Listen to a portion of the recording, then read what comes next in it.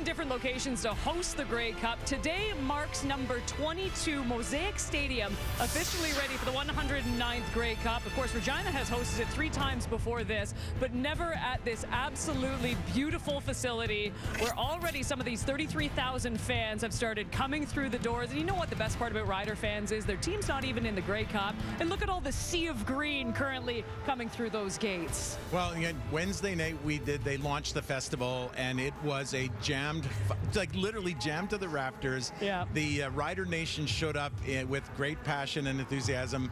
They've got 1,150 volunteers, and they're just like rocking the city. It's been amazing. I have to give you a formal introduction now, because we're just chatting, obviously, and then we come up on camera. But ladies and gentlemen, the 14th Commissioner of the CFL, Mr. Randy Ambrosie. And let's start with being back here in Regina. And you and I were saying this. I mean, it's almost warm here today. The sun has finally come out. I mean, we're looking at -4 around game time. This is remarkable for Regina at the end of November. Well, it is, and when you consider that 2 weeks ago today, -30, and it was looking a little daunting, and you're going to like, oh my goodness, what's it going to look like? But the players will love this. This is going to be a fast track. It's dry, it's clean, and it's the right temperature, especially the big guys. The big guys are going to love this because you can just, I mean, this is when they're at their best, of course. So yeah, you just couldn't ask for a better situation. I told our producer we could literally have a 20-minute conversation about this CFL season, the first full season post-COVID, and there were so many tremendous things. I look at the crowd in BC, for one, and I thought to myself, watching that Western final, even watching the opening game and what Amar Dolman has done, because you and I think, sit up here and we have the same conversation each and every year. How do we reignite the passion for football in these big markets? When you look at what the Lions have done, do you think that this is possible for a city like Toronto? Oh, I do, and in fact, Kate, what's interesting to me is it's not just, look, what Amar has done in BC is just first class all the way. It really is. And they are on a tear, but Montreal's had a real strong season as well. You know, big lift in season ticket sales, big lift in overall ticket sales. There's a really good leadership team with Mario Cecchini and Danny Machocha. They got a good football team, and they showed that. And Toronto, look what Mike Clements has done. Build a really good football team. They got Coach Dinwiddie. Build a good product. They're doing all the right things, and they've also seen an improvement in their ticket sales. Look, I think our major market story is actually now starting to turn in our favor, and I expect big things from our major markets in the coming years. Okay, let's talk about a smaller market now that actually doesn't exist, and it would be a 10-team league if we could finally get going on the East Coast. We were mentioning earlier that we want to start a GoFundMe to build a stadium out east, because we know, you and I were both at Touchdown Atlantic, the fans were incredible. I mean, it was 10,000 strong, and you know it would fly there, but really the stumbling block continues to be not having a venue, is it not? No, it is, but Kate, there's even positive conversations there. I'm going to go back next week and start a conversation where we really engage Atlantic Canadians, rather than a Toronto commissioner flying in and telling them what we want. I want to go and ask them what do they want, and how can we help them? I think there's a solution there. We're going to have to be focused. We're going to have to work hard at it. But it is an amazing region. Great college football. Phenomenal. Really good football culture. So we need to get our 10th team. Atlantic Canada looks like a great destination. And starting tomorrow morning, well, maybe tomorrow afternoon. I was going to say, give yourself 24 hours here. So Tuesday morning. Tuesday morning, you're doing work again. You know what? When you look at the state of the league and everything that it's done, in some areas it's definitely moving in the right direction. And we hear so much about Genius Sports, and we look at the numbers that is being spent into Genius Sports, and I don't think a lot of us understand the tangible results right away. And I love what Dutch said yesterday at Grey Cup Saturday. You got to spend money to make money. How has that partnership gone so far? Yeah, it's been a great success. And Kate, this is that phase that's not particularly sexy, because essentially what they're doing is building a foundation. So it's all based on what we call marketable fans. So eventually you want to build this massive ecosystem of fans who give you permission to be in contact with us, that we learn a lot about them. So we know, Kate, you're not exactly the same fan as Darren is, for example. So you like the Bombers, and we're going to send you more stuff on Bombers. Darren likes the Argos. We're going to send him more stuff on the Argos. We're going to learn how to We're going to learn how to be a good partner with our fans, but you got to build that foundation. It's like a development. The first phase is they dig a lot of holes. It doesn't look sexy, but you got to build that foundation, and Genius has been phenomenal getting that foundation set. When we're talking about numbers and fans, there are fans south of the border as well. How are the ongoing TV talks south of the border? Yeah, they've been really positive. We don't have an announcement to make today, but we have some really good conversations that are underway right now, and we expect to have some news in the not too distant future. That's fantastic. And finally, I loved what you said at your breakfast too about going the Netflix angle of F1 Drive to Survive, for example, a phenomenal show showcasing players. And I truly think that's one of the great things of the CFL. We've already showed some features today on Dalton Schoen, the running back, a little Mike O'Shea, AJ Ouellette. How plausible is that, getting a little more storytelling into this league? Well, of course, we had the QEW series, Kate, that's already been done. We have a couple of other projects underway because it is about the stories. It's about telling the stories of these great athletes. So we got a few interesting projects in the hopper. I think we're gonna make that our second product. Is all the stories about our people to complement the game. We got some good stuff in the hopper. Just promise me one thing: you won't do a behind the scenes on the panel. No one needs to see that, and I don't want to get fired. Well, I've been advocating for that, seriously. And in fact, I saw the guys at breakfast this morning, and I said, I really like when you kind of poke at them a little bit. Do. So keep up the good work. I go hard at them, don't I, Commissioner? Congratulations on having the Grey Cup back in Regina. It's absolutely phenomenal back here. We couldn't have asked for better weather. And once again, congratulations on the first full season post-COVID. Thanks, Kate. Have a great day. All right, you as well. Bomber fans rolling in, Sask fans rolling in, plenty more pregame coming up right after this.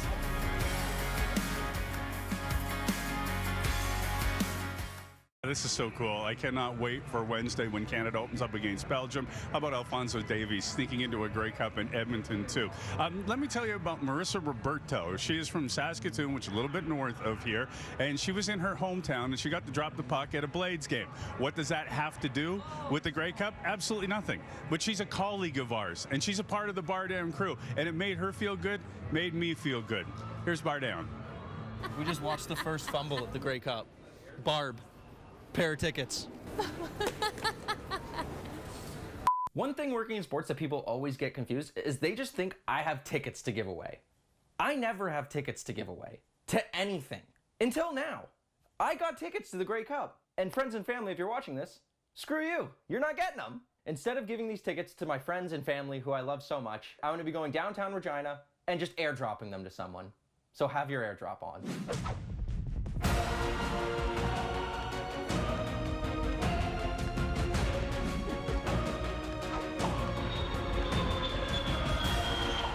We made it! It's freezing! But we made it. We're in Regina. We're at Mosaic Stadium, home of the 109th Grey Cup. And look who I found! It's your resident girl from Saskatchewan. Although I thought that I'd be able to handle the cold a little better than you, I don't think I am. It's really cold. We can't really convey how cold it is, but my cheeks are freezing, chin is freezing. It doesn't help that you grew up here. It's just cold. So you know why we're here. I'm not gonna lie to you. This is our second attempt at this video. We went out by ourselves last night, the second we landed, and tried to airdrop these tickets to some strangers. And it did not go well. Yeah, because people don't trust you. People do not trust random people airdropping them things. The second they saw a guy standing in a corner by like this, trying to airdrop them things, they were like, get out of here. Well, decline. Exactly. Except for Michael, who failed. He just failed us. Michael failed. You failed me, Michael. You may be wondering, why are you holding this cup? Yeah, Sir? I was wondering that. This is what we're airdropping people, right here. And it says right on it, find the guy with the Grey Cup. Look, it's me, I'm a guy, and I got a Grey Cup. Let's head inside and show you where these seats are that we're gonna be giving away. Come on. It's like I'm back in Mexico. We are here in Yeah. section 115, row 16, seats 5 and 6. And Marissa, these are the seats we're giving away. Isn't that fun? Look at the view. It's beautiful. It is. You're just so close to the field. The players are going to be right in front of you. Yeah. What more can you really ask for on game day? Warmer weather. That's too damn bad! Let's go experience Regina. Let's go!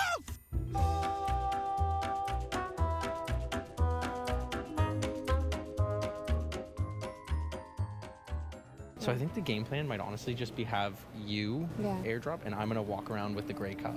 Yeah, okay. Just looking like a bozo. Okay. Right? So then that's it. Okay. So let's start walking around and see if you can you find anyone on your airdrop right now? Barb's phone? No, it's Barb's. Who's Barb? I don't know. All It says Barb's iPhone 4. Drop her to Barb. Should we try? Drop her to Barb. Okay. Oh, and then an iPhone 4. Do you think it was that guy? I'm trying Barb. Because I think this just has... She accepted. Barb accepted. Get your Grey Cup out. Barb? Are you Barb? No? Okay. You're not Barb, are you? Yeah. Oh, you're Barb? Did you just accept my airdrop? No. No? Okay. Another Barb then. So, that is weird. Okay, what's up, Barb? How are ya? It was not it was a different Barb. There are 2 Barbs in this mall. I got 2 Barbs. Are you? You're not Barb, are you? No. Okay. All right. Damn it. She could be. If I know. Okay. I airdropped something to Barb. I want to meet Barb. Could you imagine the first person? I know. Well, the way she turned around, I'm like, we just like locked eyes. And like, she that was the Barb. one, and her name was Barb. It was definitely her though, right? Like You think? it has to.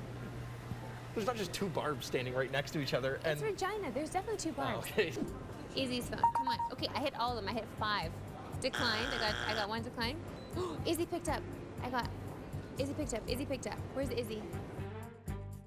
Decline. Andy's girlfriend. Okay, why not? Izzy again. Juice Man. I'll try Juice Man. Nam's iPad. Guys, what the heck? Declined. Rude. iPhone 12. I will take iPhone 12 at this point. I wasn't hitting any iPhones. I wanted names.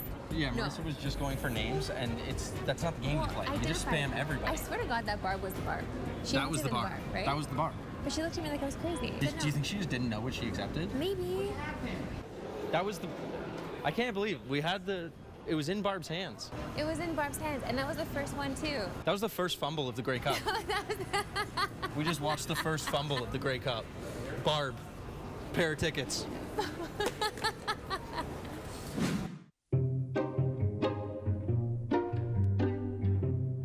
Kate, it's a lot harder to airdrop people than we thought. Yeah, it is. It's because they're all Nobody moving. trusts anyone. And they're moving so fast. Yeah. Oh, someone's standing still over there. I don't know who that is. Sweetie's phone? Oh, just everyone. Just hit everyone. Everyone who doesn't have it. Sweetie's phone. And I'm gonna post up right here. Right here. This looks like a beautiful little pillar. You know? Nathan accepted. Nathan accepted. Nathan accepted. Sweetie accepted. Nathan accepted, and Nathan and Sweetie both accepted. Waiting. Send her the Grey Cup. I think that what we're sending looks a little too much like spam. Like, would you accept this? Would you think this was a joke or spam? Or would you think it was real? I think there should have been a disclaimer in here, like, yes, we're serious. Okay, yeah, okay, we got a couple here. I'm gonna go Amber. Fingers crossed, Amber's the one. Please, Amber, she accepted. Amber! Hi. Oh my God. Are you free on Sunday? I am.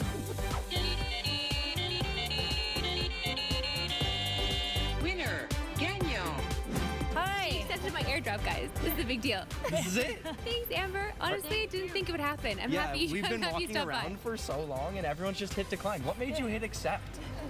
Just trying to win tickets. There you go. And everything's good there? Yeah. Awesome. There we go. And we'll put a message. Enjoy the game. Smiley. Aw. Perfect. Thank you guys so very much. Transfer. No, thank you. I'm happy. What were you here for the mall for originally? Leaving work. Leaving Okay, work. sure. Well, that's a And good I'm way to off leave tomorrow, work. So it is a perfect. Look at that. Well, I hope you enjoy the game. Thank you guys so very much. Thank you. Thank you. Aw, that's nice. Think about it, Barb. That could have been you. Instead, Amber. Well, we did it. Who would have You thought? did it. Not me.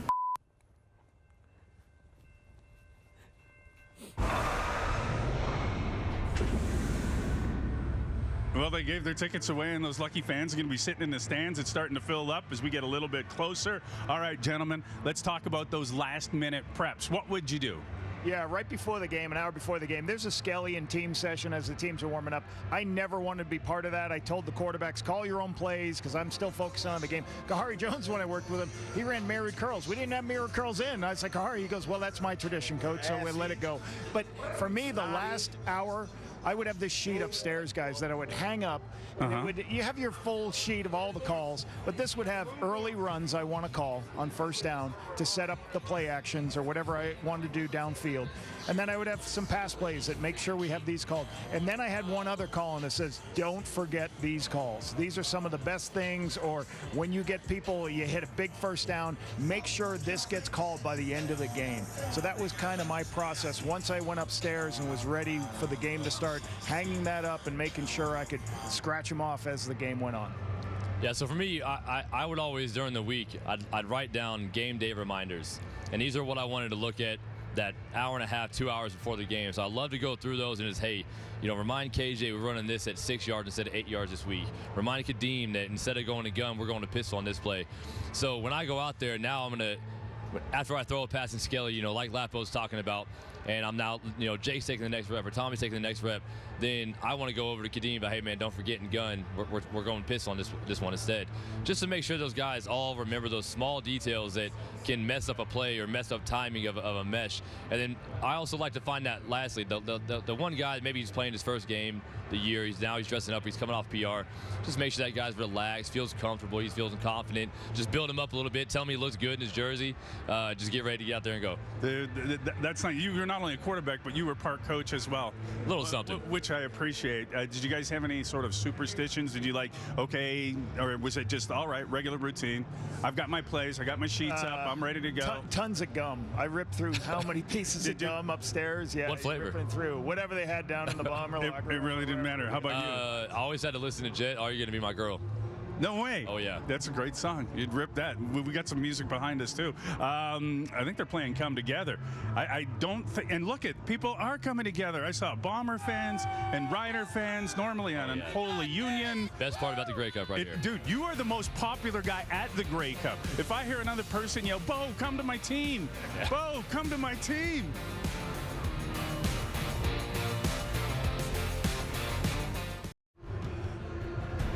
Welcome back to Regina. It is a picture-perfect prairie day.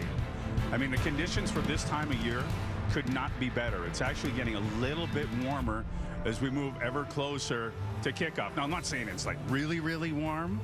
You're not getting a tan out there, but it is nice considering this time of year. Here you got the Bombers in the Grey Cup. They've got the most Grey Cup appearances of any franchise with 26. Can they get it again? Let's go to the insiders. Thanks, Dutch. It's a little cold. Gloves and earmuffs are coming on soon. As for Mike O'Shea, red hot as he enters the final game of a three-year contract. Now, for some coaches, that would make them nervous.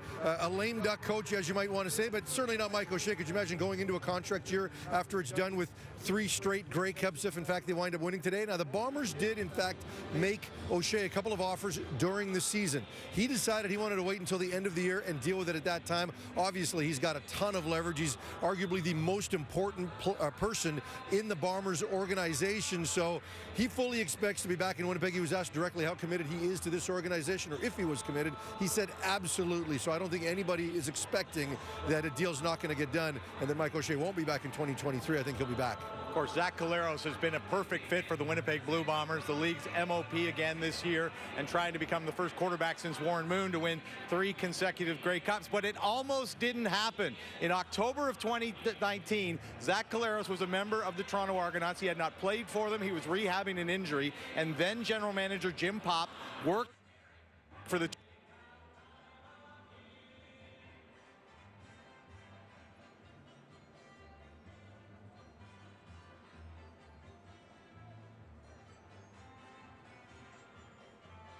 Zach Collaros to Winnipeg, And as they say far on that one, the rest is history. Yeah, and as far as McLeod Bethel-Thompson is concerned, he could have been on the other side of this one.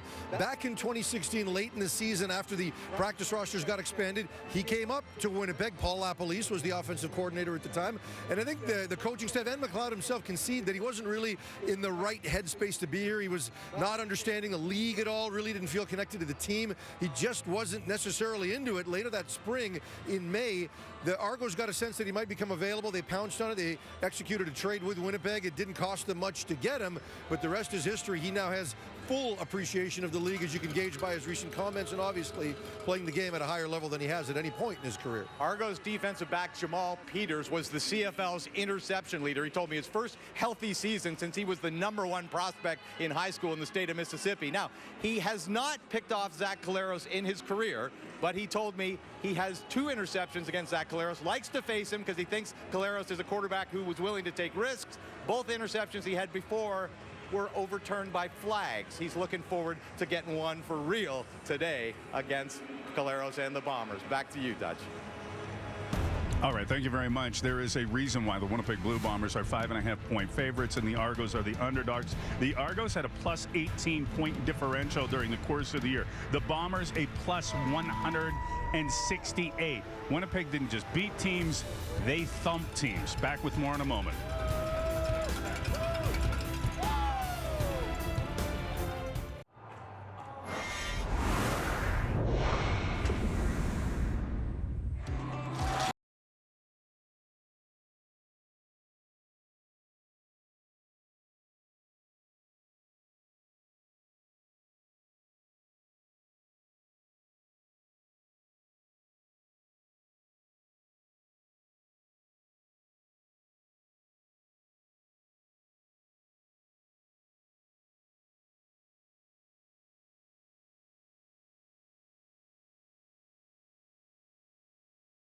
Back to the cup 3 years in a row. And to be the best, you got to beat the best. The pressure's on them, not really necessarily on us.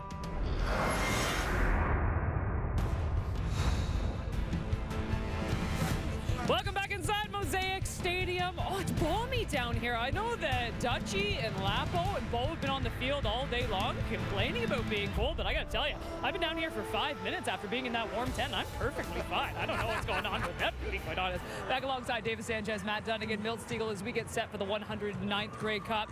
And it is time now for the key matchups of this game. Davis, who do you have? I have Dalton Schoen, a guy we've talked a lot about, had a phenomenal rookie season. And I was just talking to Jordan Younger, the defensive back coach for Winnipeg Blue Bombers, and he told me that stamina is why he waggles at such a high speed. He said that the waggle makes cowards out of a lot of receivers. They don't want to run at full speed all game long, and Dalton Schoen does that. Right. Now, when I look at the matchup, it's Shaq Richardson at one halfback for the Argos, and it's Deshaun Amos at the other. And the one thing, speaking about the waggling, you see how fast Dalton Schoen and the speed he hits his waggle with. That's why he's getting down the field so often. Right.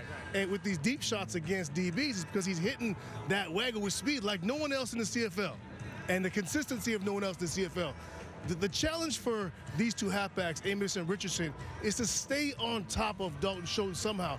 We've seen it. He's winning jump balls. He's got a big body. Does a great job of positioning himself. Now, if they can stay on top of him and force him to run intermediate routes at 8 to 12, 14 yards, and then break on those routes, that's the way they're going to have success. Stay out of jump ball situations with the league's #1 receiver, Dalton Schoen.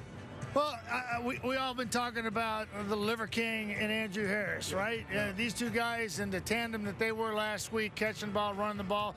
I think that's a must for Toronto to be successful. But I think it's going to be the receiving core, the entire receiving core against the Winnipeg secondary. And if they can light them up and get them on their heels and get some opportunities and make them go into some zone coverage. And to me, that's what I'm looking for right now, Milt, because I really believe in McLeod Bethel-Thompson and his weapons, whether it's Curly Gittins or whether it's Javarius Daniels or Speedy Banks, who I think is going to have a big game today.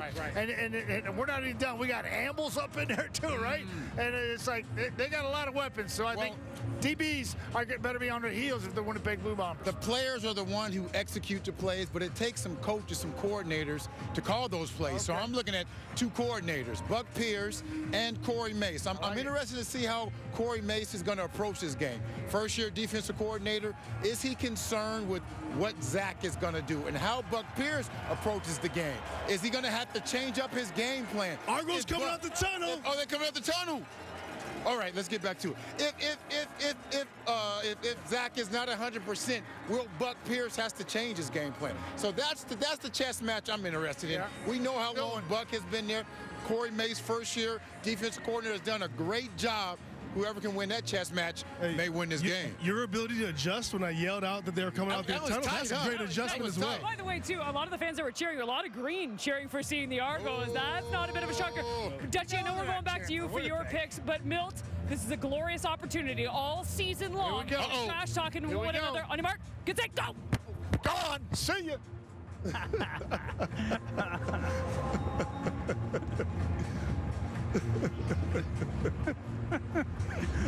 That's awesome. Kate was like she was shot out of a cannon. Oh, but I think Milt might have pulled it. He just got her at the line, though. I just think he just narrowly leaned forward. He still said he's got pretty good boots. And I would have to believe that. Milt can still flat out run. Oh, I'm sure. Yeah. Dude, that cat's thin. You know, he says he's on point, and he usually is. Gentlemen, they're talking about keys to the game. Bo, what's yours? Man, there's only one matchup that matters right now. I'm sure, there's a lot. But there's one matchup that matters right now to me that's going to decide this game, and that's the Winnipeg O-line versus Toronto's D-line. You want to know why? Yeah, I got to get Brady Oliveira. I got to let him run. I got to keep Zach upright. I can't let Zach get his leg twisted. I might not be able to let Zach scramble, which is what he wants to do. I need to allow him to be upright to get the ball down the field for them to be successful. So to me, it's Jaguar Davis, Robbie Smith, Sean Oakman, those guys versus the bookends of Hardrick and Stanley Bryant. Are y'all able to keep Zach upright, keep him healthy, and keep him in this game as long as you can? Yeah, that's a huge matchup. And the thing I've been thinking a lot about is Boris Beatty, Mark Leggio, right? Okay. I think it could come down to the kickers. We already talked about how difficult it is to score touchdowns against both these football teams. You know, Leggio's 8th in the CFL in field goal percentage. Boris Beatty's 9th in the CFL. So, you know, what's going to happen today when they do that, right? And the interesting thing, we know Boris Beatty, right? He's got 40 kicks. 36 kicks from the 40 on. He's got 7 kicks from 50 plus. You know, that's not part of the game for Leggio. So hopefully Zach Collaros, he can do his best to move the ball into close field goal range with his scrambling, moving around. But I think that it could come down to these kickers, end of the game, long drive, who gets in for that last kick to win the game. That's a crazy stat right there. 8th and 9th in the league. I don't think that probably ever happens in a Grey Cup. No, and it's kind of surprising. And the Bombers were so efficient, though, they didn't need Leggio nearly as much, right? Yeah, they just score so many touchdowns, right? And they're just so good at, you know, getting in. But your point is well made, though, when you said that you've got the #1 and the 2nd-ranked defense when it comes to the red zone. So I hope we get a high-scoring game. Yeah. I hope there's plenty of offense. I just hope we get a really good game. Yep. A really tight game between these two teams. And we have every indication that we're going to get that. During the course of the regular season, they met once, and it was a 1-point game. Anyways, can't wait. Argos, Blue Bombers. Now Bethel Thompson down the field, drops it in, touchdown! McLeod Bethel Thompson is on fire. Some love Macbeth, some don't love some of the stuff he does, but I'll tell you what he does do. He puts pressure on defenses. He's a gunslinger. I love his mentality. He's got one of the strongest arms in the league. We're getting there. We're getting close. But the biggest thing is it's not about me. It's about this team. We got one more next week. Just grateful for the moment. Grateful for everything.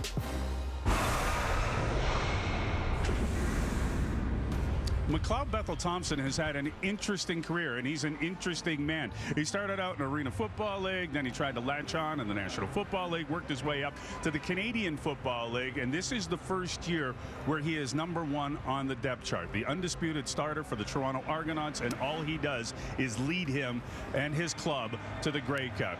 He spoke with Matt. McLeod, welcome to the big show, right? You earned the team this year the opportunity, and you've taken it and you've thrown and run for it. You put your team, how's that sound? Does that sound good? Yeah, when our people team. phrase I it? take the Y out and do our team. Okay. Yeah. Well, it's not surprising being a leader, right? How do you lead? You know, is it by example? Are you a vocal guy, or you know, we saw you being vocal last week, you know, but to me that's just football. You know, it's just guys' passion coming out. But I don't think it was handled properly. But how do you lead this football team? I think you have to be authentically yourself, and you find every moment to authentically represent yourself and present yourself to your teammates. You know, I try to, you know, speak authentically, not, you know, mince words, and be you know, speak casually on the plane, connect with guys, have conversations about things outside of football, and then find your moment to show that you're a tough.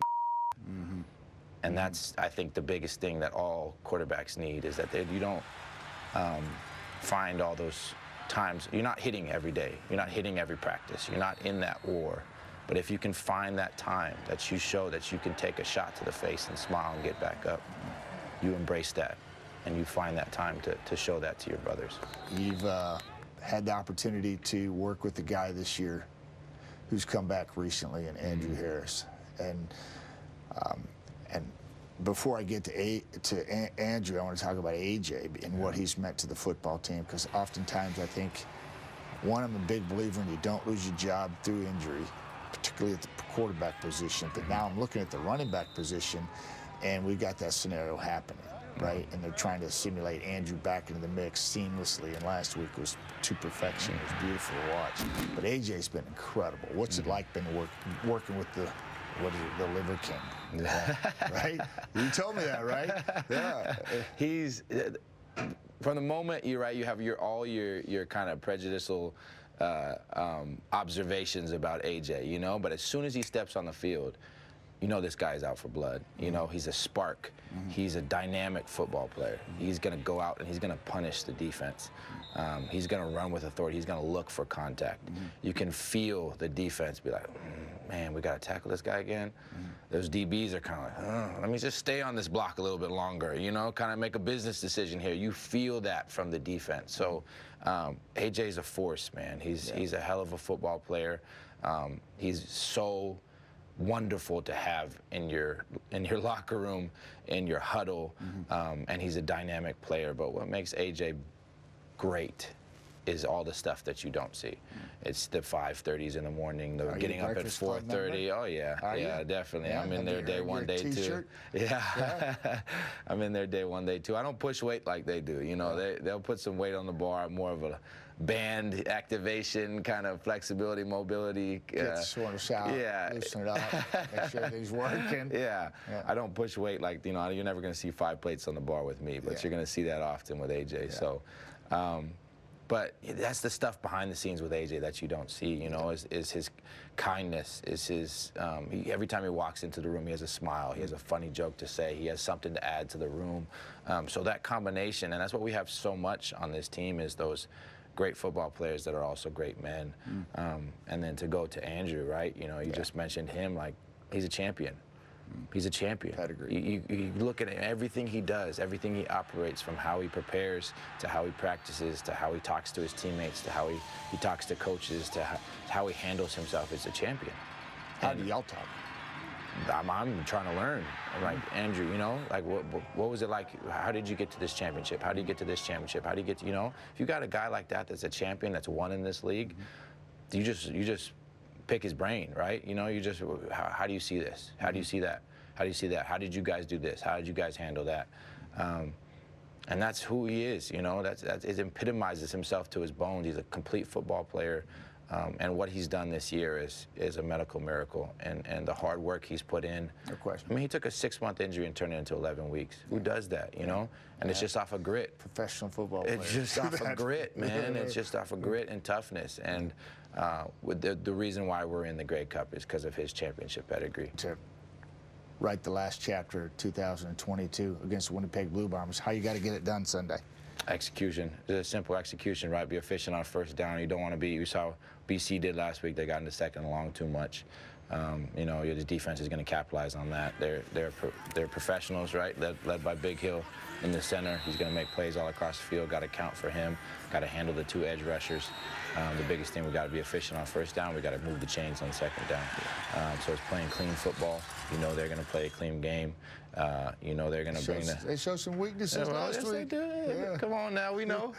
But that's what this is who we want to play. We want to play the champ. You know, we want to play the champ at their best, and we want to knock out the champ. This is what it's all about. And I'm so glad that they're here. I know Coach Mike O'Shea is a hell of a football coach, and he's built such an incredible culture there. This is who we want to play. We're so excited for the opportunity, and it's just about focusing and being the better team for 3 hours on Sunday and coming out with that cup.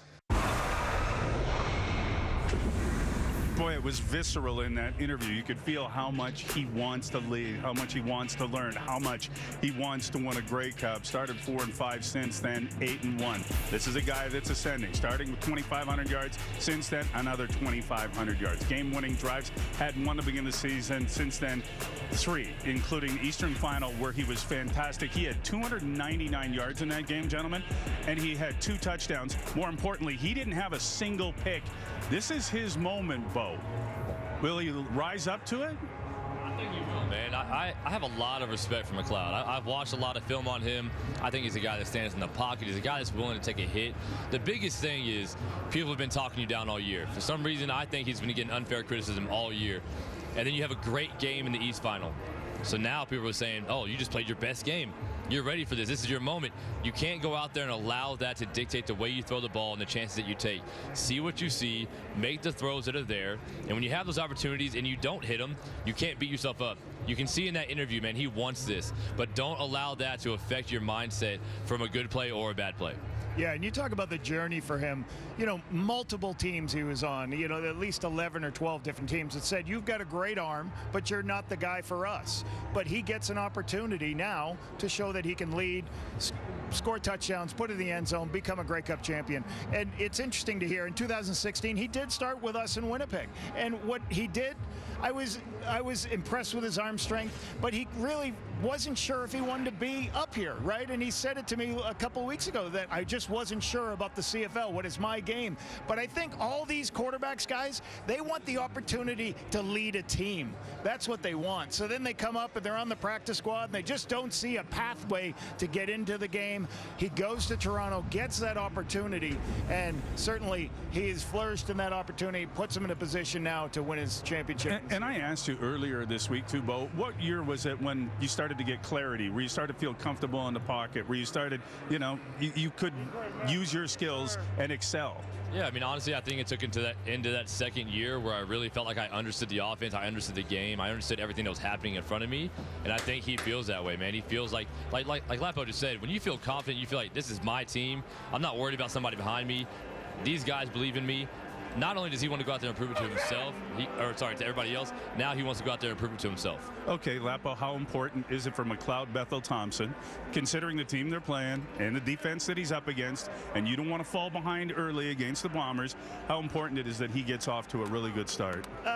Or is that overrated? I think that's somewhat overrated. What I do want to say is I think the Toronto Argonauts offensive line have done a great job of protecting him all year long. Chris Sweet, the O-line coach, done a great job getting those guys to give him the opportunity to throw. All right, here we come. You hear him. The Argos, yeah, you can Starting hear him. up, baby. And obviously, we're in Saskatchewan, so all the Rider fans are cheering for the Toronto Argonauts. Yeah, this is fantastic. We're getting closer and closer to kickoff.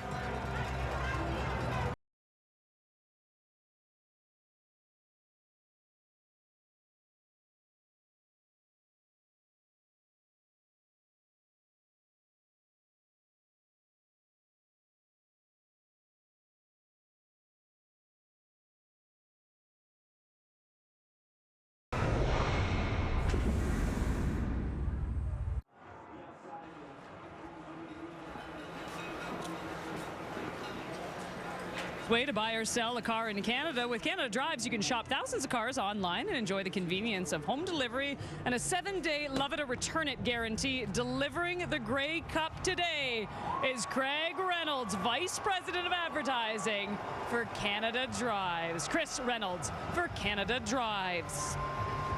All right, it is time now for our favorite segment. We like to call it Field Pass, and Matt Dunnigan.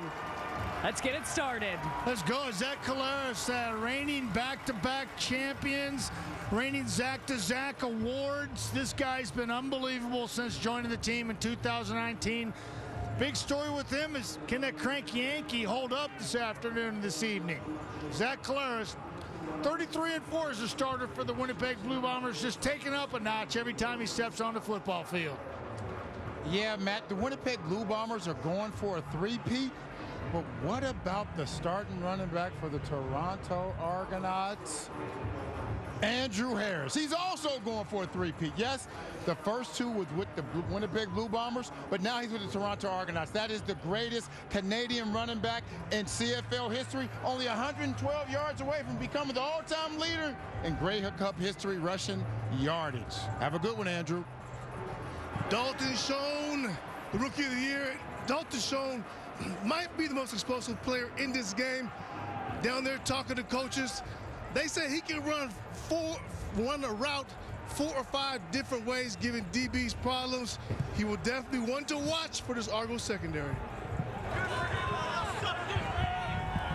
Dembski today. This guy, when targeted in the red zone, inside the 20-yard line, guys, listen to this. 8 catches, 6 receiving touchdowns on just 8 catches. As a quarterback, I tell you what, I'm targeting that guy in the red zone every time I get down there. McLeod Bethel Thompson led the CFL in passing yards, 23 touchdowns this season. Also, this guy likes to push it downfield, 30+ passes, led the CFL. Let's see where this journeyman, he started at Sacramento State, and let's see if he finishes with a Grey Cup win. Bringing the first Grey Cup to the Argos since 2017. He's the guy I want to watch all day today. Curly Gittens Jr. He led all Canadian receivers in receiving yardage this year. And not only is he considered a top Canadian receiver, regardless of passport, he's morphing into one of the top receivers in the CFL. I guarantee you, when McLeod Bethel Thompson needs to make that big play, regardless of down and distance, who is he going to? Curly Gittens Jr., my man. Brady Oliveira. Everybody talked about Andrew Harris. Brady waited his turn. He'll tote the rock for the Bombers. Andrew has his legacy cemented. Tonight, folks, Brady Oliveira has a chance to start his.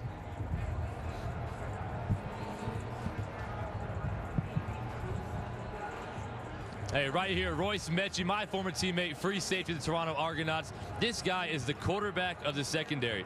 Make sure you pay attention. I know you like to watch Zach out there. Instead, watch this guy in the back end. Pay attention to him directing traffic so Toronto can adjust to Winnipeg's 2x3 and 4x1 formations. Mark Leggio, second-year player from Western. The Winnipeg Blue Bombers gave them a chance 2 years ago in the draft, right? 1 Grey Cup under his belt, he's going to go for 2. I'm putting all my chips in, right, that this is going to be a crucial part of the game. The kicking game, as these teams' defenses are going to be stifling all game. So can Leggio make the kicks, whether it comes down to a game winner at the end or early in the game, right? He's got to make sure that he's spot on and he wins the battle against Boris Beatty in the field goal department. Jagarrett Davis, Crockett, Texas native, SMU product, is living in some kind of funky fantasy world. In his 6 CFL seasons, he's gone to 6 straight Grey Cups. This guy knows how to turn it on. He loves competing. He can run down most any quarterback. Unbelievable to watch. He had another 7 sacks to his total of 49 over the course of his career. Jagarett Davis. Chaz, correct me if I'm wrong, but this is the best defensive back in the CFL right now. Facts. Two-time All-Star in only 2 years. And remember him last year in the Grey Cup? Those 2 big plays he made at the end of regulation and in the halftime, the tip ball that resulted in an interception. If I'm McLeod Bethel-Thompson and I need a big play, I'm not throwing it in Mr. Nichols' neighborhood. I don't know what he said, but I think he just agreed with you, Milt. Boris Beatty, more 50-plus field goal attempts this year than anybody in the league. More 50-plus field goals made. I just talked to Boris less than 20 minutes ago on the field. He told me he's good from 50, and with the wind at his back, he said he can go as deep as 65 today. He's a difference maker. I don't know, man. For me, the DB that I like to pay attention to, Brandon Alexander. You know why? He reminds me of Brian Dawkins. When he is on the field, every single receiver has their head on a swivel. So pay attention, more tip balls, more pass knockdowns, and just more flat-out knockouts when BA is on the field.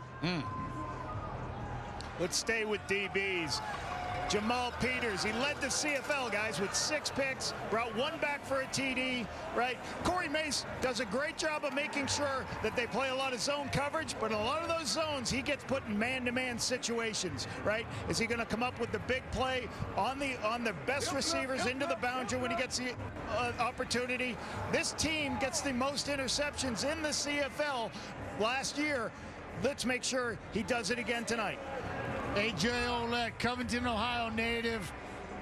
He's a Bobcat with 3 seasons under his belt as the Argo. Took over halfway through the season for Andrew Harris and never looked back. The Liver King has been dominant. He stepped up in a big way. 554 yards, 5.6 yard average for this young man. Has been brilliant out of the backfield too, with 40 catches, over 400 yards, and a couple more TDs. Looking at the Liver King.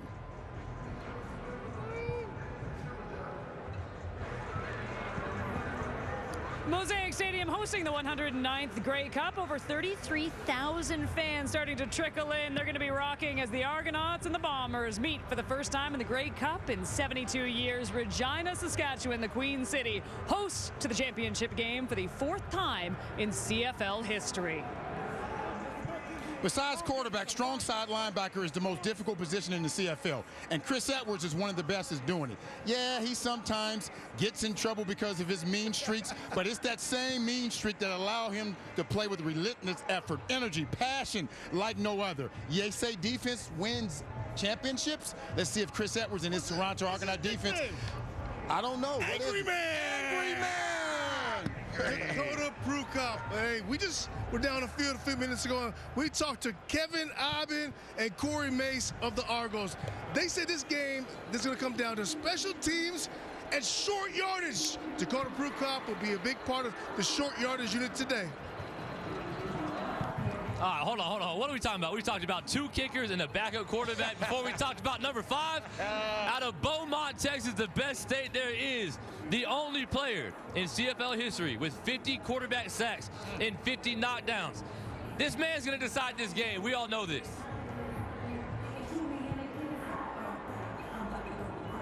I love it, Bo. Stay with the guys up front. Sean Oakman, is there a bigger guy in the building? 6'9", 287, guys. He's a beast inside. He's going to blow up the defense tackles. When those offensive linemen trying to push to get those zone reads, to get Brady going, he's going to blow those up all day. 6 sacks, but he's going to be tasked with stopping the run today, guys, right? And that's going to be real important in the game.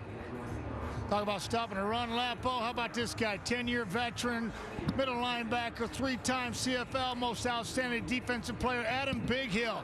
He set the standard at his alma mater at Central Washington. He had 163 solo tackles. 46 of them were behind the line. What is that?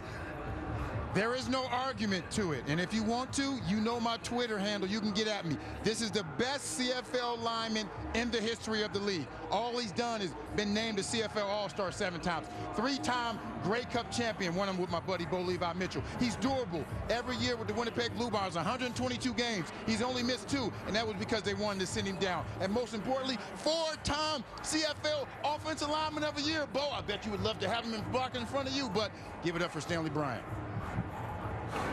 It's kind of been a down year for Winston Rose. He was a year ago or 2 years ago, maybe the best corner in the CFL, and he's going to get a chance today. Go up against one of the best ex-receivers in the league in DeVaris Daniels. Well, I'd rather have a down year and ball my butt off in the Grey Cup. He'll shut everyone up and forget about this season with a big performance tonight, matched up against DeVaris Daniels. All right, he might have the most common name out of anybody on this field, and you might not know who he is, but I can tell you right now, Jonathan Jones is going to decide this game. He's replacing Wynton McManus at weak side linebacker for the Toronto Argonauts defense, and I'll tell you what, Wynton told me, bet on this man, anytime touchdown. Make sure you go betting.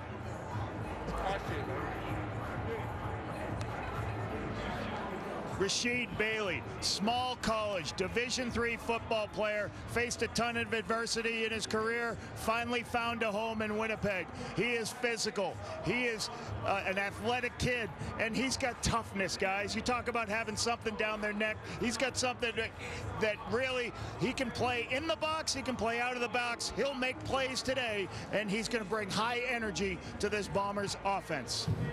9-year veteran receiver born in Tampa, Florida, played at Florida International. You're looking at Greg Ellingson. 5 out of his 9 seasons in CFL, he's gone over 1,000 yards. This guy didn't play all season, but I can guarantee it, don't be surprised if he sees the ball a lot tonight. After all, he does have 587 catches, 8,550 yards, and 45 TDs in his time in the CFL.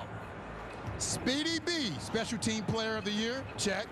MOP, check. Grey Cup champ. Oh, not a Grey Cup champion. That's the only thing that Speedy B can't check off. And he knows his time is running off. This will be his 5th Grey Cup he's played in with no Grey Cup championship rings. And yes, no, he's not the Speedy B of old, but do not sleep on Speedy B, because Speedy B is still capable of impacting this game.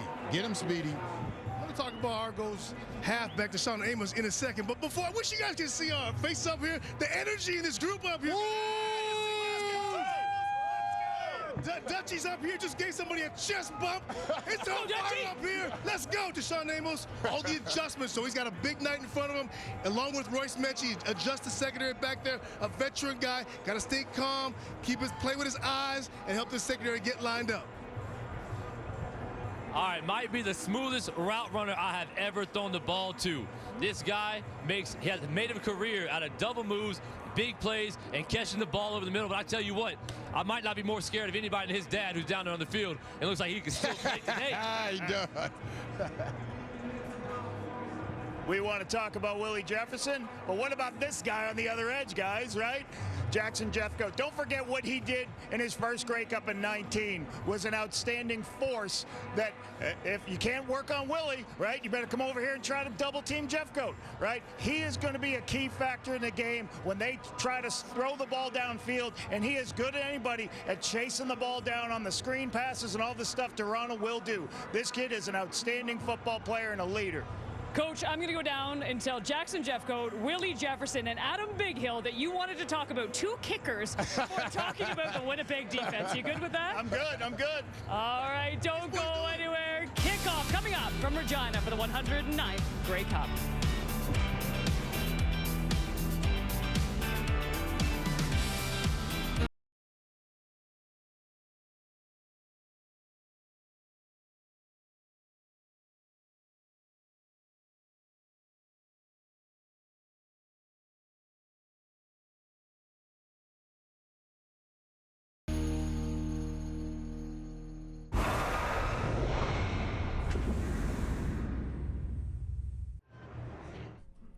So that's what I want to do, because it's about being a great teammate. Saying, I love this game. I mean, I love this game. We're talking about not desire the also 200 people, all with equally important. Congratulations to Glenn Suter. That is an award that is truly deserving. I'm so happy for the man, including my ex-partner Rod Smith, whose passion has always been the CFL. Gentlemen, looking forward to this game. Suits, congrats, man. Oh, well put, Dutchie. By the way, it's so good to see you back in the Grey Cup stage, my friend. Absolutely awesome job today, and congratulations, partner. In your 27th year, how fitting is that with us at TSN? Just wonderful work. Let's get right into talking about Canadians. That's a passion of yours. So many great Canadians in the Canadian Football League this year. Of course, we all know the Nathan Rourke story. But in this game alone, you got the running backs in Andrew Harris and Brady Oliveira, but a couple of talented receivers who could have a big impact in this game today. Yeah, I think they could be the difference makers in this game. For the Winnipeg Blue Bombers, from the University of Manitoba Bisons, Nick Dembski, and from Wilfrid Laurier, Curly Gittins for the Argos. Two very different style receivers. They different skill sets, but equally dangerous. And you could take a look. Let's start with the Winnipeg Blue Bombers and Dembski. They can use him in so many different ways. We've talked about this through the regular season, but he loves to make people miss. That fly sweep is very dangerous, and you cannot fall asleep on him. If you think that Nick Dembski isn't going to run by you, you better get out of your chair and backpedal as a DB, because he certainly will. Now, a very different style receiver is Curly Gittins, a smooth route runner. He can blow the top off of defense with his top end speed, but watch how he glides into that open area, and then when he takes the football, he does a lot of damage after he catches it. In fact, he led the league over 1,000 yards. He led the league in yak yards, almost 500. That shows his experience, that last play, Rod, because this is a guy now in his third year, 1,000-yard receiver. He knows how to find the open spot for his quarterback.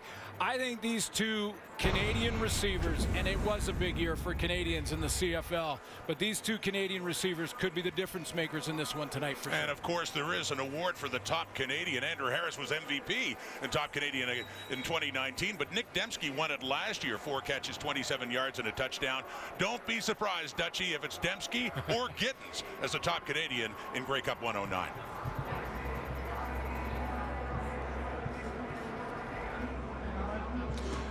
All right, thank you very much, gentlemen. There you see Zach Collaros, the MOP, two-time. He continues to warm up. You know what? We have talked about everything pretty much during the course of this afternoon. The one thing we haven't really touched upon, though, gentlemen, and I'm joined by now Milton Davis. You know what? I kind of like it. This is a nice seat, man. It's nice and warm up here. Yeah, come on now. Dude, at least she shows up on time. Listen. Flat fact, dude, time zone got me, bro. And that's a big fine. Can we talk a little bit about Janarian Grant, though? Whoa. Because that guy's a problem, Milt. And we should have talked about him a lot more. You think about what he's done over the course of the year. 3 in the regular season. He had a big one last week. If not for that return, are the Winnipeg Blue Bombers here right now? Yeah. He impacts the game. They also use him a little bit on offense, but his impact will come on special teams. Punt return, kickoff return, missed field goal return. He'll create field position even when he's not getting those big returns for touchdowns. So he's going to be a problem. These Toronto Argonauts special teams coach Mickey Donovan better make sure that he keeps his eye on Janarian Grant, because he's a pretty good one. Now Leak is going to be the main returner for the Argos, talking them down there. It looks like Leak will be the starter, but Speedy B is going to get some touches. You like him, man. I like Speedy. You like him. Yes. Why do you like him on returns right now? Because Speedy, he still got the speed? He still got the speed, and his impact as a receiver is not there anymore, and he's even said it himself. But you give him some open space on return, there's not too many guys who can still outrun Speedy B. He's not as fast as he used to be, but he's still faster than most. So I'm excited to see what he can do if he gets back there. My thing with Speedy is he's going to get to the edge, and that's how he's going to hit one. And for Speedy, they put him back there in crucial situations. They said one other thing for special teams that I wanted to touch on, Dutch, is Boris Beatty. Right. I was just talking to him. He's more 50-yard attempts than any field goal kicker this year. More 50-yard field goals made, and he told me like 20 minutes ago that with a little bit of wind at his back, he's good from 65 today. 65. Now, is that a byproduct because of the offense sometimes stalling out too? I mean, you see it, right? He's got the biggest leg in the league. That's what he's not the most accurate. I think he was the bottom in percentage, but he's got the biggest leg in the league. Right. Well, when it comes to production between the two teams, the Winnipeg Blue Bombers were that much more efficient than the Toronto Argonauts. But hey, in the regular season, it was a one-point game. Right. A lot of people think it's a pick-em. We can't wait. Let's go. Let's go.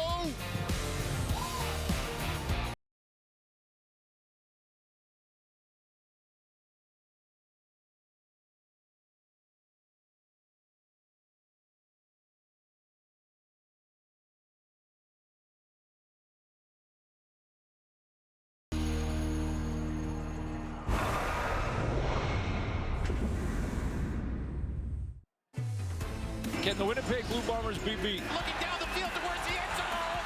Touchdown, Winnipeg!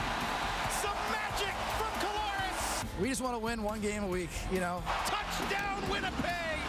Sweet 16 for Dalton Schoen in his rookie season. If I'm an opposing team, I'm asking myself, how do you beat this team? Andrew Harris, touchdown Toronto. He's back. They're a feisty bunch. Garrett Davis immediately moves in and picks up the sack for Toronto. Dwayne Hendricks with an exclamation mark for that Argo defense that has been very good.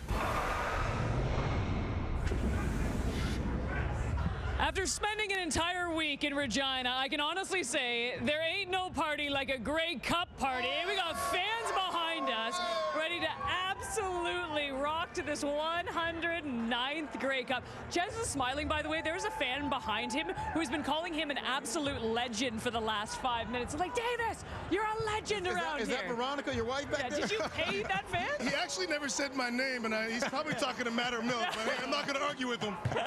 Okay, you know what? We got to go with X Factors. We do it each and every week. Milt, for the final time this season, who is your X Factor for the 109th Grey Cup? Word on the street is defenses win championships, right? So for Toronto Argonauts to win this, it's going to take their defense. And the most important player on that defense is their strong side linebacker, Chris Edwards. He's not only asked to stop the run, and we know how well Winnipeg runs the ball, but he's going to also be asked to cover these Winnipeg receivers. So Chris Edwards is going to have the game of his life. He's capable of it. He's going to have to stay calm, but I'm looking forward to how Chris Edwards plays in this game. Yeah, Milt, I've got Jonathan Jones, who's filling in some pretty big shoes for the Toronto Argonauts, and Wynton McManus. Wynton McManus was a front runner for most outstanding defensive player of the year, and that's no disrespect to Lozo, because he earned what he got this past week.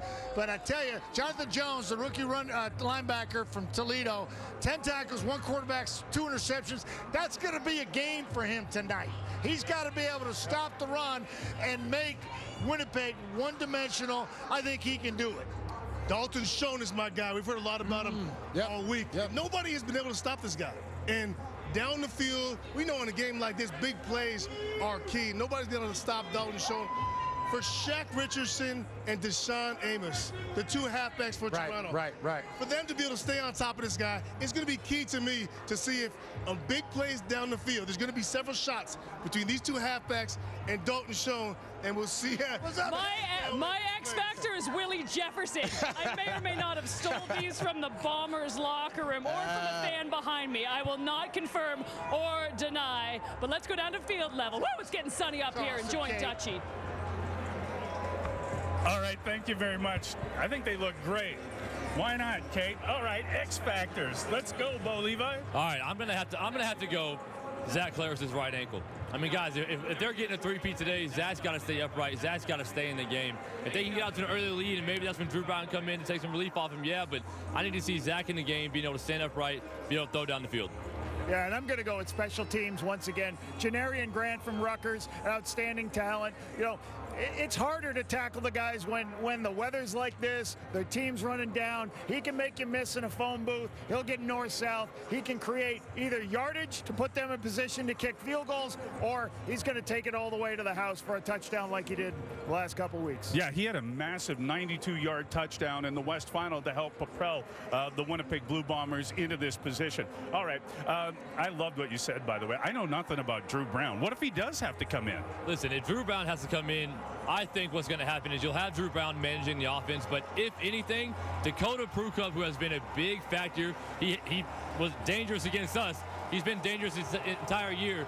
They're going to have a lot of Chris Streveler type offense ready to go. And if anybody has that ready, it's the Winnipeg Blue Bombers. Yeah, and what has to happen for him to get on the field, they've got to make sure they get 8, 7, 6 yards of offense so they can be in those 2nd and short, 2nd and 2, 2nd and 1s where he comes into the football game. And that's what they need to have to be able to get that package into the football game. Yeah, are you guys going to specifically be looking at Zach's ankle, see how he does coming out of the pocket? If he gets pushed out of the pocket early on, is that going to tell you everything?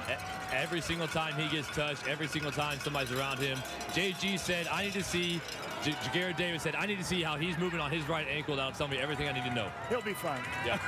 You know what? It's Zach Polaris. He's a tough dude. Honestly, considering what that man has been through. Yeah. All right, we're getting set. We're only moments away from Grey Cup number 109.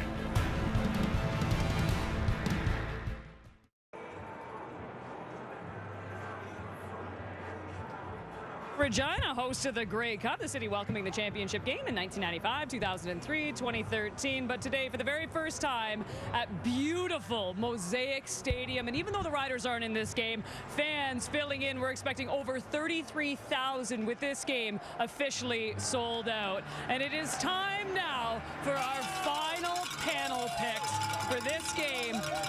And I've been at a loss of words so many times when looking over to the left. Milt Stiegel, I will get to you eventually, but this is absolutely ridiculous. And the lady behind me just said, my jacket's on TV. It was really the greatest thing. Ches, your pick for today's game.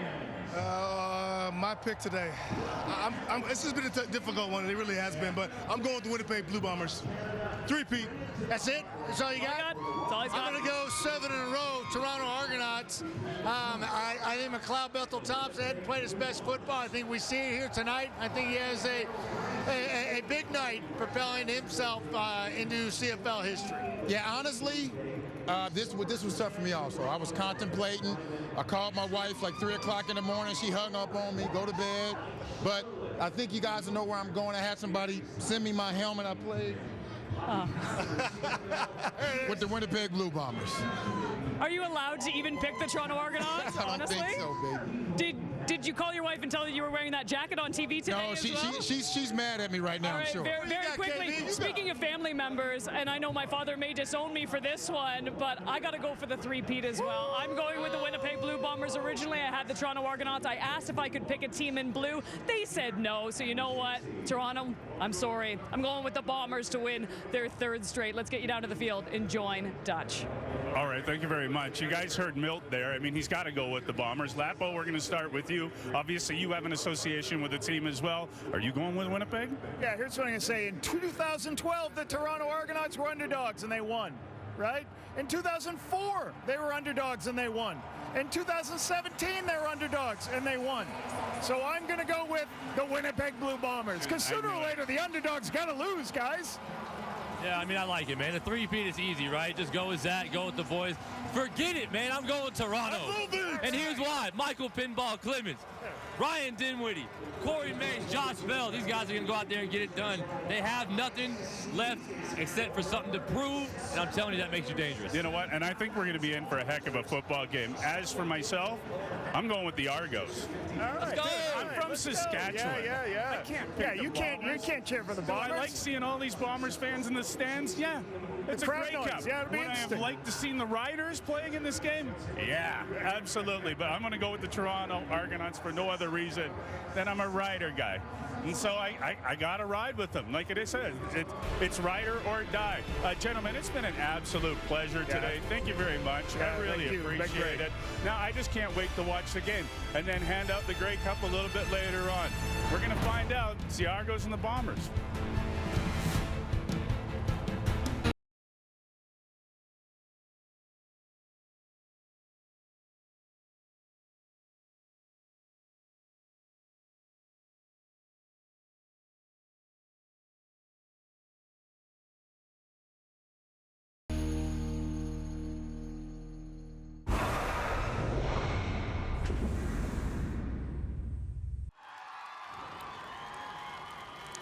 Welcome to Regina, Saskatchewan, where the Queen City is host to the Grey Cup for the 4th time. It's the 109th edition of the championship game featuring the Argonauts and the Blue Bombers from the prairies.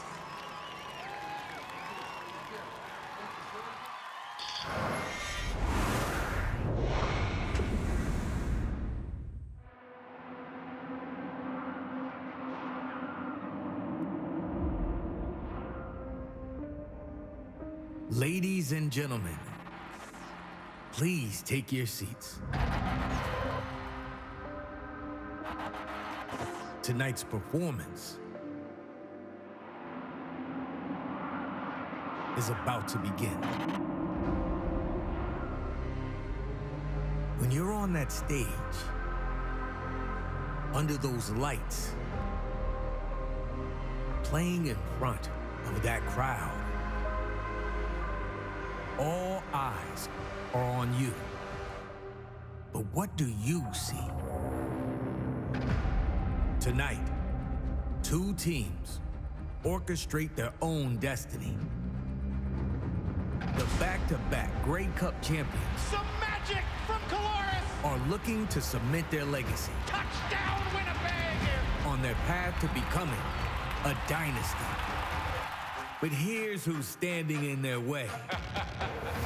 The Eastern champion, Toronto Argonauts.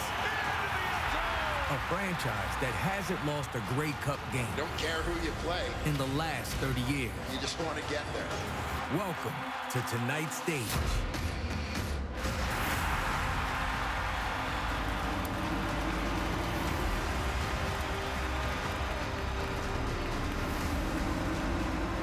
Nothing matters but here and now. Showtime. Can you say weapon? Oh my goodness, selection of defensive muscles. Willie Jefferson does it again. They are in business. Curly Gittens Jr. Daniel Banks does it again. To the end zone. Drops it into the hands of Dalton Schoen. Bang. Touchdown. Andrew Harris. He's back. The Winnipeg Blue Bombers. Now Winnipeg. The Toronto Argonauts. Oh, what a play by the Argo. The stage is set. This is the 109th Grey Cup.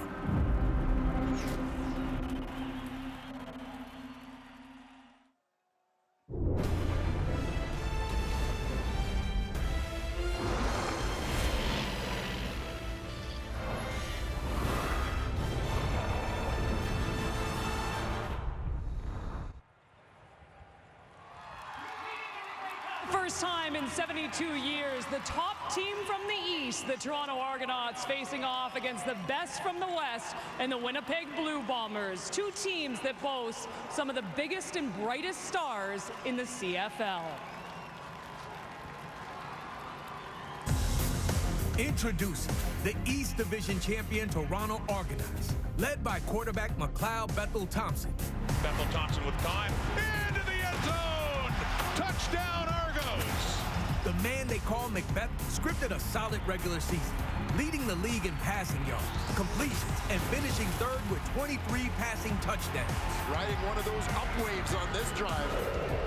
A unique streak continues. Jagarrett Davis, the big man. For the sixth straight year, Jagarrett Davis finds himself in the Grey Cup. After winning the big game in 2018, he's hungry for another title.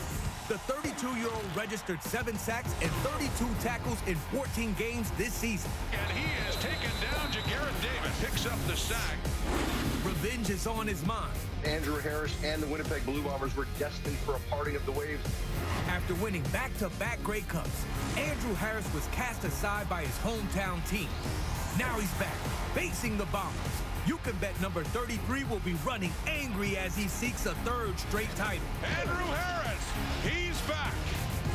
Representing the West and back-to-back Grey Cup champions, the Winnipeg Blue Bombers, led by quarterback Zach Collaros. Zach Collaros does it again. Another win would put the MOP candidate in rare CFL air.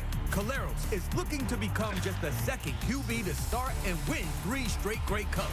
The only person to do that? Hall of Famer Warren Moon. But will an injury play a factor on Sunday? Zach looked like he was going to come in, and he just simply couldn't do it. The rookie who burst onto the scene. It has been a phenomenal season for Dalton Schoen. In 5 months, Dalton Schoen went from no-name in training camp to CFL superstar, amassing a league best 1,400-plus receiving yards and 16 scores caught through the air. For Schoen again! Touchdown, Bombers! The man who replaced a legend. Marvel should call Brady Oliveira. This guy is a superhero in this province. The emergence of Brady Oliveira made Andrew Harris expendable. With the backfield all his, the Winnipeg native rushed for 1,000-plus yards this season and is peaking at the right time. carrying the ball 20 times and amassing 130 yards on the ground in the West Final. Are you the mic'd up guy? Ah, okay. Let's have some fun. We acknowledge that Mosaic Stadium is situated on Treaty 4 lands, the territories of the Cree, Saulteaux, Dakota, Lakota, and Nakota, and on the homeland of the Métis Nation. Tanse, Ogamal Kadmis Nitisi Kasu. I am Chief of the Cowes First Nation. On behalf of the 36 First Nations in Treaty 4, the Cree, the Saulteaux, the Dakota, the Nakota, the Lakota, we welcome the CFL officials and fans to the 109th Grey Cup here on Treaty 4 territory. I'm Marilyn Fazakis, President of the Queen City Local of the Métis Nation of Saskatchewan. We're on the homeland of the traditional homeland of the Métis people, and welcome to the Grey Cup. Bienvenue à la 109e Coupe Grey à Regina, en Saskatchewan. Le moment est venu d'accueillir les équipes. The Grey Cup live from Mosaic Stadium in Regina, Saskatchewan. And now, let's meet the teams. Yeah, I'm a king. Yeah, I'm a king. We're dangerous, we're talented. What a kick! Our defense is fast and nasty. Playmakers all across the board. No, not today! At any given moment, somebody could break out. Out of nowhere! We play fearless, play ferocious. I guarantee you guys don't want to line up against us. We got dogs everywhere. We come together as a team for one goal, and that's to win a Grey Cup. Bethel Thompson into the end zone! Touchdown Argonauts! Andrew Head, he's back!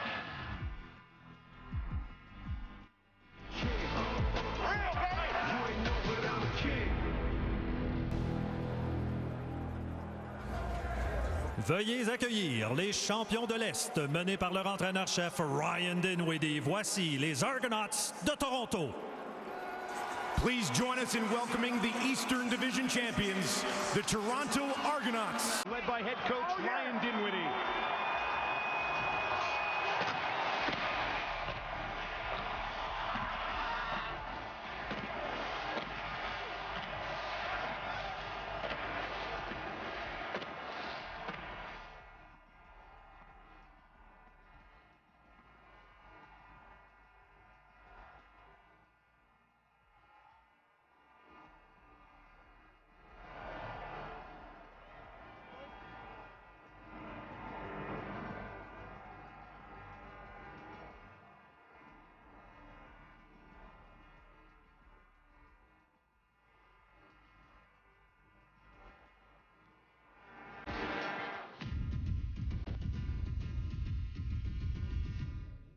Every year you start off with the same goal, and it's to win the Grey Cup. We know what it takes to win championships. We're here right now in this moment, not by accident. An early bird special for Dalton Schoen. Story of the game right there. Brady Oliveira. When we come out that tunnel, game day, when we look into the stands, it's going to be a sea of blue.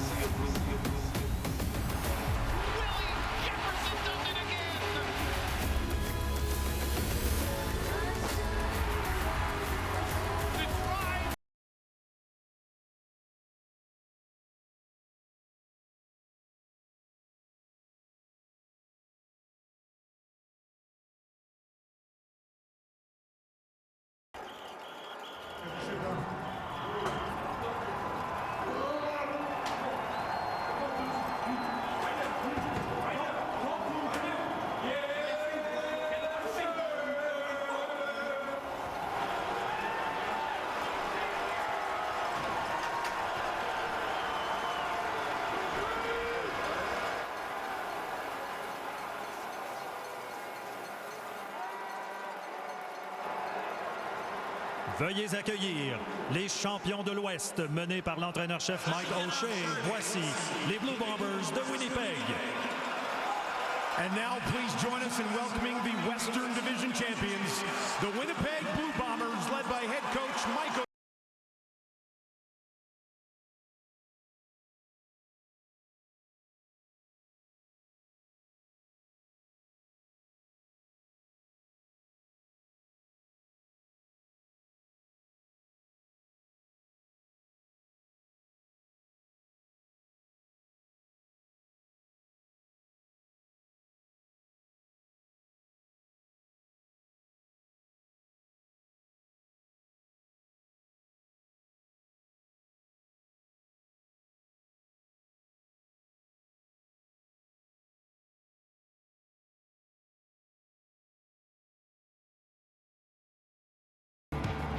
A special rendition of "O Canada" is coming up.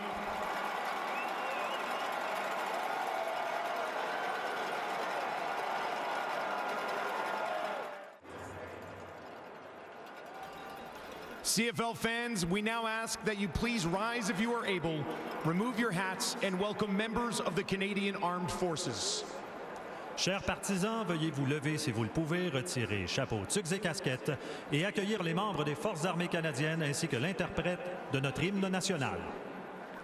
Singing our national anthem in English, French, and Cree, please welcome recording artist from White Bear First Nations of Treaty 4, Tegan Littlechief.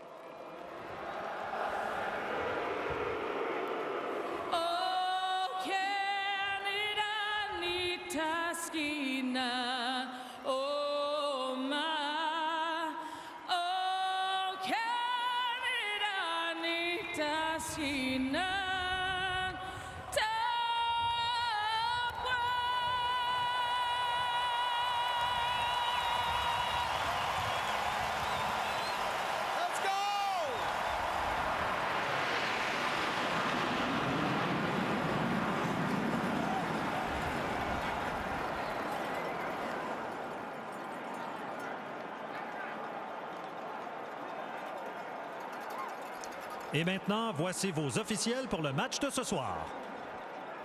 And now the officials for today's game. The head referee from Burlington, Ontario is Dave Foxcroft, who will be working his 6th Grey Cup game and 2nd as head referee. And the rest of the game officiating team. Umpire Troy Semenchuk.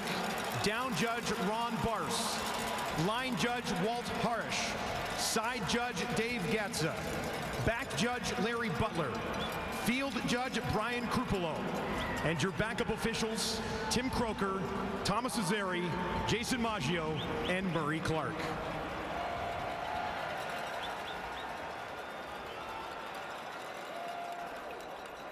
Across the league, with the help of fans from all 9 CFL teams, the Purolator Tackle Hunger program delivered 386,000 pounds of food to needy families.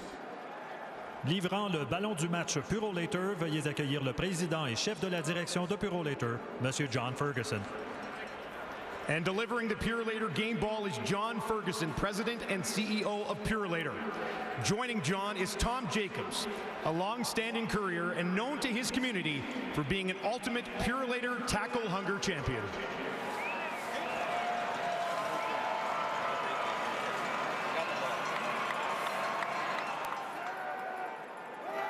The 109th Grey Cup from Regina.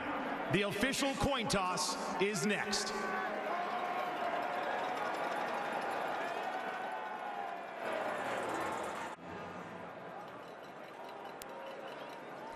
C'est l'heure du tirage au sort officiel en compagnie du commissaire de la Ligue canadienne de football, Randy Ambrosie.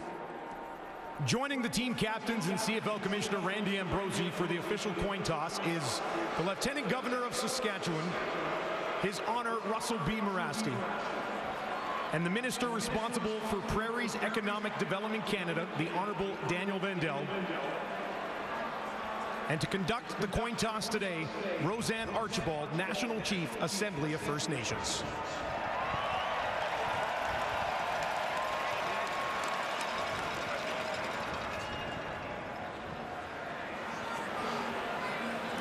Captains, I have the coin for today's coin toss. The 109th Grey Cup logo is heads. The Grey Cup trophy is tails. Toronto, you're the visitors. What's your choice? Tails is the call. You want the trophy. National Chief Archie Ball, would you do the honors, please?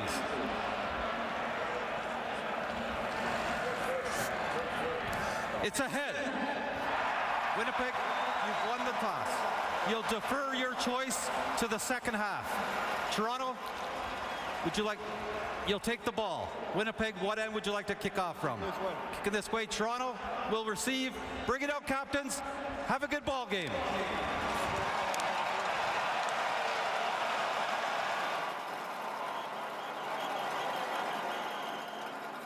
Now to the sidelines and the head coaches. Ryan, you've been the head coach of this team for 2 seasons. It's your first time coaching in a Grey Cup game. How are you feeling? Feel great. I feel like we're ready. The guys are dialed in. You know, they got us here. The players got us here. I look forward to how they're going to perform tonight. You guys had a slow start to the season, then you went 8-2. You had the best finish of any team in the CFL. How did that adversity early in the season prepare you for this game? Well, I think that's what it was. We grew up as a football club, came together, and there's a tight-knit locker room. Very proud of those guys. I'm excited to see them tonight. Very proud of them. Thank you very much, Ryan. Now let's send it over to Farhan Lalji, who's standing by with Blue Bombers head coach Mike O'Shea. Coach, experience usually leads to calm. With that said, what's the mood of your team heading into a third straight Grey Cup? Yeah, workmanlike. You know, I mean, they're excited because they get another chance to take the field with their teammates, but it's workmanlike. As far as Zach is concerned, just one full practice this week. How has he looked to you today, and how confident are you that you'll get the best of Zach Collaros? It's Zach Collaros. You always get his best. Thanks for this. Good luck. Thank you. It's the 109th Grey Cup from Regina, Saskatchewan, and kickoff is next.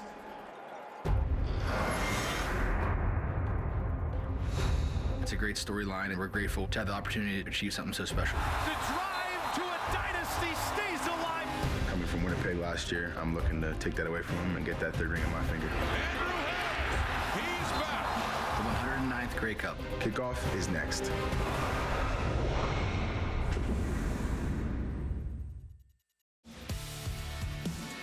From the CFL's heartland, Canada's biggest game is back in Saskatchewan for the 4th time and hosting the first Grey Cup between 2 storied franchises in over 70 years.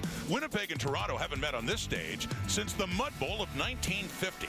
And while the Argonauts have won the Cup more than any other team, the Blue Bombers are on the verge of history, looking to become just the second franchise to win 3 in a row since the CFL officially formed in 1958. Welcome to the 109th Grey Cup on TSN.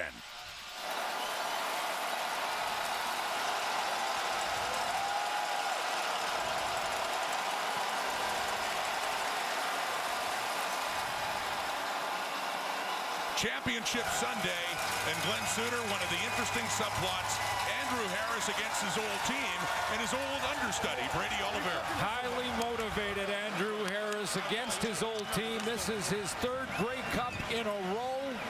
2 with Winnipeg, the last 2, his first with the Toronto Argonauts. And yes, Brady Oliveira, who took over for Andrew Harris, both grew up in Winnipeg, Manitoba. In fact, both went to the same high school. The Argos wearing their dark blue jerseys, the Bombers choosing white, which they wore when they won the previous 2 Grey Cup games. Javon Leake back for the return, and Dejan Brissett as well.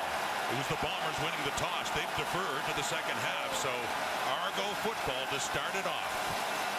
Championship Sunday, where else would you rather be? On the prairie for the Grey Cup. And it is underway off the foot of Mark Leggio, and he's coming down to Leak at the 30-35, and he gets up across the 40 before he is taken down. And on comes McLeod Bethel Thompson, a backup to Ricky Ray the last time the Argos won the Grey Cup 5 years ago in 2017. And this year led the Canadian Football League in passing yards with over 4,700, his best season in 5 in the CFL.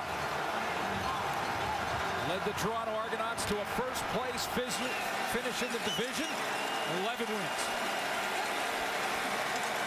It's his first year as the undisputed #1 quarterback for the Argos.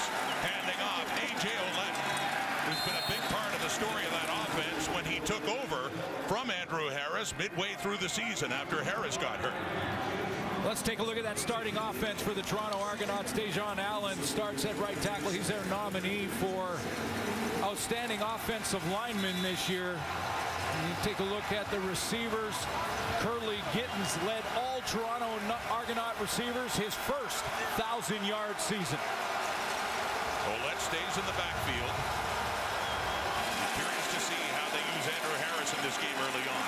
2nd and 6. The throw, it's broken up, intended for Tavares Daniels, the safety. Brandon Alexander coming in to knock it away. Brandon Alexander's just playing the middle. He's free, back from injury from a year ago, and he steps in. He's a presence in the middle. He's a physical safety that'll come up and hit you, and he's setting the tone early for the Bomber defense. And so John Haggerty from Sydney, Australia. First-year Argo punter. He kicks it away to the best returner in the league, Janarian Grant. He had a punt return for a touchdown last week in the Western Final, and a shorter return after a 50-yard punt by Haggerty. And here is the most outstanding player, back-to-back years, Zach Collaros. What a story, over 4,000 yards passing, 37 touchdown passes, 70%. It's a career high he's had in the passing department. And since he joined the Winnipeg Blue Bombers back in 2019, all in 31-4. Remarkable. And he arrived from Winnipeg from the Argos. They traded him away in October of 2019. It has certainly altered the course of Bomber history and his own. Brady Oliveira is the ball carrier, and he does a good job redirecting and picking up 5 yards as we look at that Blue Bomber offense in this Grey Cup. Well, arguably one of the best offensive linemen to ever play in the Canadian Football League, Stanley Bryant, this year's Outstanding Offensive Lineman Award winner. And then you go to the receiving core and tailbacks. Dalton Schoen, as a rookie in his rookie season, the Rookie of the Year in the Canadian Football League, but also led all receivers in receiving yards. Oliveira had his best season, over 1,000 yards rushing, taking over from Andrew Harris. Back in his hands. Hendricks is there. Argo defense stepping up. Tavares McFadden in as well, but it's Hendricks stuffing that run and forcing the Bombers to punt. Well, first, we wanted to see, and I think a lot of Winnipeg fans wanted to see, if Zach Collaros would get out there. We all knew he was going to start. He had the ankle.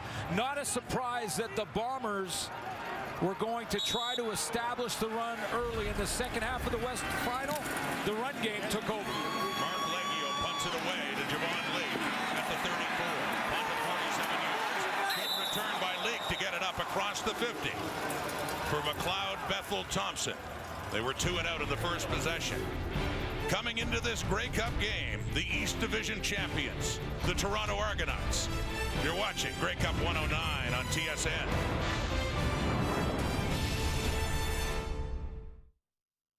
Ryan Dinwiddie's second year as head coach of the Toronto Argonauts, and 2 years finishing first in the East. Claire Hanna talked about it, Glenn. Slow start, but they finished strong. Beat Montreal last week in the East Final. Yeah, 11 wins.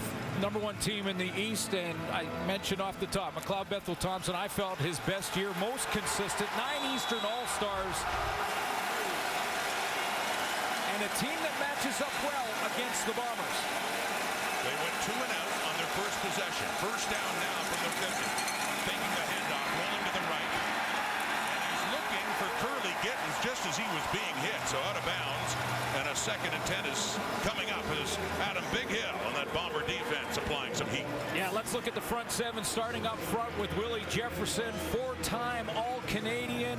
Willie Jefferson, another big season with 10 knockdowns. He'll get his hands up in the throwing lane. There's the leader of this whole team, Adam Bighill. Led the team again in defensive tackles, and in the West Final, Winston Rose, a big pick. Winnipeg beating the BC Lions. Andrew Harris in the ball game, staying in to protect. Throwing on 2nd down, complete. And the first down of this game goes to Markeith Ambles, getting it inside the Winnipeg 45 at a gain of 15 yards. Yeah, nice throw by McLeod Bethel Thompson on time. He's going to take just 2 steps back, launch it right over the middle. Markeith Ambles flashes right in front of Brandon Alexander. This time he can't jump that crossing route quite as fast because he had a seam right beside him. He got a ring with the 2018 Stamps, but got hurt 2 days before the game. Wasn't able to play in it. Andrew Harris, first Grey Cup carry 2022, and he picks up 6 yards. Good start for the Grey Cup MVP of 2019 with Winnipeg. Yeah, think back to that 2019 season. That season, he was highly motivated going into the Grey Cup. Was not the nominee for Outstanding Canadian for the Winnipeg Blue Bombers after a tremendous regular season because he was suspended that year. Was motivated and ended up the Outstanding Canadian and MVP. 2nd and 4 now after that Harris carry. Bethel Thompson, deep right, intended for Ambles, but not close. It falls incomplete, and we have a 3rd down coming up. Yeah, that one's on McLeod Bethel Thompson. He had Markeith Ambles open on the corner route. Ambles ran a nice route. Take a look at former Calgary Stampeder is going to come out and run that corner route. Gets inside position and then flashes his hips to the sideline. And there was a window there, even though Desmond Lawrence was falling underneath it, and that may have been what distracted Bethel Thompson. So veteran kicker Boris Beatty in his first Grey Cup will try to score the first points of this game. John Haggerty to put it down right in the middle from about 47 yards away for Beatty. It's up. And it's good. And the Argos on their 2nd possession get close enough to get on the board. 47-yarder by Beatty and a 3-0 lead. Grey Cup 109. First meeting of the Bombers and Argos in 72 years in this big game. And that was close. 3-0.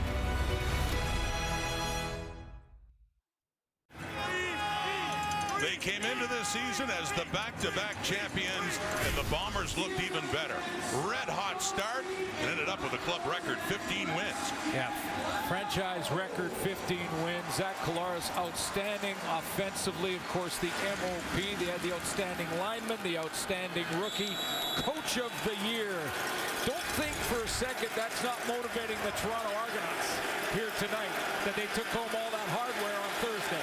4 big awards for the Bombers on Thursday night. Play big, first down from the 40, and a deep look. Collaros for Dalton Schoen, so close, off his hands. Royce Mechie, Jamal Peters were there, but Schoen, the rookie of the year, was so close to having a big grab in his first Grey Cup. Yeah, it looks like by design, safety Royce Mechie was trying to just poach the crossing route, so he is too shallow to really help on this, but the guy who makes the play with straight hustle is the guy who led the league in interceptions, Jamal Peters, fighting to get back there, little help from Mechie, and they just get there in time.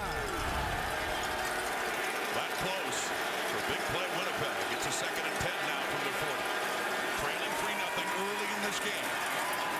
And it's off for Oliveira, who takes the hit coming in after he failed to catch that one a bit too far. And it was Peters coming in and making him pay anyway as it falls incomplete. 3rd down and 10. You know, the Toronto Argonauts defense has all year created turnovers. They are a physical group. We saw on that incompletion, Jamal Peters, who just made the play on the knockdown, step up and put a little hit on Brady Oliveira just to make a point and send a message. They led the league in forced takeaways. So Leggio to punt it again, standing at the Winnipeg 26. Javon League is back for it. Around the 25, Toronto, punted 46 yards. Going up the right. He's got some room, and a flag does come out as he gets it up at midfield.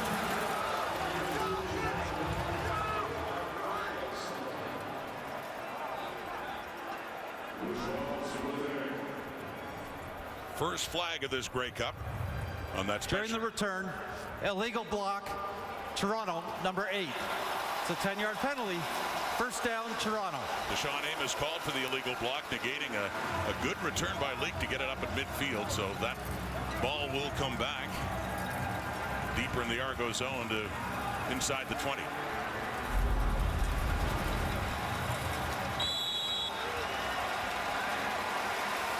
Little push in the back, right at the point of attack.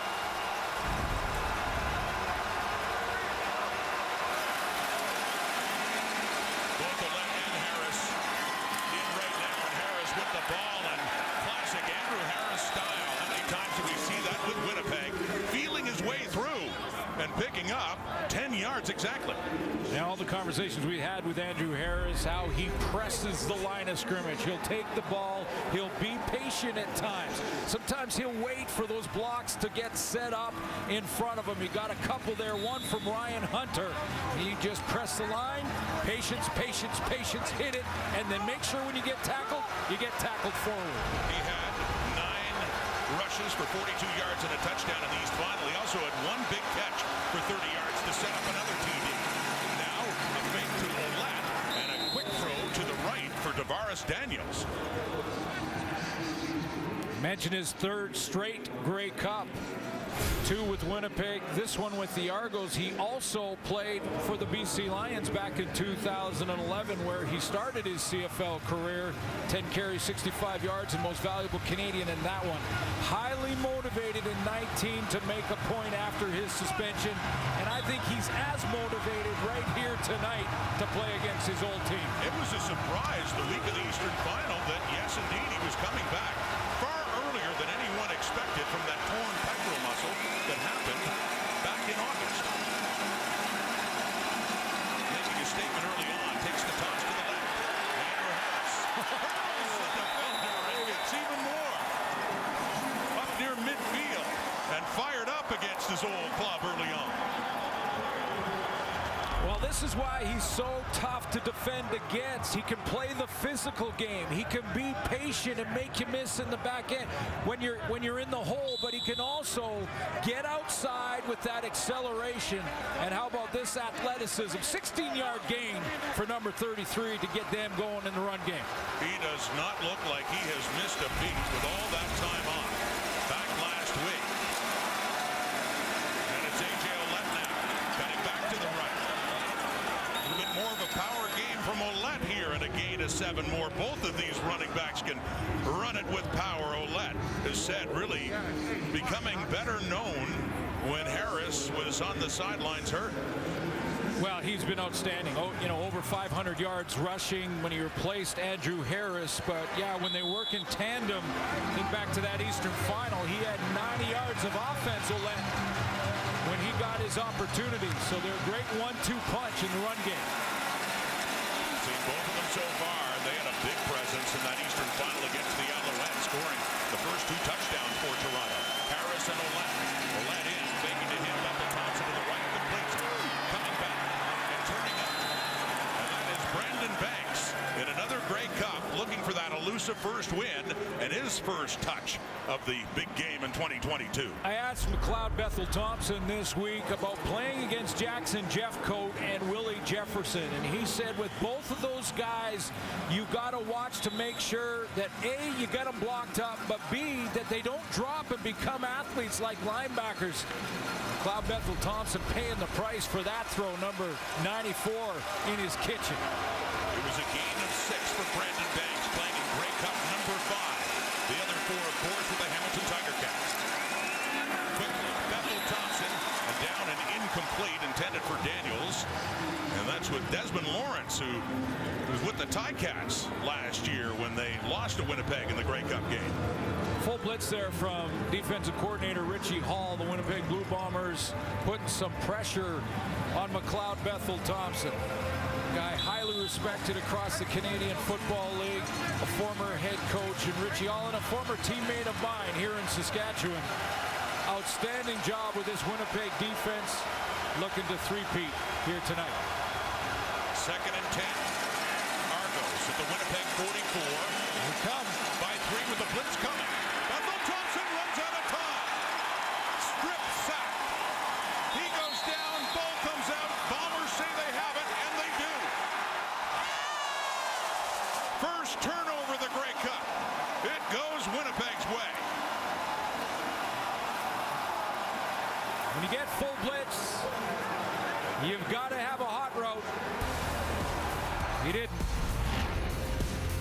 Jackson Jeffcoat much like he did in the Grey Cup in 2019. A nightmare for quarterbacks. 3-0 Argos, Winnipeg ball.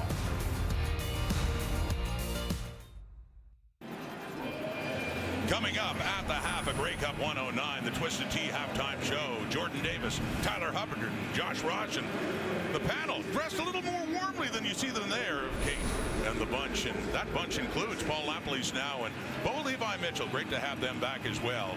And this Grey Cup coverage still in the first quarter. Jackson Jeffco with the strip of the ball from McLeod Bethel Thompson, forcing the first turnover. And Winnipeg up near midfield, handing it off to Brady Oliveira on first down. He finds a hole, spins and keeps going inside the Argo 50. So we've seen some running in this game from the master and the protege. Well, in that Western final I mentioned in the second half against the BC Lions, Brady Oliveira just took over the game, and he's the reason that they got to the next level and to the Grey Cup championship with 20 carries for 130 yards, most of them in the second half. Little bit of a slow start here tonight, but that run will get them going. 8-12 Oliveira, 49 of Toronto. Winnipeg on the move. Oliveira again, working his way through, and picks up 6 more yards for the Bombers. Let's take a look at the starting defense for the Toronto Argonauts, and up front, the disruptor in Jagera Davis, 7 sacks. This is his 6th consecutive Grey Cup appearance in 6 years in the CFL. Their leading tackler was Enoch Mwamba. Jonathan Jones plays for their defensive nominee, and Wynton McManus at linebacker will watch him. And Jamal Peters, I mentioned, led the CFL in interceptions with 6. Couple of big carries for Brady Oliveira. Second down and 4. Oliveira again, but that time the door is closed. Jonathan Jones among those putting him down, and a newcomer signed recently in Jared Brinkman. You know, this is why I love this matchup in this Grey Cup, because this defense with Enoch Mwamba at the middle is designed to combat the rush game for the Winnipeg Blue Bombers. They're heavy at defensive tackle at 270 in Dwayne Hendricks and Sean Oakman at almost 290 pounds, and then an all-star caliber linebacker in Enoch Mwamba with 75 defensive tackles. He's going to go head-to-head with Brady Oliveira all night long. So with the ball at the 43, Mark Leggio will punt in just his side of midfield. No field goal try. Instead, trying to get them down deep. Off to the right, and it sails out of bounds right around the 15. Has to get inside the 15 for it not to be a penalty going out, and indeed he did. So good placement by Leggio to get it at the 13. Argos with an early field goal lead the 2022 Grey Cup on TSN from Regina.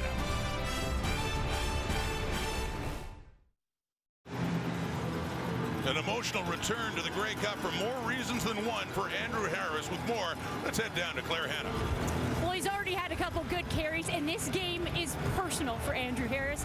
He spent 6 seasons with the Bombers, won 2 Grey Cups, was an MVP, but he also called Winnipeg and calls it still home.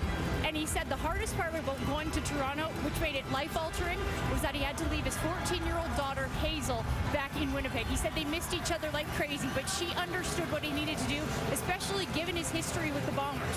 Well, this week, she hasn't really paid that much attention to his football career recently, and she hates the cold, so it not only shocked him, but it brought a tear to his eye when she said, "Dad, I want to watch you on Sunday in case it's the last time I ever see you play."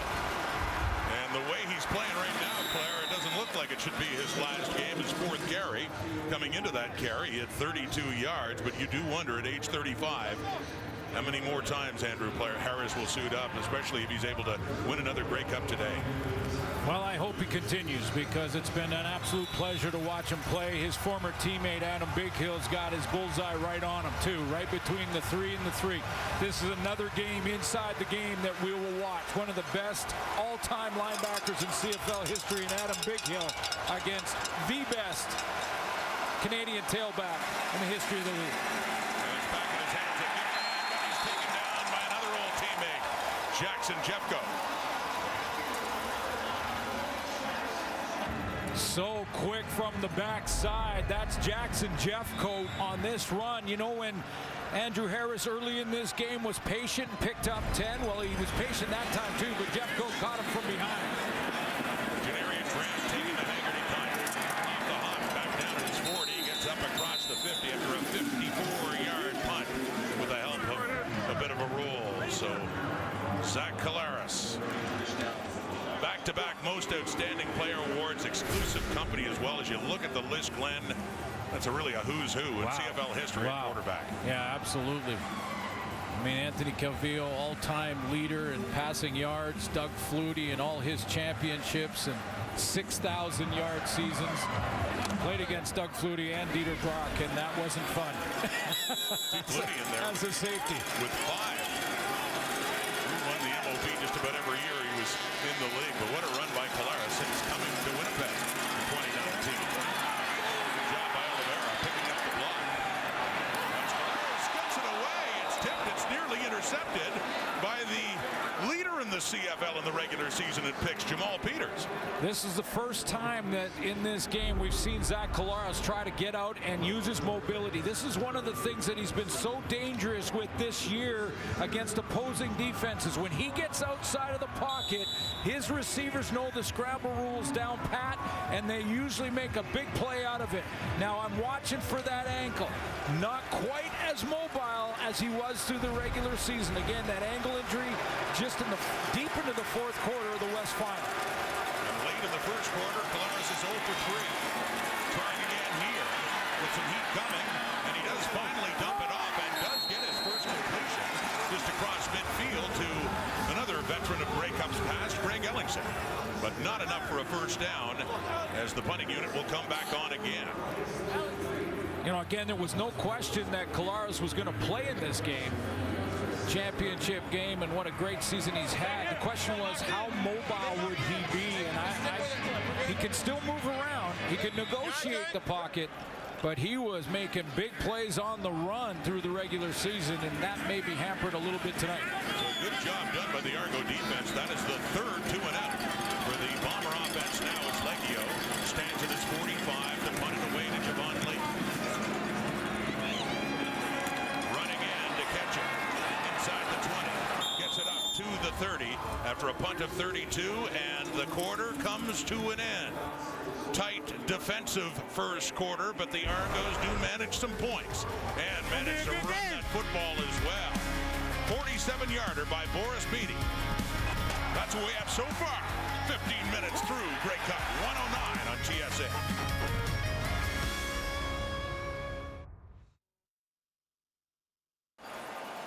Through one quarter of the Grey Cup game, the Argos lead at 3-0. But as you look at the numbers, Glenn, it's been difficult in these offenses, especially for Winnipeg, to get something going. Yeah, well, the Winnipeg Blue Bombers defensively have got the blitz going against McLeod Bethel Thompson. We see Jackson Jeffcoat getting more and more involved. He's made a couple of plays. And if you're wondering about the running backs, Andrew Harris 5 for 36, Brady Oliveira 4 for 16. So both trying to get some traction, both teams offensively, but defenses can win too. And right now the defenses have the edge. I was going to say, we didn't talk much about the weather before because the weather is very good this time of year. I mean, it was -1 heading into game time and not much of a wind, and the field looks like it's in great shape. But defenses taking charge early on, although we have seen the Argos especially able to run the football. Ron Leighton's in the backfield, and there's the attempt for the first catch by Gittens, and it falls incomplete, second down. The quick game trying to get it out to Curly Gittens and trying to get him going. I mean, 1,000-yard season for Curly Gittens, 300-yard games throughout the year. The Wilfrid Laurier product. An outstanding season in year 3 with the Toronto Argonauts. Their leading receiver. And yeah, if your offense needs to find some traction, get it to 19.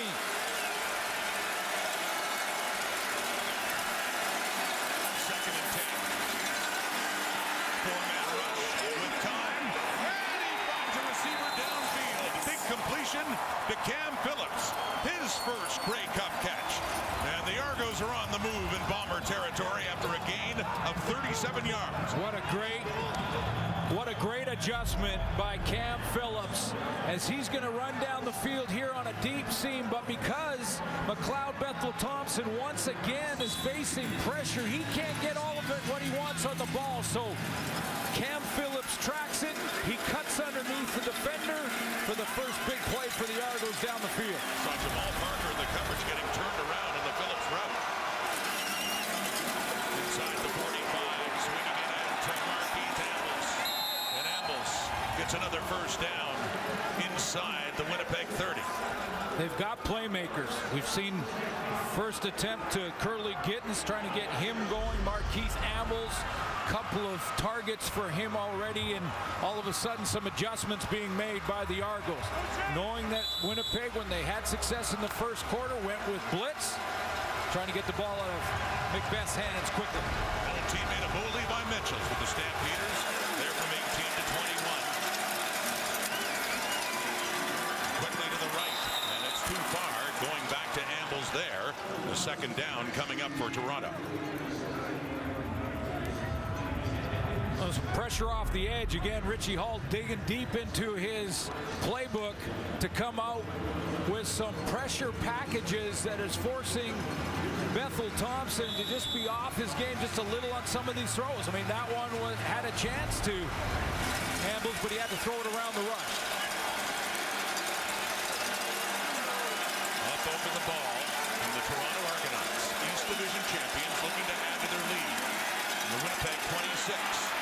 Pressure again, they've got it. Casey Sales to finish it off. But there was a lot of heat up front by Winnipeg. And Bethel-Thompson ran out of time. So Boris Beattie will come on to see if they can double their lead with another field goal. Dedrick Nichols is going to also get involved in this one. Willie Jefferson moves inside. Again, some exotic style blitzes. Blocked up front on Jefferson. In the first quarter, Boris Beattie clicked on a 47-yarder. This one will be put down by John Haggerty, 36 yards away. To go 2 for 2 and make it a 6-0 ball game. This time breaking right, and he missed it. The last one tailed off to the left, and he barely made it, and that one is a miss. So a point on the board instead of 3 more. And a 4-0 Argo lead in Grey Cup 109.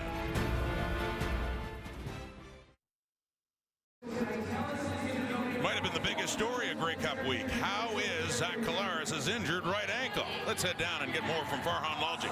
Yeah, Rod, Zach Collaros has injured that right ankle before. His senior year at the University of Cincinnati, he actually broke the ankle and had a plate surgically put into it. Now, the surgeon that did that, Dr. Angelo Colosimo, who works with the University of Cincinnati and with the Cincinnati Bengals, told him at the time, because of the plate that's put in, you will never suffer a catastrophic injury to that ankle again. And in fact, that doctor was watching the game last week, and when he saw Zach get hurt, he knew he was going to be okay. And following the game, the Winnipeg medical staff told Collaros, you better call him and thank him because he may have saved you. The two men visited for 10 minutes earlier this week. Zach said thank you, and the doctor said, I want to sign jersey, make sure it's on its way soon. Expect at least that. Thank you, Farhan.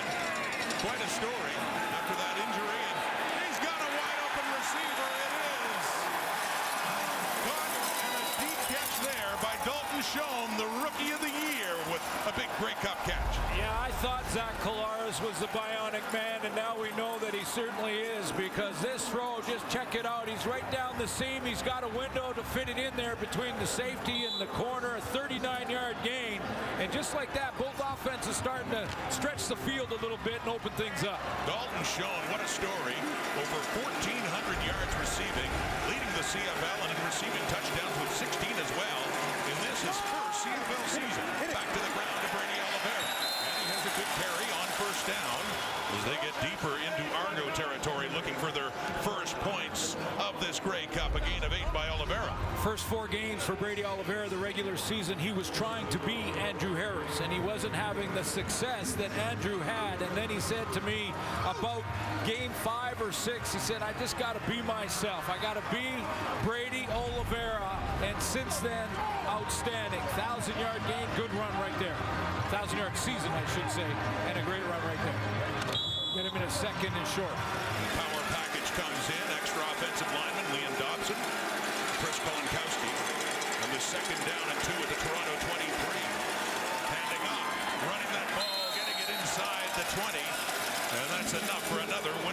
first down.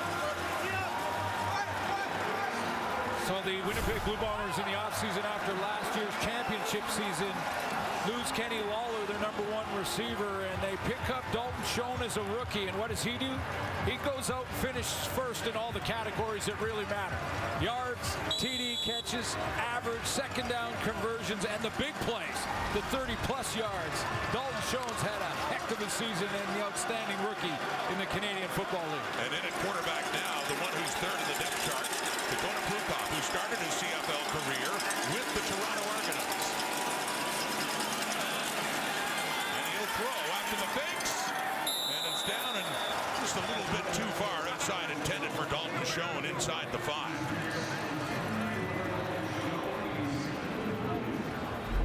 Well, sometimes this type of strategy works when you put in a backup quarterback. You run a different type of play, different type of offense, little play action. He rolls out, and then Schoen really doesn't have a chance. I think even if he catches this pass, he is out of bounds by the time Prukop gets it over there. We've seen Winnipeg do this before, as you say, switch it up at QB. Collaros is back in this game. It's a 2nd and 10 now at the Toronto 20. 4-0 Argonauts. As Collaros is to throw. The 4-man rush flags out as he's flushed to the right. Gets rid of it, and it is caught by Greg Ellingson. Nice job working the sideline by Ellingson. Down at the 10. It's the 2nd flag of this game and would look to be enough for a first down. 11 yards the gain, pending the outcome of the flag. Too many players, Toronto. The penalties declined. The result of the play is a first down. Too many men. The game stands, first down, Winnipeg. This is what Zach Collaros did all season long. Escape, get on the edge, get outside of containment, and then his receivers will react. They'll find the hole. The scramble rules are very simple. If you have a deep route, you come back to the ball. That's what Greg Ellingson did. If you have a short route, you go deep. They're the best in the league at doing it. They have been all year. That was a key first down. Getting inside the 10, so it's a 1st and goal now. Corey Mace spent so many years with the Calgary Stampeders as player and coach, defensive coordinator of the Argonauts. From the 9, the fake, complete to Nick Dembski.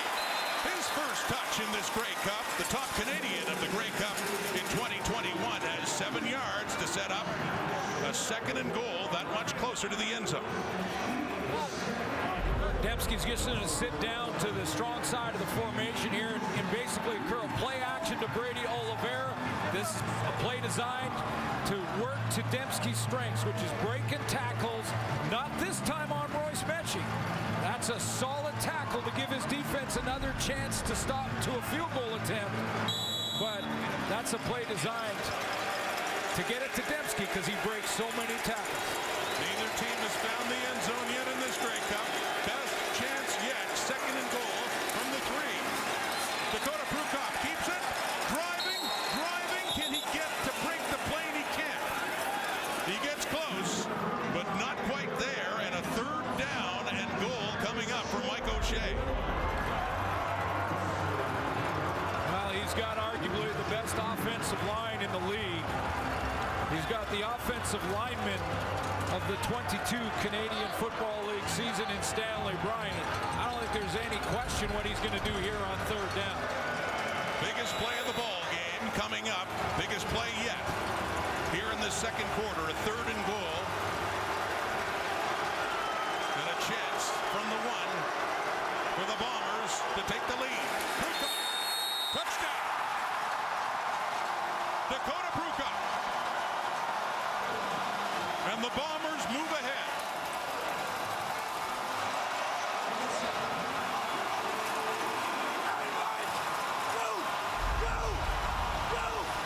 Great push from the right side. Prukop just follows in behind Patrick Neufeld, University of Saskatchewan, up in Saskatoon, right behind big number 53 for the first major of this game. With Collaros on the side watching Prukop, the short yardage specialist cap off an 8-play, 70-yard drive.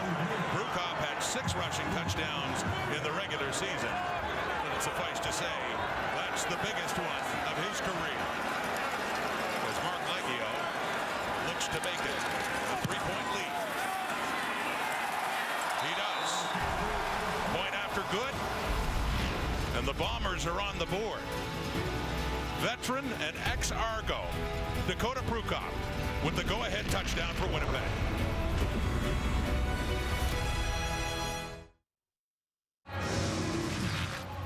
Take a look at the scoring drive for the Winnipeg Blue Bombers. Started with a deep ball, 39-yarder to the leading receiver in the Canadian Football League in the regular season, Dalton Schoen. He got Zach Collaros out on the edge, working it to Greg Ellenson down the sideline. That led to this.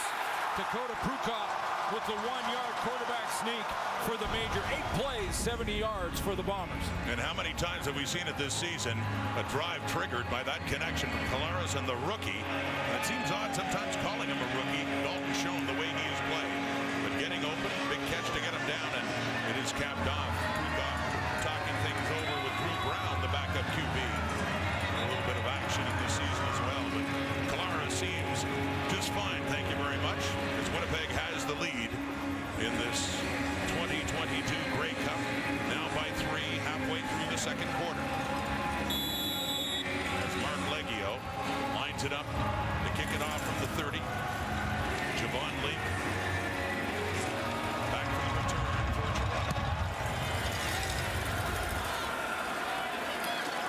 And Leak takes it, 25, across the 30, across the 40.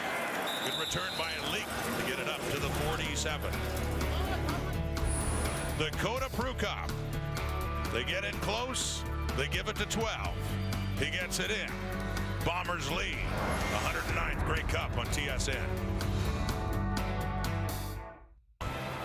What a time in sports. World Cup starting.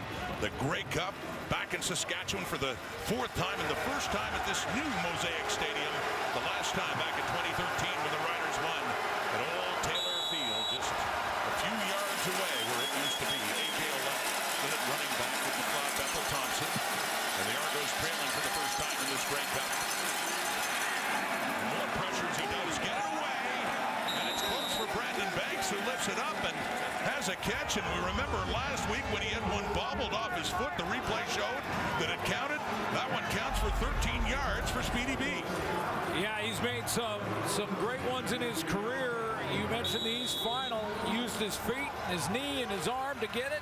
It was a key catch then. That was a key catch as well. Throwing again, and Daniels has it.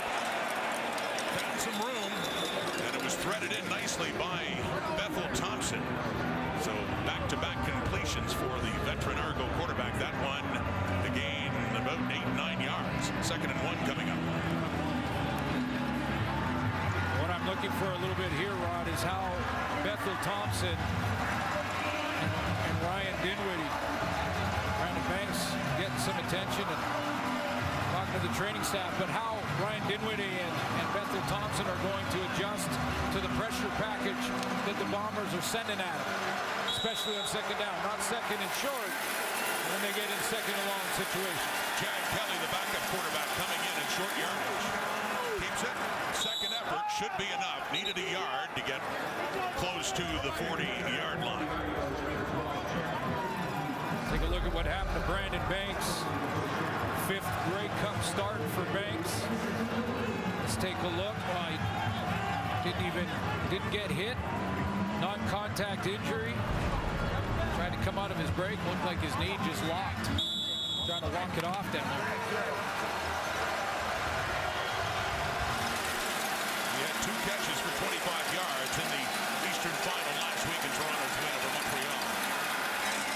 Bethel Thompson throwing again on that 1st and 10 after Kelly got enough for the 1st down, intended for Daniels again, who was with the Stampeders and played in the 16 and 17 games when they were upset and was not healthy enough to play in the game they won in 2018. Still, of course, getting a ring with the Stampeders as they beat Ottawa 4 years ago.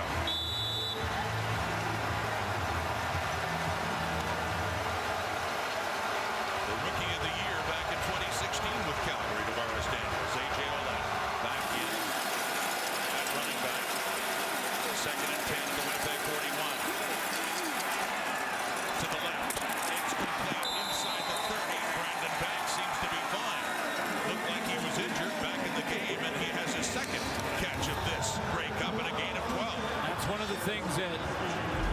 to analyze the McLeod Bethel Thompson arm strength will tell you he can make every throw in the book. He's got a strong arm. This is a wide side out, even with the hash marks moved in. Brandon Banks walked off that knee problem. Big catch for a first down on the sideline. He has a couple of Grey Cup touchdowns, including one in 2014 thrown by Zach Collaros with Hamilton. That's to no Argo near, and Dietrich Nichols, Winnipeg, was the closest one there as that is overthrown, and second down coming up. That was a communication issue. That wide receiver over there on the short side, like they were, could have been a read route, and Tavares Daniels zigged when Bethel Thompson thought he'd zag. It's that second and long. Does Richie Hall go with blitz here? And Willie Jefferson, ex-Saskatchewan Rough Rider, back in what used to be his home, and trying to get the crowd fired up. With time, looking deep, left again into the end zone, but no. Great coverage by Winston Rose. And the intended Argo receiver looking at Daniels again, and so third down coming up.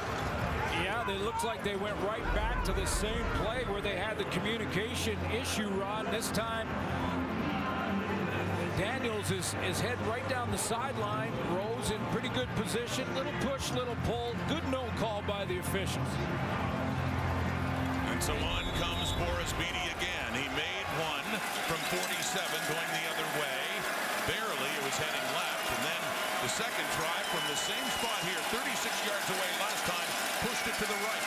This is to tie the game. Beatty, and it's breaking right again, but it started left. It's perfect. It's down the middle, and Beatty is 2 for 3. And more importantly for the Argos, we've got a tie game, 7-7 late in the second. Earlier today, this morning, the Football Reporters of Canada breakfast, annual inductions into the Hall of Fame, and that man, Glenn Suter, so deserving. 27 years with us at TSN, going back to 1995, shortly after a great playing career with Saskatchewan. Partner, richly deserved for all the great years. You have been really the voice of the CFL on TSN all these years. Congratulations. Absolutely love this game, you know that, and absolutely love the rules, the Canadians being featured, and this, I love to represent every one of our crew members. Over 200 crew members working every job equally as important, working in sync, all the cameramen, 52 cameras in this game in the Grey Cup ride. You know that we are a piece of the puzzle, yes, but every job so important and such a great crew, so I'm proud to represent each and every one of them. Oliveira picking up 3 yards on that first down. This is the 3-minute warning. The 3-minute warning comes out. Winnipeg ball. And back and forth they've gone. The Argos had the lead, then the Bombers. Now it's tied late in the first half of Grey Cup 109. 20. Beautiful look at Mosaic Stadium and getting set for the Twisted Tea halftime show too. Jordan Davis, Tyler Hubbard, Josh Ross, and then Bernice Sanchez, Dunnigan, and Stiegel. Our halftime panel joined also by Paul Lapalese and Bo Levi Mitchell. Lots to talk about in this 109th Grey Cup game, currently tied at 7. Defenses have been strong. This side, the Argos move the ball down and get it close enough for Boris Beatty again. So back to Zach Collaros. Last drive was a touchdown drive, including a 39-yard connection to Dalton Schoen. Lots of time here. It's under 3 minutes, but plenty for the Bombers to work with. And heading right is Brady Oliveira. Had a hole. Get some tough yardage, and he doesn't want to give up on it either. He gets 5 yards and up a little closer to the 50. Defensive coordinator for the Argos, Corey Mays, has now got to deal with the balance in the Bomber offense.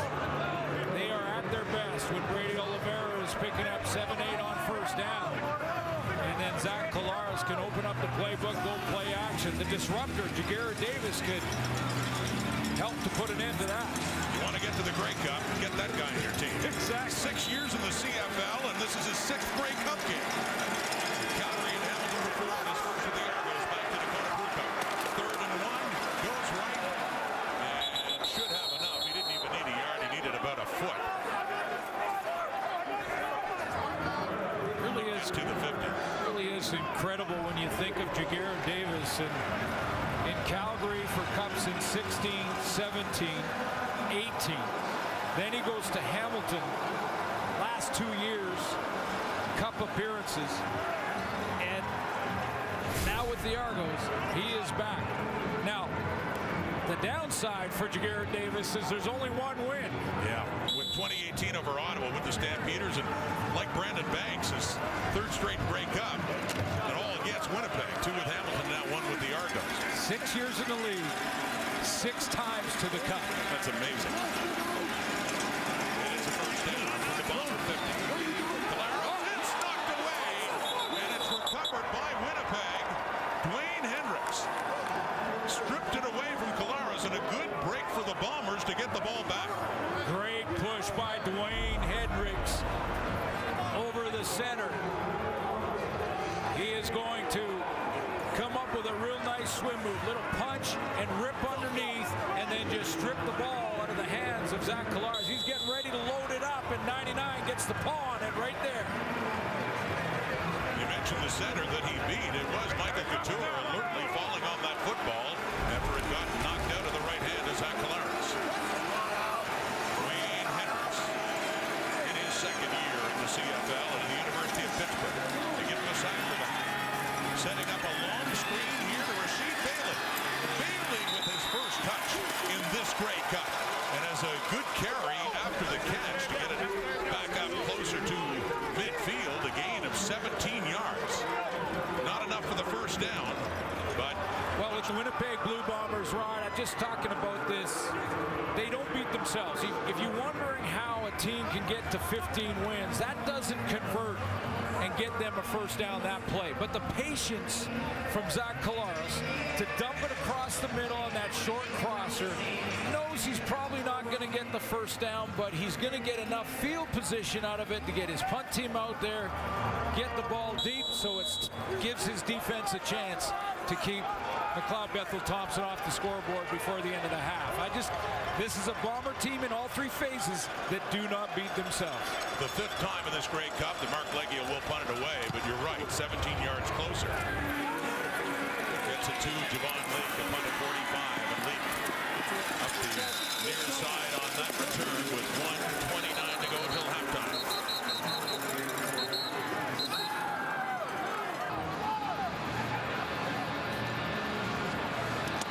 Now, having said that, we got Rebel Left, X slide, we got good snap. They have time. X slide, X is the wide receiver.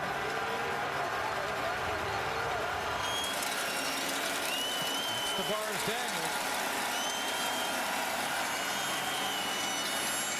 Going on to the right for Curly Gittins, who slams his hands down in frustration after that drop on first down. Yeah, these little bubble screens to start to get Curly Gittins going are just, it looks like he is fighting it a little bit.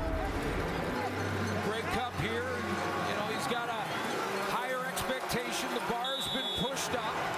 He's fighting the ball a little bit. He's got to just let it go and think about the next play.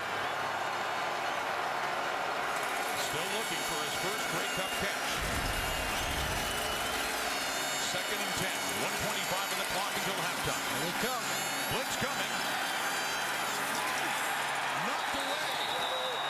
And who do you think could do that? Oh, yeah. Oh, yeah. Chance for Willie Jefferson to celebrate, doing what he has so often done best. Just a phenomenal athlete that stands 6'7", 252 pounds, and gets in the passing lane, athletic. McLeod Bethel Thompson told me, I got to watch the guy because he's like a linebacker. He's so quick to the ball, he'll drop, and he'll bat the ball down in midair. Off the punt, Janarian Grant has it. Gets it up near the 50, still over a minute to go. Lots of time for the Bombers. We mentioned the CFL awards handed out on Thursday night, and there they are. Lots of Bombers. Caleros, Stanley Bryant, top line offensive lineman again. Dalton Schoen, top rookie, and Mike O'Shea, head coach, and Nathan Rourke. Yeah. Even with the injury, what a remarkable season that young man had for the BC Lions. Yeah, just a special talent. was a real pleasure to watch Nathan Orr go to work. Canadian quarterback, breaking all the Canadian passing records. Congratulations to all the award winners. Lorenzo Malden as well, top defensive player. The Red Blacks taking the handoff, completing the pass. It's in the hands of Nick Dembski again, who has good yardage after the catch for Winnipeg, first down. 15-yard gain for the top Canadian in last year's Grey Cup. And it's still lots of time in the clock at just over a minute.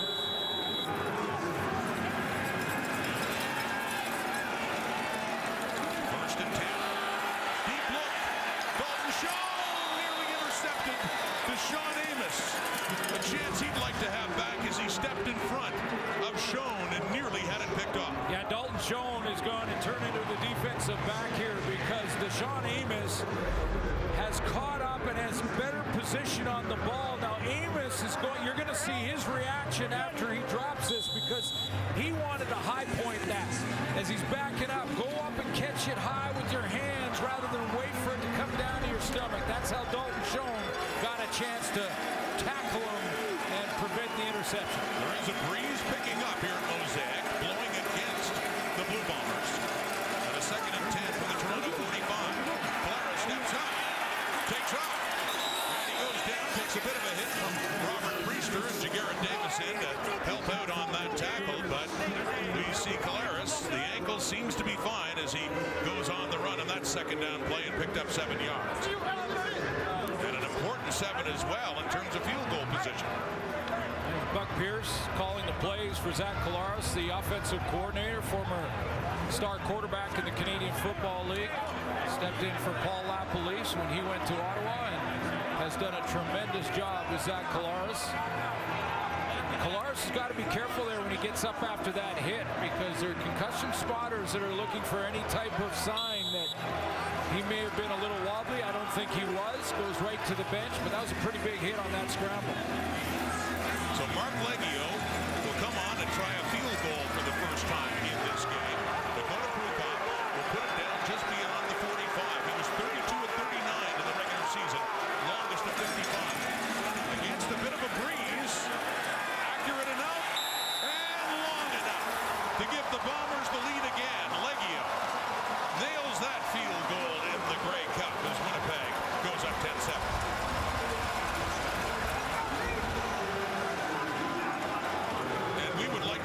Some of the other award winners, Riders center Dan Clark winning the Jake Gadar Veterans Award. Also Gail Munn from the Riders winning the Jane Mobby Award, recognizing a highly valued yet unsung employee. Former BC Lions president Rick Lawlisher received the Hugh Campbell Distinguished Leadership Award. Also Manny Arsenault took home the Tom Payne Award. That is given to the player who displays qualities that distinguish them from their peers. And longtime official Jeff Harmon received the Commissioner's Award for outstanding contributions to the league. Tavares Daniels has that one. 16 seconds on the clock after the field goal. There's Jeff Harmon again. And richly deserved congratulations to him as well. All of the award winners. This clock ticks down, doesn't have time. That's completed.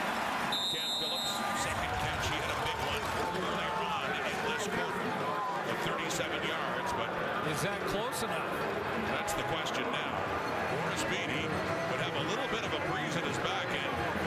You know, they're going to try it. They're going to try a long one. Now you recall, we did this game the last time the Argos were here against the Saskatchewan Roughriders in the summer. At the end of the half, Boris Beatty tried a 61-yarder. He missed it, and Mario Alford took it out and returned it the length of the field for a touchdown. Well, that's the issue. That's the issue. When you try a long one, these returners is certainly Janarian Grant. If you miss, watch out. He could take it to the house. Now this one is closer. That one was 61. This one about a 53-yarder for Boris Beatty to tie the game before the half. And it is starting left and staying left. Out comes Janarian Grant. Starts off to the left. And is taken down Jack Cassar in his second year out of Carleton University with a big tackle there to ensure there's no further damage against the Argos at halftime. Players leaving the field. Interesting first half.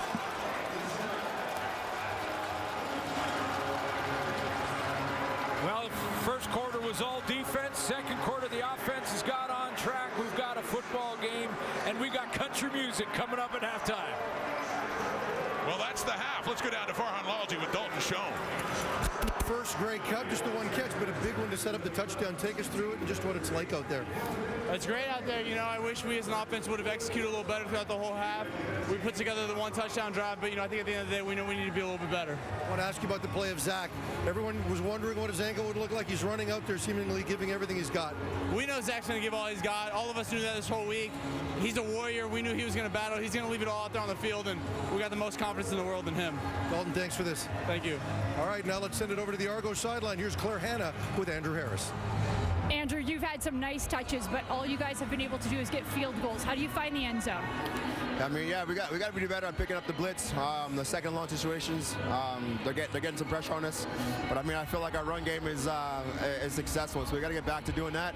Sustain drives, keep their offense off the field, and you know, just capitalize on the opportunities when we get in the green zone. Not only are you a leader on this team, but you've won the last 2 Grey Cups. What's your message going to be to your teammates at the half? We're right in this, man, and we haven't played our best football yet, so we're a couple plays away to breaking this thing open, and we just got to stick at it. They're a good football team too. They're going to make their plays. We just got to stay together, be a family, and come on all cylinders in the second half. Thanks, Andrew. Thank you. Well, 10-7 game as the defending champs take the lead into the half. Coming up, it's a trio of country music shining stars as they will unite for a one-time only collaboration for this year's Twisted Tea Grey Cup halftime show.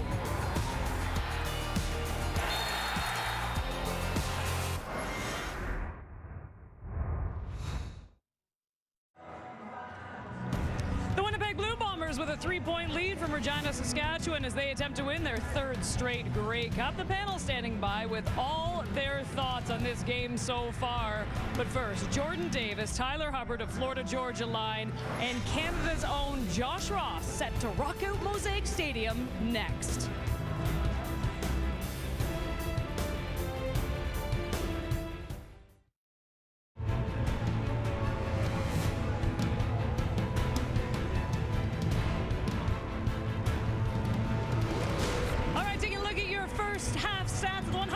The Grey Cup from Regina, Saskatchewan. Andrew Harris, 36 yards on the ground. Conveniently, Brady Oliveira also with 36 yards on the ground. Zach Calaro, 6 for 10, 95 yards.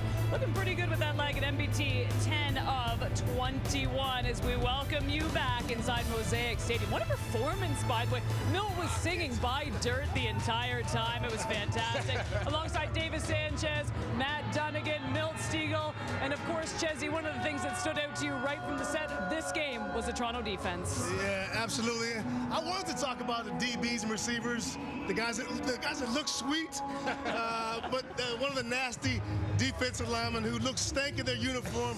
I can't deny that was the most important plays of the first half from that Toronto interior defensive line. And Dwayne Hendricks, twice in the first quarter, when the Argos needed to get the ball back, they had the wind at their back. Twice they made huge plays on 2nd and 4 or less to get the Bombers off the field. I thought that was key in the first half. Right. And then also Dalton Schoen. We heard him talk before he came out the half. He had 39 yards, but this one catch for 39 yards was against zone defense. I thought Gary Peters, who was an all-star this year, he was excellent twice, made big plays. Here's the stops right here from Hendricks and opening there. Again, this was 2nd and 4 or less, and then this play here, I thought this was a pass breakup. Milt, you disagree, huh? I disagree, Chaz, and I know you're trying to give some credit to your defensive back, but that was a drop by Dalton Schoen. That was definitely a drop. We saw a drop by Dalton Schoen. We saw a drop. And that's a good play right there. That's a great play. Him turning around and making a play on the ball, the confidence in the face trying to make a play on the ball. Right. Yeah, we saw the drop by Dalton Schoen. I thought that was a drop. And we also saw a drop by Greg Ellingson. And those are very uncharacteristic of those two guys. And especially in a big game like this, you know, you got to have these plays. These defenses are playing great. And when you get an opportunity to move the ball and put your team in a position to score, you have to do it. But we saw a couple of drives later how both of those guys were able to make some plays and put their teams in scoring position. You see that play right there? You saw the big play by Dalton Schoen, got him down the field, and what result of these 2 big plays were a touchdown. So, as I just alluded to, there's going to be some great defensive plays. When you're an offensive player, you get the chance to score or make some plays and put your team in a position to score. Take advantage of it. Y'all should be coaches, man. Y'all know what you're talking about. Y'all sound good, man. Y'all sound good. I know a lot of people will be asking me, how did you think Zach played in the first half? How did you think his ankle fared? I think he fared pretty well. You did. And he got outside a couple times and made some good throws. But I thought the first half was about Andrew Harris and A.J. Ouellette and how they got it going north and south. And I thought that the Argonauts got away from this, and I thought it worked well for them early. Then they got away from it because a couple times they found themselves in second and long, and they couldn't handle the blitz. So they pick up the blitz and continue to pound the ball north-south with A.J. Ouellette and Andrew Harris. I think they got something going. I really do. I think they're going to match brawn with brawn and go toe-to-toe. They can't be taking them long field goals right at halftime because Janarian Grant was about that far away from taking one back. No, he wasn't. We were all watching when he was back here. We saw him. We're like, oh, no, but he was able to be stopped. Meanwhile, the Bombers finally getting in the end zone there. We thought we'd just be talking about the field goals at this point, or as these Winnipeg fans behind me like to say, it has been a great defensive battle. Low-scoring game. All right, don't go anywhere. Levi Mitchell and Paul Appley standing by with their thoughts about the 109th Grey Cup so far.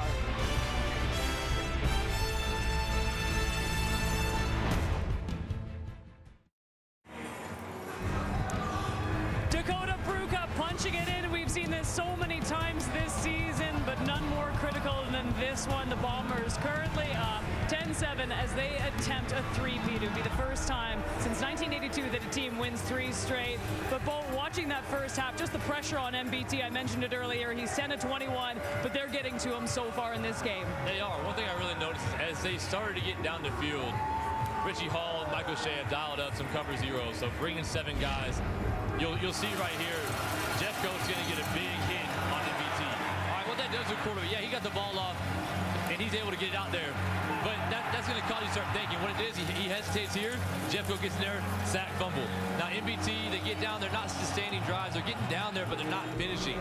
That's going to cause them to kick these field goals, keep it close, and that's how Winnipeg wins these games. Yeah, and I was trying to look at, see how Zach was. He's got pedestrian stats, 6 of 9, 95 yards, but they're trying to establish a run. So they're just asking him, to make sure he's using the zone reading stuff. But I thought he did a great job, right? He's able to scramble out of the pocket. His leg is fine, right? They got to make this play, right? Then they've got to make sure he gets more opportunities, right? So you got to create first downs. He did an excellent job of trying to use his legs, but they got to put themselves in a better position to be down in scoring spots. Here's my thought that I loved about what he did, guys. Right before the half, it's 2nd and 10, just outside of field goal range. What does he do? He puts the ball down, scrambles upfield for 7 yards to make sure they get a field goal right before the half, and that's more stuff because the points aren't coming in this football game, so it's great. Winnipeg with the 10-7 lead at the half. Let's get you back to the guys calling the game. It's Rod Smith and Glenn Suter.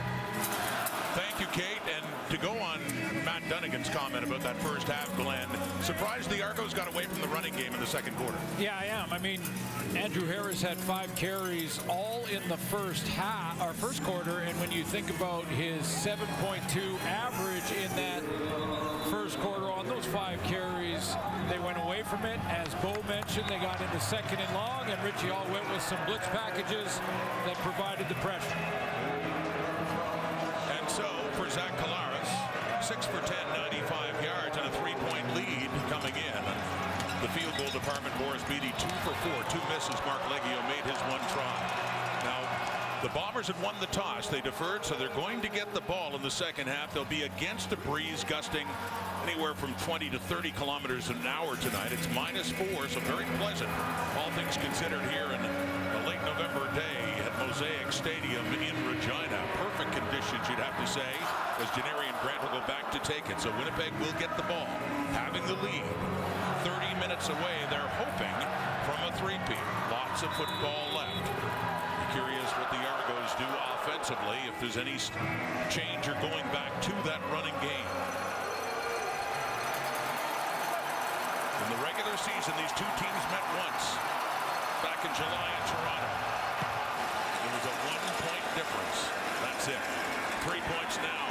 Janarian Grant at the 10, across the 20, across the 30 before he is taken down. Benoit Marion there on special teams. And this is Zach Collaros in that first half of this Grey Cup. Yeah, it took both offenses a quarter to settle in, and then Zach Collaros goes down the field for 39 yards to Dalton Schoen. Made a couple of plays with his legs getting outside the pocket, as our coach, Coach LaPolice, mentioned at halftime. His ankle looks good.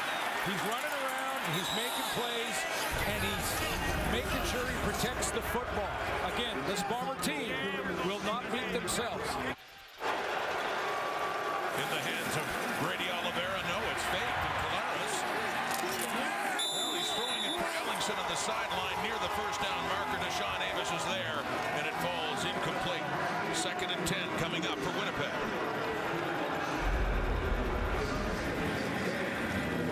Coming off the edge, looks like it's Robbie Smith who's going to provide some pressure there. He's going to read that fake, slide down the line of scrimmage to make sure he takes his gap, and then he redirects and quickly tracks down Zach Collaros. And Collaros is 2 for 10. The Bombers' offense is on 2nd down conversions. Another 2nd down and long now. 2nd and 10 to start the second half in the Winnipeg 32. Pressure's coming. They've got him. Robbie Smith is there. The blitzing Chris Edwards is there as well. And down goes Collaros inside the Winnipeg 20. Yeah, they sent the house. This time, Corey Mace takes a page out of the Richie Hall defensive playbook and says, okay, we've got a pressure package too. Chris Edwards coming from the skies. He's way outside here, and he's going to end up coming, but so is Enoch Mwamba. So overloading the offensive line, 7-man pressure, 0. Well, they dropped linebacker in behind it, but good pressure on Collaros. Good start to the second half of the Argo defense, and a low punt against the breeze by Legia. Leak has it inside the Bomber 50 with more down the sideline, and he is rocked by Brian Cole on that special teams coverage as Leak is slow to get up after an excellent return. The Argos in business on offense to start the second half. Well, it's the all-time leader in special teams tackles out of Acadia, Mike Miller, I believe, who comes over. Well, no, it wasn't either. You're right, Brian Cole, but Mike Miller involved in that cover team, and they've been great. Again, all 3 phases all season long. And this is the best field position to begin a drive for the Argos in this Grey Cup. At the 35 of Winnipeg for McLeod Bethel Thompson, 10 for 21 for 142 in the first half. Back to Andrew Harris. Yeah, back in his hands. Yeah, they saw what we saw, and they saw what Matt Dunnigan saw, and Ryan Dinwiddie is going back to establish it to start the second half. This was Andrew Harris in his first 5 carries. This was all in the first quarter. He had 36 yards, an average of 7.2 per carry, and the Argos were gaining some traction as that was going on. They did not give it to Andrew Harris in the second quarter. Carries in the first quarter. That was carry number 6 and a gain of 4. 2nd and 6. The Winnipeg 31. With the pressure coming, he completes it. That is back in the hands of Tavares Daniels. That's his 4th catch of this Grey Cup. And a first down, Toronto. Nice throw by McLeod Bethel Thompson to throw his receiver open. Winston Rose is in a great position here. Inside shoulder, and just throws him open. Throws it to that outside because he sees Rose hanging on the inside edge, and he throws it to the outside shoulder to Tavares Daniels. Throw him open. 4 catches, his best Grey Cup. 2017, he had 11 for 113 yards in Ottawa. At the Winnipeg 18, first down to the left quickly, and it's caught by Harris for another Argo first down.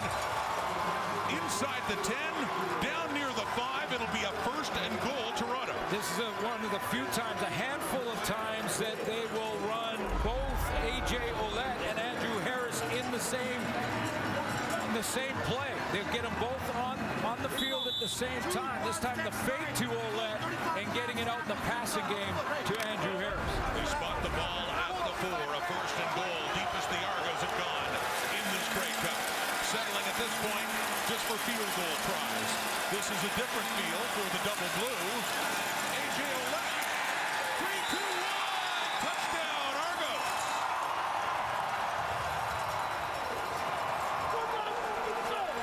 They saw what we saw. Adjustments are everything in this game, and clearly Ryan Dinwiddie went in at halftime. He talks to McLeod, Bethel Thompson. I'm almost certain Andrew Harris went over and just dropped a couple of hints in that halftime break to say, hey, let's go back to the run game. Let's go back. We had success in the first quarter. Get the run game. Get your backs out there. Big drive for Toronto to start the second half. A.J. Ouellette, his first Grey Cup touchdown. Boris Beatty will try the point after, 32 yards out, to make it a 4-point Argo lead. They're back in front. They're back in front by 4. Well, that second half started about as well as it could for Toronto. Defensively, and then on offense. A.J. Ouellette with a Grey Cup touchdown.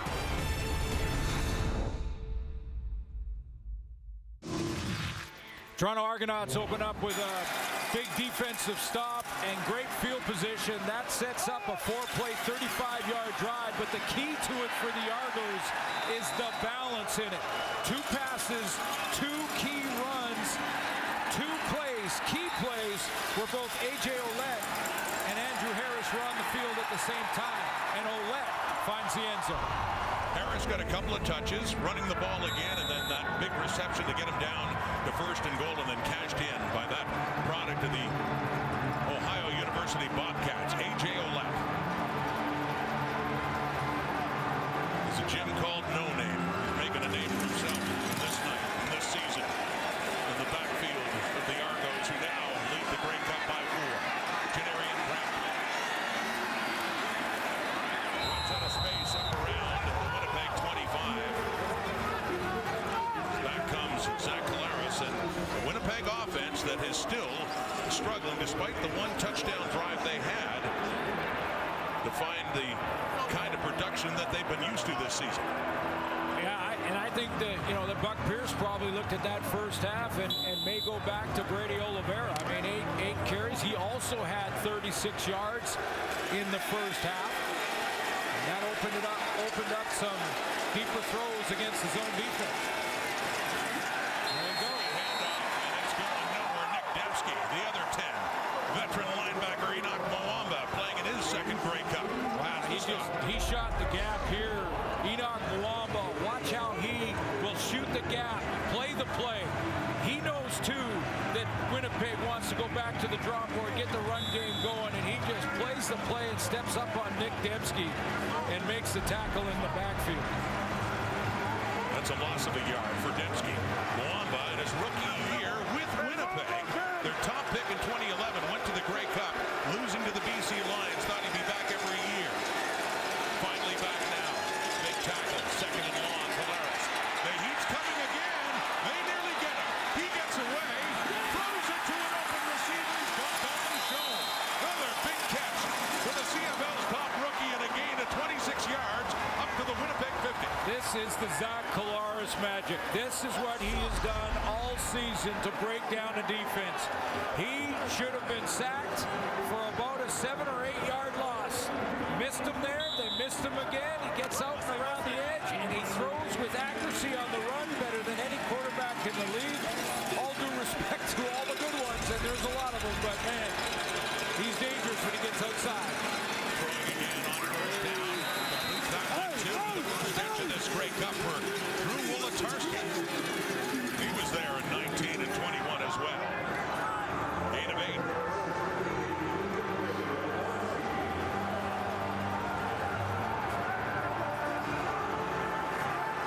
Takes away a little of that Argo momentum. That big play by Zach Collaros to get outside and move the chains. The Argos, you could see the jump in their step after the touchdown on the teams and on defense. Collaros' play took a little wind out of that sail. A little juice going in this game now, though. Offenses second and short now. Here's the alignment in on that running play by Brady Oliveira, who does have enough to pick up the first down. A gain of 3 for Oliveira. Across midfield, the Bombers have gone, looking to respond after the Argos found the end zone. When you look at a 15-win season, franchise record, you think that this was a dominating team, but they were into the final 3 minutes in a lot of their wins this season, and they found different ways to get it done. From the Argo 49, first and 10. Nearly intercepted. Off the hands of Enoch Mwamba. Nearly had a Grey Cup pick, but it falls incomplete, and a second down and 10 is coming up. Boy, he does a nice job of disguising where he's dropping here. Enoch Mwamba is going to trail off like this, like he's playing man-to-man on a crossing route. You'll see the Bomber cross in front of his face, but he keeps climbing for depth, going back into that curl route instead of jumping up shallow, and he gets right in the throwing lane, and the only thing he forgot was the football. Not close. Good turnover. Winnipeg does not turn the ball over yet in this Grey Cup. The Argos have it. Flags out on the second and 10. Another flag out, and big Sean Hookman takes Kolaris down at midfield. We're going to sort out.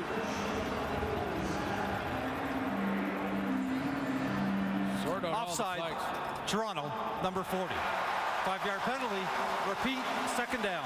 The end, Robbie Smith, third-year veteran out of Wilfrid Laurier, is called on the offside. So second down repeated. It'll be a 2nd and 5. Yeah, he just jumped in snap count and got caught in the neutral zone, a yard between the line of scrimmage. And Robbie Smith out of Wilfrid Laurier. And is it just me, Rod, or am I seeing more and more players in the Canadian Football League that come out of Wilfrid Laurier? The Golden Hawks program doing a great job. On this team alone, Curly Gittin, Sam Acheampong, also from the Golden Hawks program. You're right. Quite a few. 2nd and 5. Argo 34. It's complete.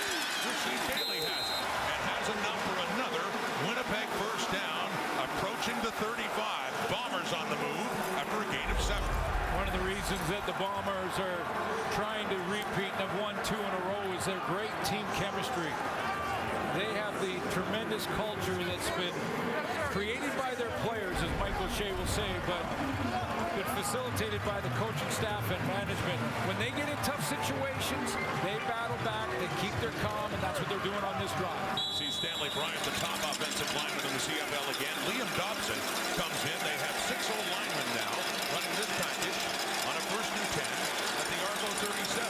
And they do run a toss inside for Oliveira, or Nick Dembski, excuse me, as he picks up a few yards down to the 35. It looked like the action on that fake and interesting looking play deep in the playbook for Buck Pierce almost happened too fast. And Buck Pierce reached deep in there, and if it was a little more slower developing, it would have influenced the defense to move first to Brady Oliveira and maybe get out of their gap responsibilities. But it happened so fast that they were still sitting in their gaps. So Dembski picks up 2.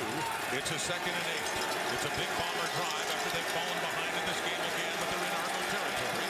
Inside the 35. Zach Kolaris with time to his left. Wide open, complete again to Dalton Schoen. A popular target all year. A popular target, excuse me, tonight with his 3rd catch, and another one to move the sticks. Got a drive going now. They're getting Dalton Schoen on this out route. And Schoen, as you mentioned, number 1 target when Zach Kolaris gets something going. He's looking for number 83, finds him on the sideline. He throws from deep in the pocket there, and he puts it right on the money. He's popular. That's my point. He has been. And why not? The way he's played this year in his first in the CFL.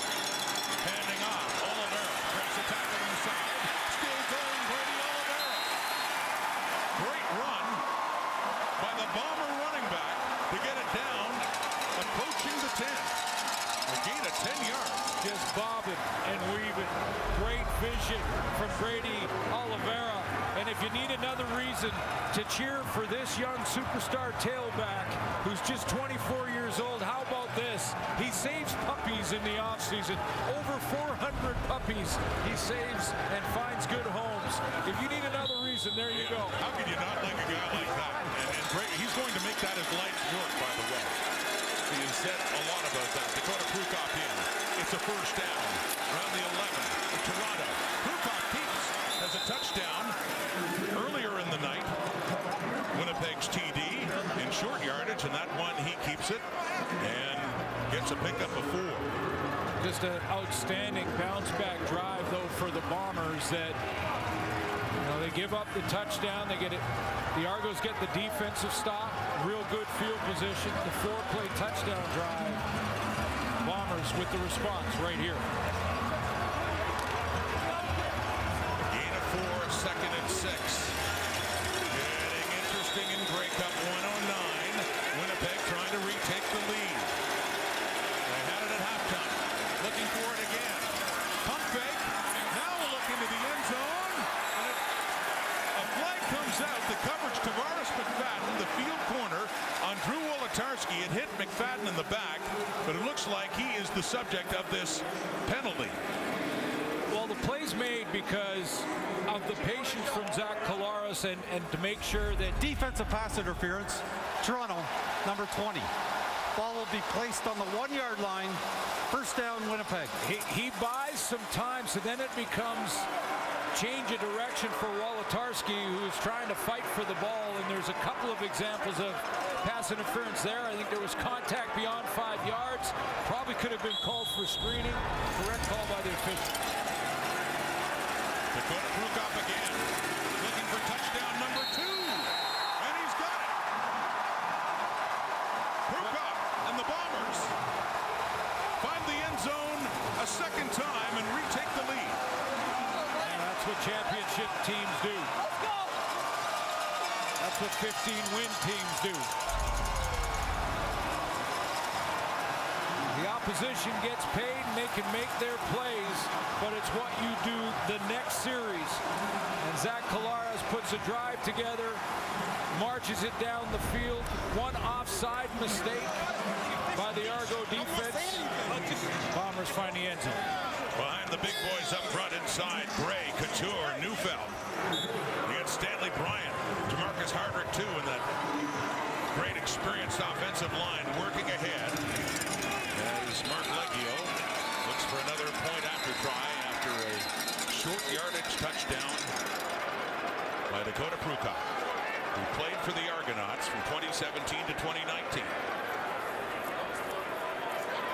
Big Stanley Bryant went back there to congratulate Dakota Prukop.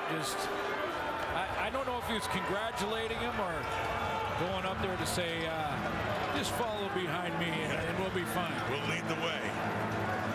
Winnipeg O-line did. Royce Mechie.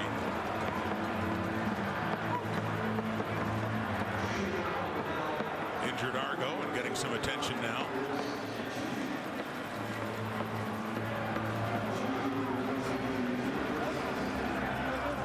Stanley Bryant, veteran out of East Carolina, starting with the Calgary Stampeders, some great years there, winning a Grey Cup in 2014 before moving on to Winnipeg. And it's such an amazing run of success as Mechie is helped off the field. On TSN. So with Mechie off the field, they could go to the point after try now. Winnipeg leading this Grey Cup again. And leading it again by a field goal. It's a night Dakota Prukop won't forget. Not a lot of yardage, but a lot of points with 2 rushing touchdowns. Winnipeg in front.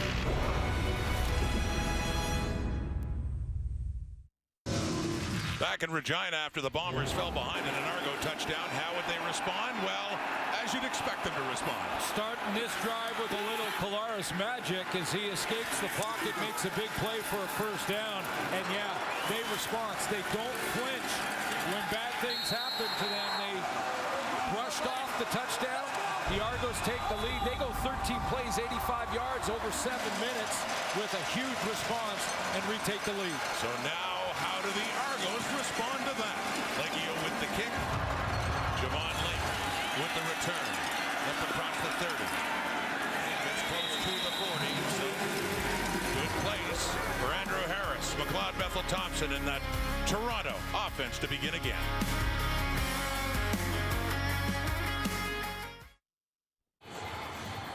The CFL on TSN crew would like to dedicate this Grey Cup broadcast to the memory of cameraman Jim Young, who recently passed away after a long battle with cancer. Jim worked on many sports for TSN, but football and the Grey Cup was always special to him. Known to all of us as Giraffe, his dedication and passion brought some of the most iconic images in Canadian sport through his lens, survived by his wife Judy. He was 60 years of age. He loved this event. Low end zone camera, best in the business. Jim Young. Argo football down again by 3 after the Winnipeg touchdown in the hands of Andrew Harris. Pulls his way up across the 45. So we saw more of Harris to start the second half, and A.J. Ouellette as well. So in that first half, Willie Jefferson and Jackson Jeffcoat, about 1 in every 3 plays, they moved them into the inside position, defensive tackle. But if they're going to move them, that's where they can get some real mismatches on pass rush. But if they keep running the ball, they could try to neutralize those strong ends. Well, Winnipeg knows what he's capable of doing in a game. But it's second down, and Beverly Thompson does get it away, but not enough. A.J. Ouellette came back for the ball, and they stop him there. A flag does come out, however. Ouellette stopped shy of the first down. Well, might have been a late hit by the Argos. It was Ryan Hunter possibly that was cruising. It looked like the tackle was clean. Let's see what this call is.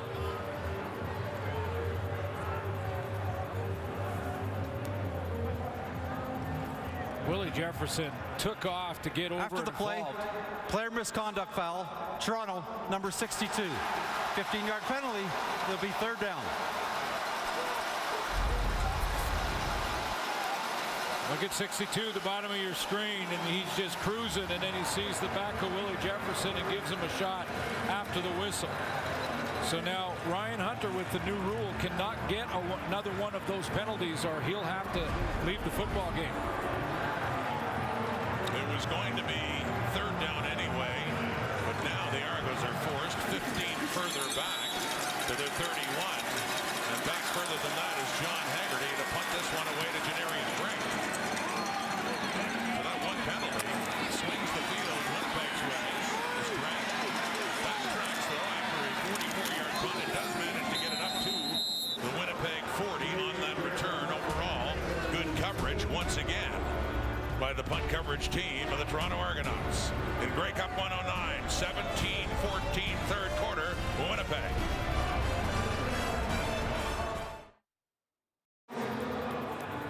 Jaguar Davis isn't just used to going to the Grey Cups, he's used to a lot of support from family. Let's go back to Claire Hanna with that story.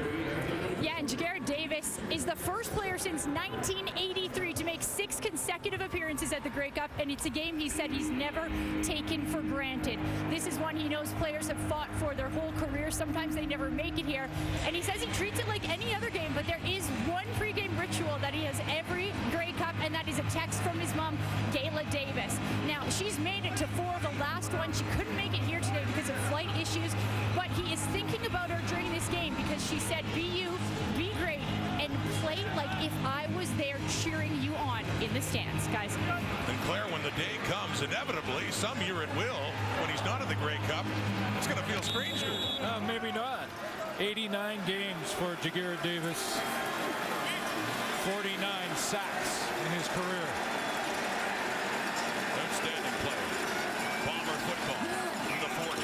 Faking the handoff, throwing it out to Greg Ellingson, who has it for a gain of about 5 yards. Winnipeg, second down. Jaguar Davis flashed there and forced the quick throw from Kolaris. He's a disruptor at the level of Jackson Jeffcoat and Willie Jefferson. You know, defensive ends throughout the history of this great league, and this is 109, remember. Defensive ends can take over a game by themselves. We've seen them drop back into coverage before. Cover running back. I think that with the snap of the ball. Jaguar Davis lining up over Jamarcus Hardrick just got him out of his stance. Winnipeg, number 51. 5-yard penalty, remains second down. Great right tackle, veteran Jamarcus Hardrick. By the way, the first penalty taken by the Bombers in this Grey Cup. Yeah, and there's Jagarrett Davis lining up across from Jamarcus Hardrick, and see that early movement. Davis is quick to point out. Second down and 11.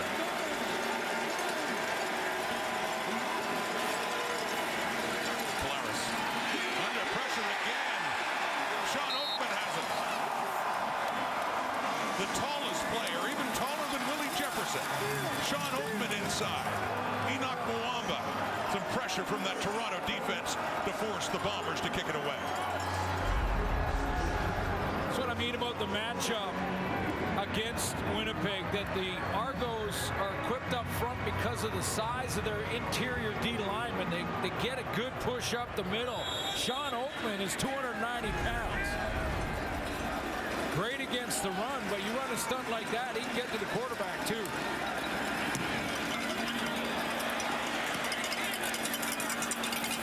Leggio with the punt. It rolls out of bounds at the Argo 43. Mike O'Shea, we talk about the Bomber repeat, and how about his legacy as well. Grey Cup champions to three-peat since 1925. Well, Edmonton doing it twice, once in the modern-day history of the CFL, and the Argos going back before the formation of the CFL from 1945 to 47. But uncommon, remarkable, and Winnipeg has a chance to do it tonight. Well, and Zach Collaros, if he can get it done, the only other quarterback is Warren Moon. In the Toronto 43, thinking to Harris. Daniels bobbled it, but he does catch it. Put it up around the 50 on that first down play, and it'll be about a 2nd and 3 coming up. One possession game again in the Canadian Football League. We've had over 60% in the regular season. One possession games decided in the final 3 minutes. The Bombers won all of their one possession down to the final 3-minute games this year, led by that man who could, if he three-peats, get to the Warren Moon status. This will be the last play of the third quarter. It's a 2nd and short. About 2 yards needed. No, sir. That was Andrew Harris, and he was stuck. And a 3rd and short is coming up to start the 4th quarter. Casey Sayles, defensive tackle. Up big for that Winnipeg defense. Well, the Argos showing a lot of life in that 3rd quarter, but Winnipeg came back. They retook their lead. They have a 3-point edge with 15 minutes to go.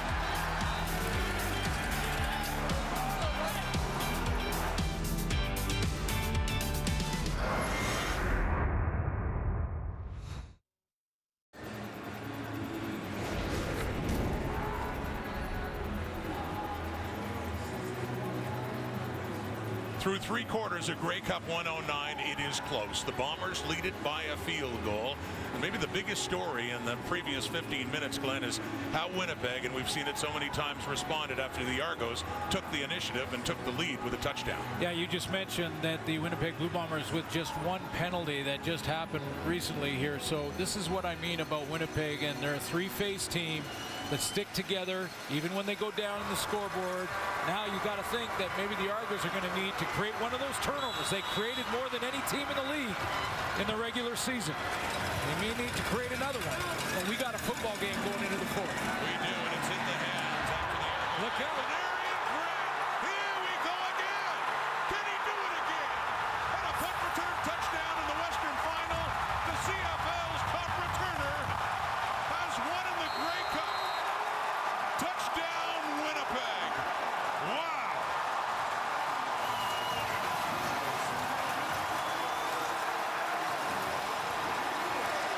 Let's go. Janarian Grant has got a lot of special teams coaches looking out on the field, shaking their head, thinking, how do we stop this guy? He just needs a tiny little seam, and he will hit it, and now he outruns the angles. Goodbye. 102-yard punt return touchdown. And a Stampeders returned one 97 yards in the 2018 Grey Cup against Ottawa. And this one even further for Janarian Grant. Been such an electric player, and what a way for Winnipeg to start the final 15 minutes of this Grey Cup. The point after from Leggio, and no, he misses it left. Leggio missed 2 extra points in the Western Final last week against BC, so that one, it's still a 2-score game. It's 23-14 with Winnipeg leading it by 9. So how does he get these seams? How does Janarian Grant make these plays time after time? Well, it's athletic ability and speed, but watch Robbie Smith here. His lane is supposed to be right there. You got a guy there, you got a man here, you got another contained man. Robbie Smith gets pushed a little bit out of his lane, and that's all that Janarian Grant needs. Now he's got open field and the speed element kicks in, and he puts it in another gear right here. Now all the angles are broken.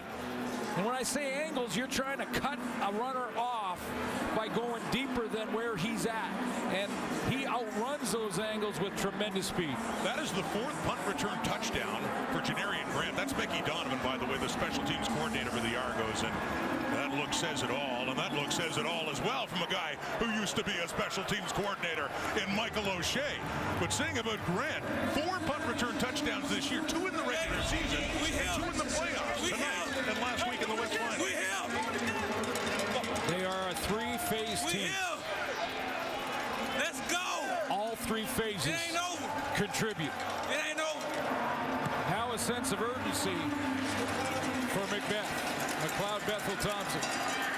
Javon Leake on the return.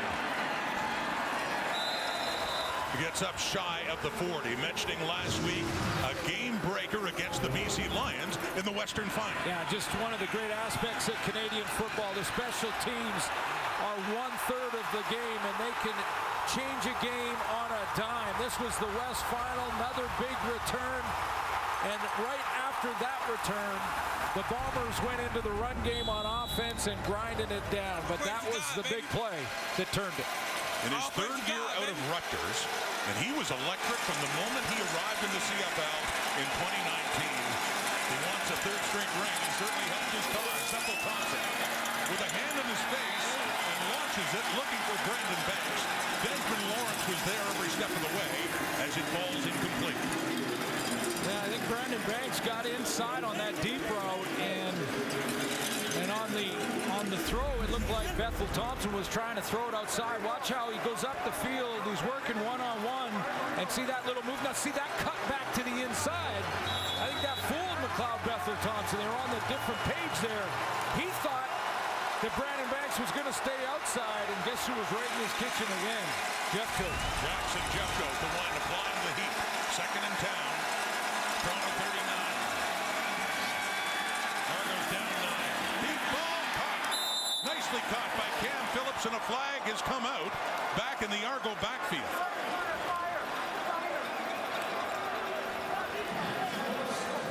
Well, if this play stands, it may be the biggest for the Argos. Major foul, roughing the passer. Yep. 95 Winnipeg. 15-yard penalty, automatic first down. They will tack that on. That's Jake Thomas. Jake Thomas is going to get the late hit, but this is a monster play with all the momentum on the Bombers' side right now. McLeod Bethel Thompson absolutely had to get at least a couple of first downs to try and slow the momentum, and this hit going to tack on 15. 26-yard catch plus the 15 and a gain of 41 to the Winnipeg 30. 1st and 10 Toronto. Handing off A.J. Alette. Nowhere to go. Tough sledding inside against that Blue Bomber defense and the tackle Casey Sales, who stops it.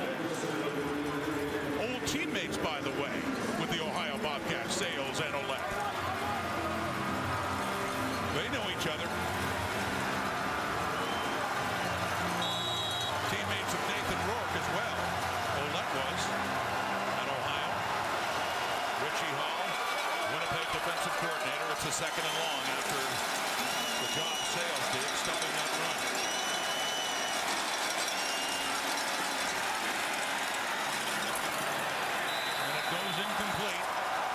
receiver was Brandon Banks, and once again covered by Des Lawrence. It goes too far, and Banks, frustrated, heads to the sideline. Yeah, forget about the not on the same page. Right now, Brandon Banks and McLeod Bethel Thompson are reading from a completely different book. I mean, frustration from Banks, but I think Bethel Thompson threw that. He was deliberate on that throw. It looks like he was throwing it right where he wanted to throw it. And Banks again, nowhere near. This is the third attempt of the night for Boris Beatty from 36 yards. He made one, he missed one. He's 2 for 4 overall in field goal tries in this Grey Cup game. Put down by Haggerty, and it breaks left again, but easily good as he goes 3 for 5, and an important 3 points on the board, at least for the Argos. Still trailing, fourth quarter, Grey Cup 109.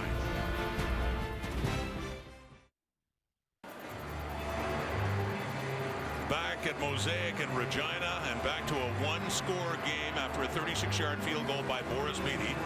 Winnipeg leads. The lead is down to 6 for Zach Collaros, trying to close in on a third straight Grey Cup victory for the Winnipeg Blue Bombers in a place in history. Jagarrett Davis thinks otherwise. The 1st and 10 at the Winnipeg 40.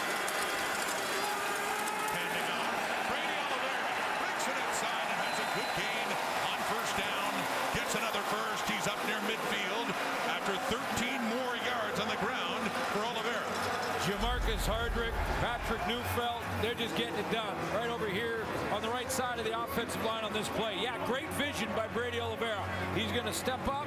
He sees the collapse of this side of the defense for Winnipeg Blue Bombers, just washing it down, and he makes that jump cut and bounces to the outside. Dakota Prukop is in on a 1st and 10, so it's not just short yardage.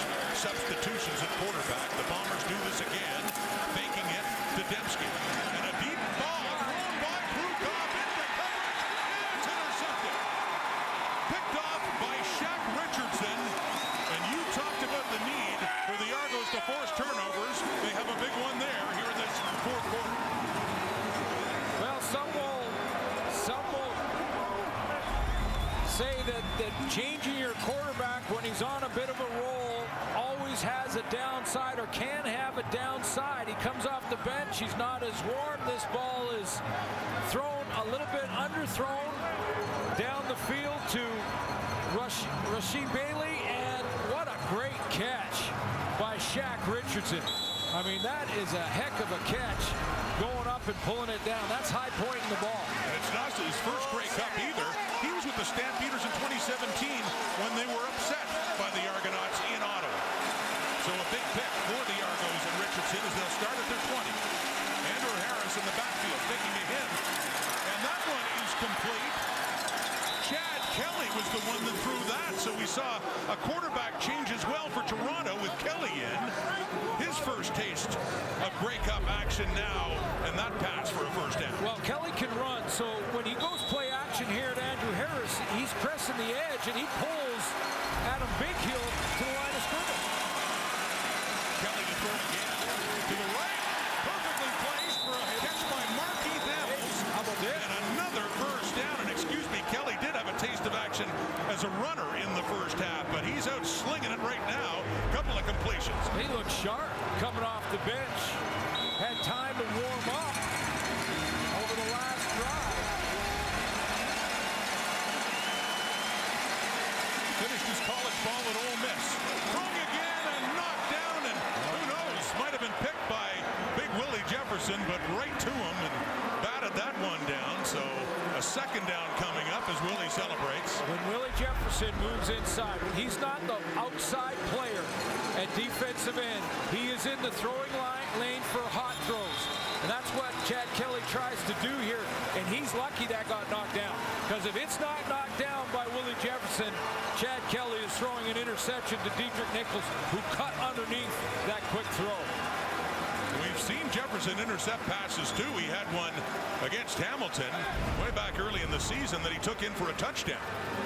But that one setting up a 2nd and 10 and an injured player for the Blue Bombers. That is Jackson Jeffcoat getting attention now. Another great defensive end for Winnipeg. We'll be back in Regina. Grey Cup 109.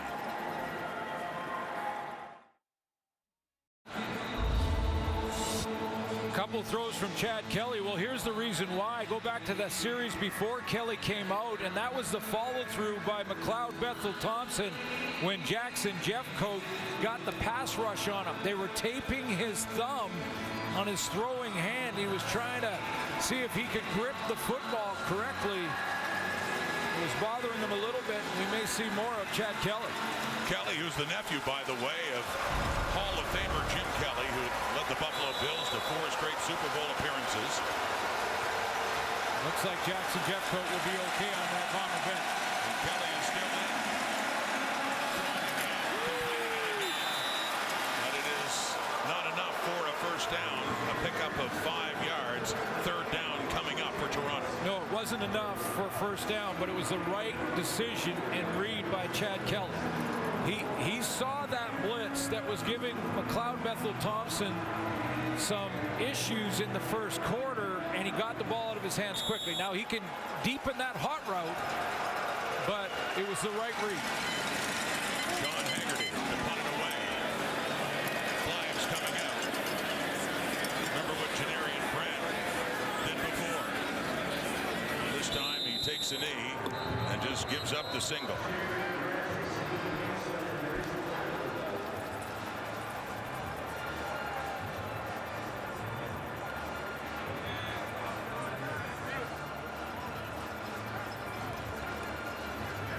Earlier had a 102-yard punt return touchdown that opened this game up. Holding Toronto, number 40.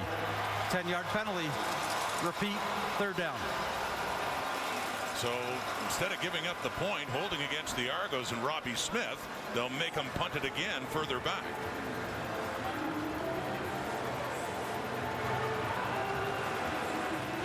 Well, and the issue for the Argos that they have right now is that their cover team has just run 60 yards and what I often refer to as a barroom brawl for 60 yards. And now they're breathing hard and they have to come back and do it all over again with Janarian Grant back there. We saw what he can do. We've seen it so much. And now in this year with 4 punt return touchdowns and a kickoff return TD. 1 tonight on the punt return.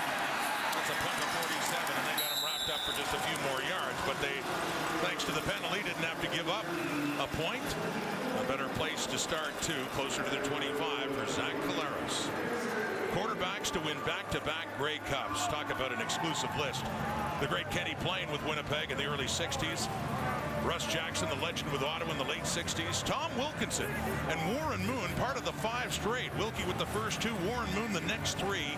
Doug Flutie with the Argos and Anthony Calvillo with the Alouettes. That's not a bad list. And now you got Zach Collaros too with 2, looking for 3. Yeah, he's looking for a 3rd, and you see at the left-hand side of that screen, only Warren Moon has got there. He's got 8:56 to get it done. Only one quarterback in the history of the CFL winning 3 straight. Collaros could join him tonight. Brady Oliveira trying to help out as he grinds it up to the 30, a gain of 6 on that first down run. And this is often the point in the game where this is exactly what the Bombers will do. They'll try to grind the clock. They're going to go to Brady Oliveira, and they're going to rely on their offensive line to just be road graders and establish and just keep pushing the line of scrimmage. Now, the Argos are well equipped, and they know that too. And there's big guys up front. So what do they do on a 2nd and 4 now? Oliveira in there. Has it again. Pushing after contact. And he does have enough, it would appear, to get a first down. Grinding it out indeed with another 5. And they'll keep doing it. Don't be surprised if Buck Pierce just calls another one. Now, you can get creative in the running game. It doesn't have to be, in the A or B gap every single run. This is A gap. That's between the center and the guard on either side. B gap is between guard and tackle either side. And And we'll see several times, Liam Dobson, extra offensive lineman in. So Heavy they have set. 6 of them. Yep. Heavy set. Out comes Greg Ellingson in the substitution. So more of a running formation on this 1st and 10, of course, at the Winnipeg 35. Content to keep it on the ground. Oliveira turns around, but he still manages to fall back for 3 yards and make it a 2nd and 7 with that clock ticking down towards the 7-minute mark. Yeah, I think that's Jonathan Jones that made the tackle there, and that's what Corey Mace, the defense coordinator, needed to get Zach Collaros in a 2nd and 7 or 8. Now, they still have run the ball in this situation, the Bombers, but it's conventional wisdom that says it's passing down. The slot back, Greg Ellingson back in the game on a 2nd and 7. Passing situation, Winnipeg. 6:40 in the clock in the 4th quarter. Pressure coming, gets it away, intended for Nick Dembski, and the closest to it was Shaq Richardson as it falls incomplete, and Mark Leggio will be coming back on to punt. So far, it's been a quiet night for Nick Dembski. Only targeted 3 times before that throw. I think Zach Collaros felt the pressure and just let it go to that open area, but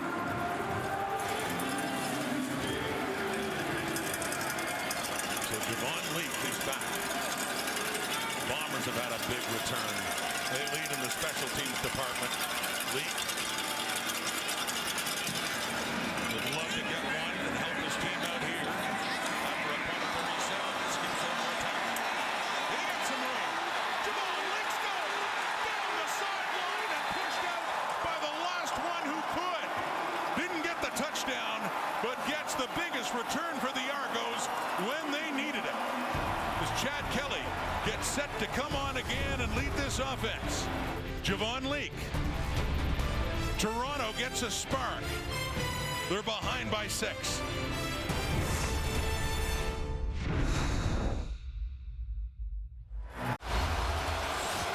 big block on the return by backup defensive lineman Benoit Marion from the University of Montreal. Lee gets outside. Now watch this block as he comes down. One guy can catch him. It's right there at the point of attack. He's coming to the sideline. There's the angle. And there's the cutoff block to get him around the corner. Well executed on Tanner Cadwalader by Marion. To get it down to the Winnipeg 31. Chad Kelly still in at quarterback for McLeod Bethel Thompson. He looks deep to the end zone. His receiver fell and wants a call as well. It's Cam Phillips. You know that Ryan Dinwiddie is going to be looking at it. There is a flag. It came out late. Right here is the intended target. Working one-on-one on Jamel Parker. Little outside fake down the seam. Play misconduct foul. Objectional conduct. Toronto number 16. That's a 10-yard penalty.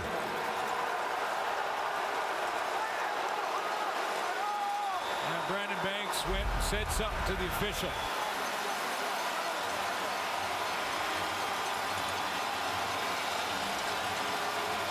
Set it to the field judge, Brian Krupelo.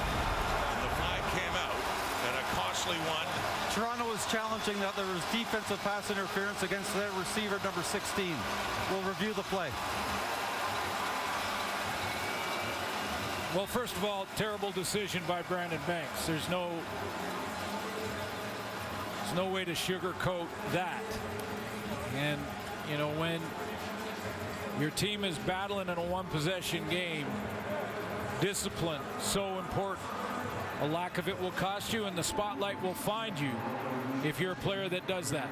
So Ryan Dinwiddie is challenged. This is the first challenge that we have seen in a Grey Cup game since the last time the Argos were in one in 2017 when they played Calgary. Nothing changes as far as the penalty goes to Banks, but they're seeing if they can get the PI call.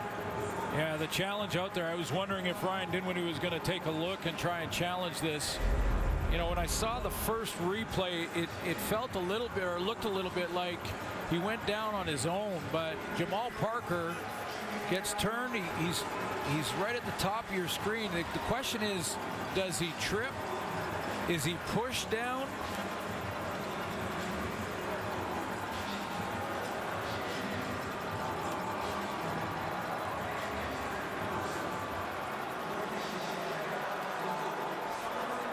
watch here, Jamal Parker, he's got his left hand that he reaches behind, but it doesn't look like he really pushes through it.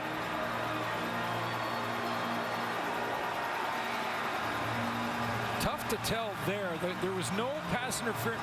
There was no pass interference call on the field, so they'll have to have conclusive evidence to overturn it. And they had said number 16, but meaning number 89, Cam Phillips. Maybe this low angle here, Rod. I think he just ran into him. The left arm was trailing, but I don't think he pushed him. Penalties against Brandon Banks. Is it PI against Winnipeg near the red zone? They've had a look. Here's their call. After review, the ruling on the field stands. Incomplete pass. It will be second down. So it stands, and with the penalty against Banks, it goes back to the Winnipeg 41. And a second down and 20. Penalty against Banks. Ryan Dinwiddie now loses his challenge and his timeout in a one-possession game. Just under 6 minutes. 5:52 and counting. Finger pointing time as Willie Jefferson crossed the line of scrimmage. And Darius Bladick is trying to assure him that it's his fault.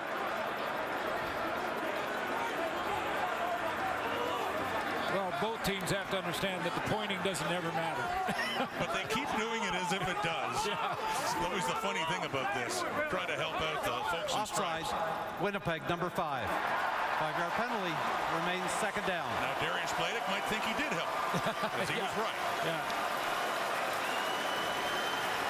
Bladick and DeJohn Allen there, 59, the right tackle, right side of that Argo line. We're at a critical point now. It's a 6-point lead for the Bombers. The Argos in Bomber territory, down to the 36 on the second and 15. Chad Kelly. Ricky Walker chasing him down. Kelly gets away, tries to take off, and he does. Kelly's still going. Oh, he takes a hit from Des Lawrence, but he gets right back up again, and a big first down close to the 15 of Winnipeg. Chad Kelly picks up 20 yards. Boy, this kind of situation is exactly what the backup quarterback loves to be in, because he has a chance to create and start his own journey. Get teams looking at him, get the Argos looking at him. This is a great run in a crucial time after a penalty to come back and get to a first down, the first down marker. Big play by Chad Kelly. Rookie in the CFL, went to Clemson and then Ole Miss.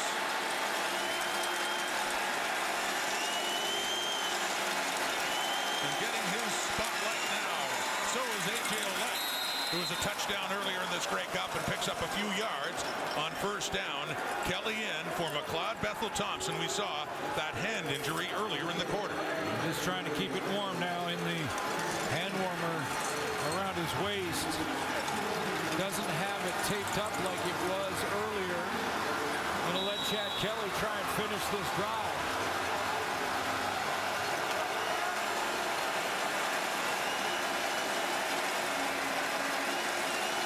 To the Winnipeg 13. Second and 7. Counting down. Close to 4 minutes left in the fourth quarter. Kelly completed. Down near the 5. Tavares Daniels. He'll get forward progress. I think he's close. He got 8 yards. That's a first down. A first down and goal for the Toronto Argonauts. Remember when Chad Kelly faced the blitz, but he made the right read and they had to punt. Didn't get enough. There was the adjustment. A.J. Olette breaks free, has another touchdown.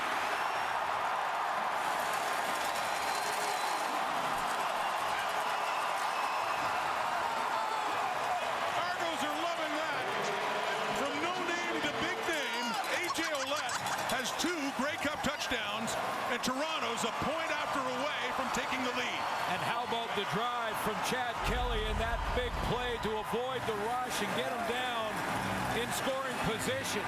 Olette off the right side. Nice jump cut, nice bounce to get outside of that containment from Jamal Parker, who tried to step up and run support, but Olette gets there, his second on the night.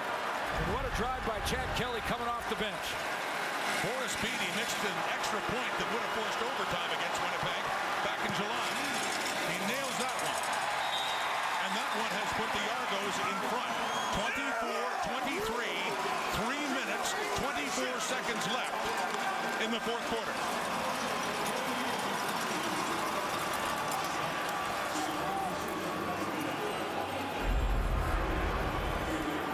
Let's take another look here at this great vision and bounce. I mean, when you see A.J. Ouellette, you think big, strong fullback to be real good at blocking, but not as quick as feet as a tailback, but he's got it all. I mean, he's got breakaway speed. We saw that in the Eastern Final. Great vision. Took over for Andrew Harris, as you mentioned, and boy, that's the second of the night, and a big one gives the Argos the lead. It allowed them to keep running the football after Andrew Harris went out back in mid-August with that torn pec.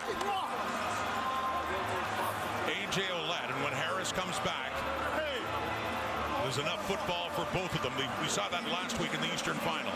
We're seeing it again tonight. 2 touchdowns for that man. Here it comes. What a prized piece of silverware in Canadian history that is, with the Mountie escort, Grey Cup tradition, as we are getting close. But the game is close too. Anybody's guess at this point in time who's going to get the hoister. 109 times it's made its journey down to field level. Janarian Grant slips, and down he goes. Winnipeg ball, Winnipeg behind, and we ask that question again. How do they respond? They've responded well so many times, including in this game.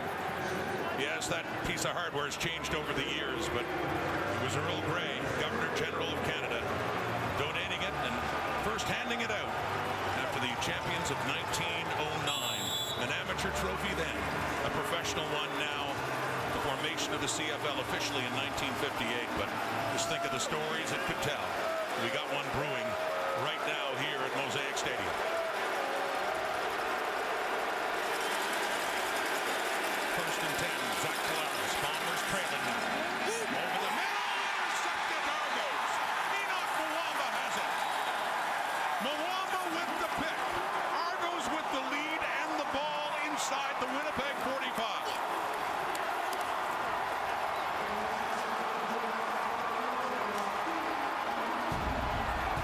He said back in 2011 he thought he'd get back to the Grey Cup every year.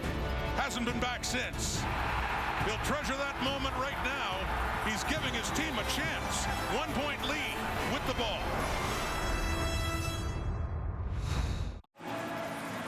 Change in the mood on the sidelines, I'm guessing, after that interception by Enoch Muamba. Let's go down to Claire Hanna.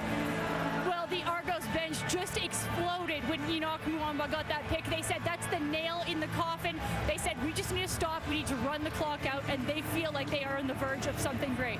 Farhan, what about you?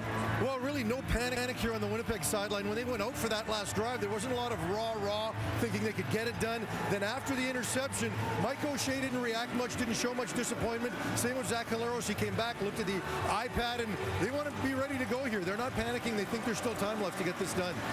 Under 3 minutes to go, 2:54 on the stadium clock here at Mosaic. Another look at that interception.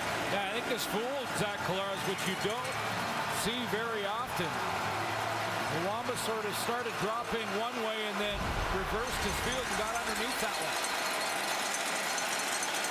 Argo ball, Winnipeg 43.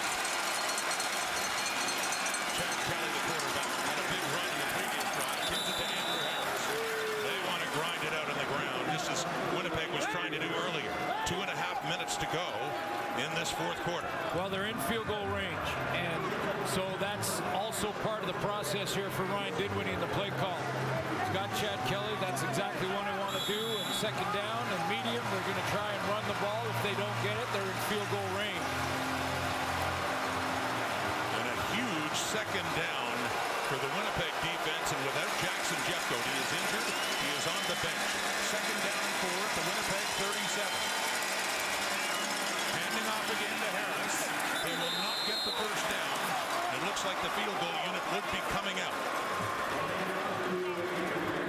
Still several yards shy. Timeout, Winnipeg. The Winnipeg Winnipeg timeout. As you look at that score, if Toronto can get a field goal and make it a 4-point game, the Blue Bombers would be forced to drive for a touchdown. Yeah, still a one-possession game, but now they need the major, obviously. Now there's plenty of time for Zach Collaros, and that's why Coach O'Shea called the timeout. I mentioned that earlier game, which ended 23-22 Winnipeg on a missed extra point that would have likely forced overtime. So these teams have played it close before. Razor close right now. It was back in July the 4th. The only other time they met this year.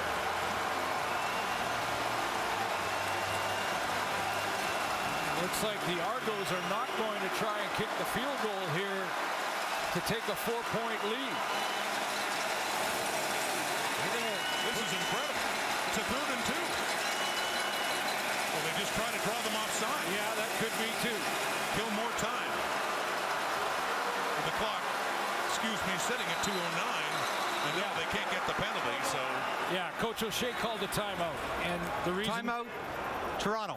The reason he did that was for that exact reason, that even if they wanted to come out and try and draw them offside deliberately, they're not working the clock at the same time. It doesn't start until the snap of the ball. So good decision to call the timeout there from Coach O'Shea, and now Ryan Dinwiddie will put the field goal team out there. 2:09 on the clock. 1-point Argo lead. Boris Beatty comes on. He is 3 for 5. His 2 misses. One was much further at 52 at the end of the half, but he has missed a 36-yarder.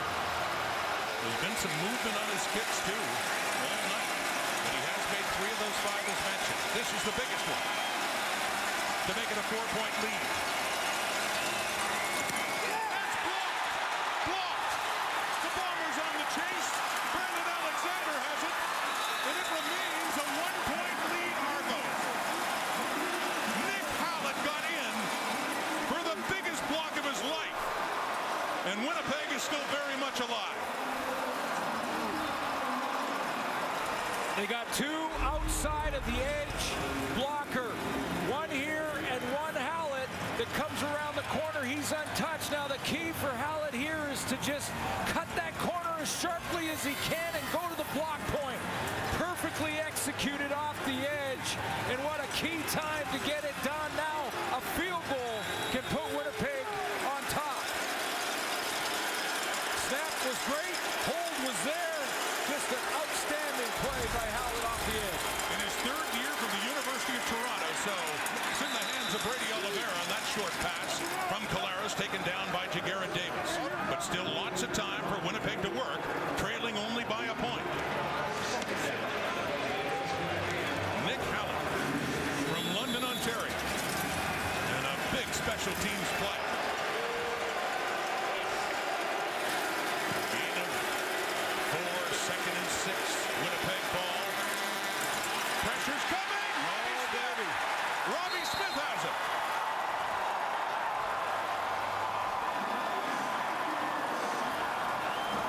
.140 on the clock. 3rd down and long coming up. Let's put the spotlight on maybe the biggest play of the season for the Toronto Argonauts. And on Robbie Smith off the edge, up the field. He doesn't get blocked.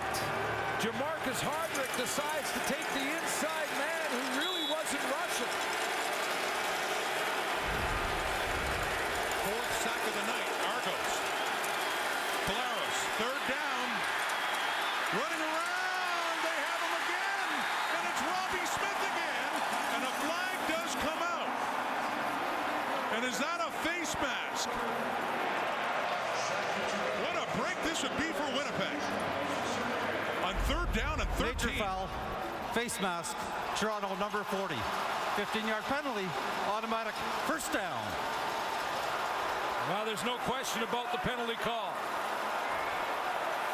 Right hand in the corner of the face mask.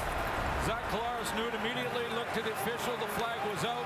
They get a new set of downs and new life. Instead of a sack to force a turnover on downs and take over and put it away, Winnipeg has new life up at their 41. 1:26 to go. What a finish. Break up 109.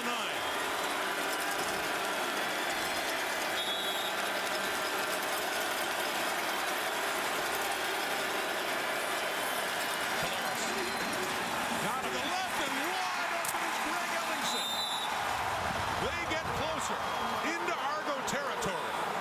Down around the Toronto 45. 10 yards away from comfortable field goal position. Just a precision throw on the corner to Greg Ellingson, the veteran. 24-yard gain, and as I mentioned, 5 to 10 yards away from a comfortable field goal try. Remember, even on a missed field goal, a single would tie it. Getting closer. The field goal range here and centering it up, Brady Oliveira. Mark Leggio, longest on the season, 55 yards. He hit on 82% in the regular season. And they do have, whatever breeze this is, Larry Tenenbaum, the MLSE chairman, owner of the Toronto Argonauts. Looking on to see if his team can hang on at the 40. It'll be about a 47-yard kick. Knocked away! And lucky for Winnipeg, it's not picked. Chris Edwards got it. They're still in field goal range.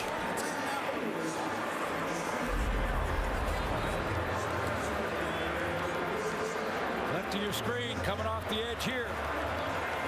Times it up, times his jump, gets up there. Had a chance to be picked off, but it puts a little bit more pressure on Mark Leggio. As Wade Miller, president CEO, can hardly watch. A reminder, with Brandon Banks back, even if the field goal is missed, the Argos have to get the ball out or else they give up a point and the game is tied. Academic, if he makes it, Winnipeg will take the lead. Partially blocked as well. It rolls down. A block and then a block. And a no-yards flag coming out as well.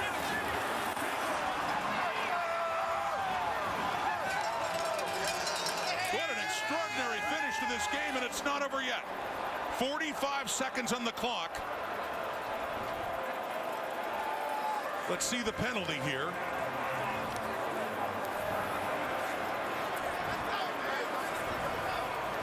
No yards. Winnipeg, number 5.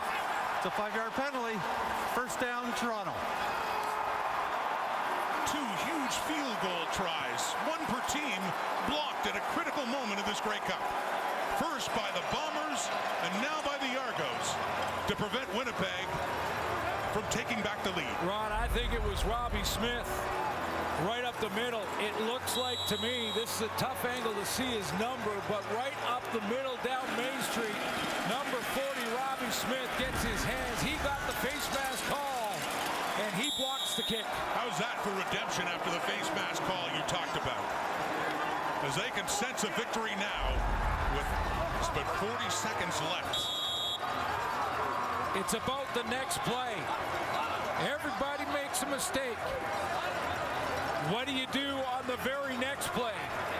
Robbie Smith flushed the mistake, got back in there, and made the play of the game for the Toronto Argonauts. And Chad Kelly, who came on and led them back, can take a knee as the Argos can sense their 18th Grey Cup title.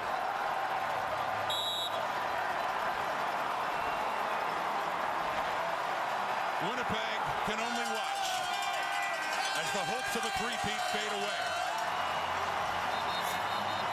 What an extraordinary finish here at Mosaic Stadium.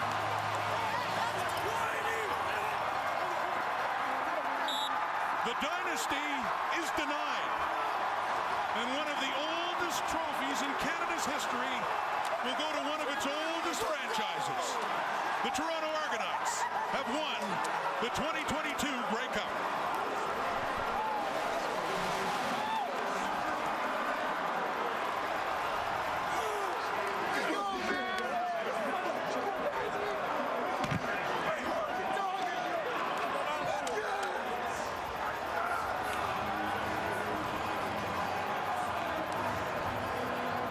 A state of shock for the Winnipeg side and of jubilation for that man, Chad Kelly, and the Toronto Argonauts.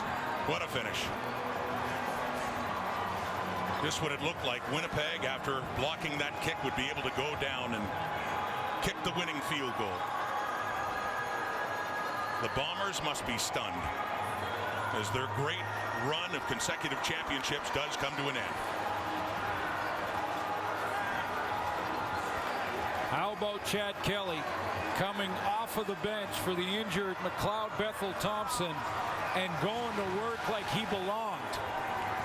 I mean, stepped off the bench. He did have a chance to warm up while they were taping up Bethel Thompson, but came off the bench and was slinging it. And not just the passes. We'll remember that run, that big first down run to get it down close. Let's go to Claire Hanna now with the victorious A.J. Ouellette. AJ, you guys were underdogs all season. You came into this game as underdogs. How does it feel to win the Grey Cup? Oh, it feels amazing. I'm so proud of this team right here. We blocked out the media. We blocked out everyone saying that we couldn't beat them. I'm just proud of the team and how we rallied. Ups and downs as the season was and as the game was. Fucking love you, coach. So proud of you. I love it. So proud. I'm just so fucking proud of this team.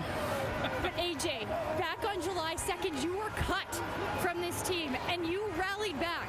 What does it mean, your journey to get to this point? Just resilience. Just one day at a time. Whatever's in front of me, I'm going to attack. And this team showed the exact same thing this season. You scored 2 touchdowns in this game. Just what can you say about your own performance? I just made the plays that they gave me. The O-line did great. The first one, I'm pretty sure I would have been untouched, but I was a little slow getting to where I was supposed to be. Just great job across the board with the team. When you think about the ups and downs of this team all season, how did you guys just get to this point and get it done on the biggest stage? As Coach said, we didn't have to win a Grey Cup. We just had to win a football game.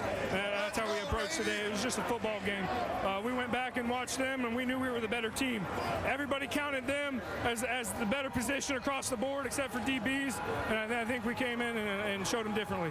When you just look at all the excitement around you, a lot of the fans in this crowd in your favor tonight, how are you going to celebrate? I'm just going to celebrate with the team. I got my parents and my wife here. They're going to join us as well. I'm just going to enjoy this night with my brothers. Thank you so much, AJ. Thank you. Okay, Farhan, over to you. All right, with Robbie Smith, what a up and down set of emotions for you on that final drive. You get the sack, you get the penalty, and then you get the block. Take me through it. Yeah, it's just a lot. You just keep thinking short memory, short memory. I had a couple penalties today, but I said short memory. We still have an opportunity to win the game, and then we ended up winning the game. It was a team effort. Everybody did what they needed to do. We believed all season long, and then now look around, we're all celebrating. So it's just amazing. Up and downs. That's just how our season was, but it finished on up. So thank God.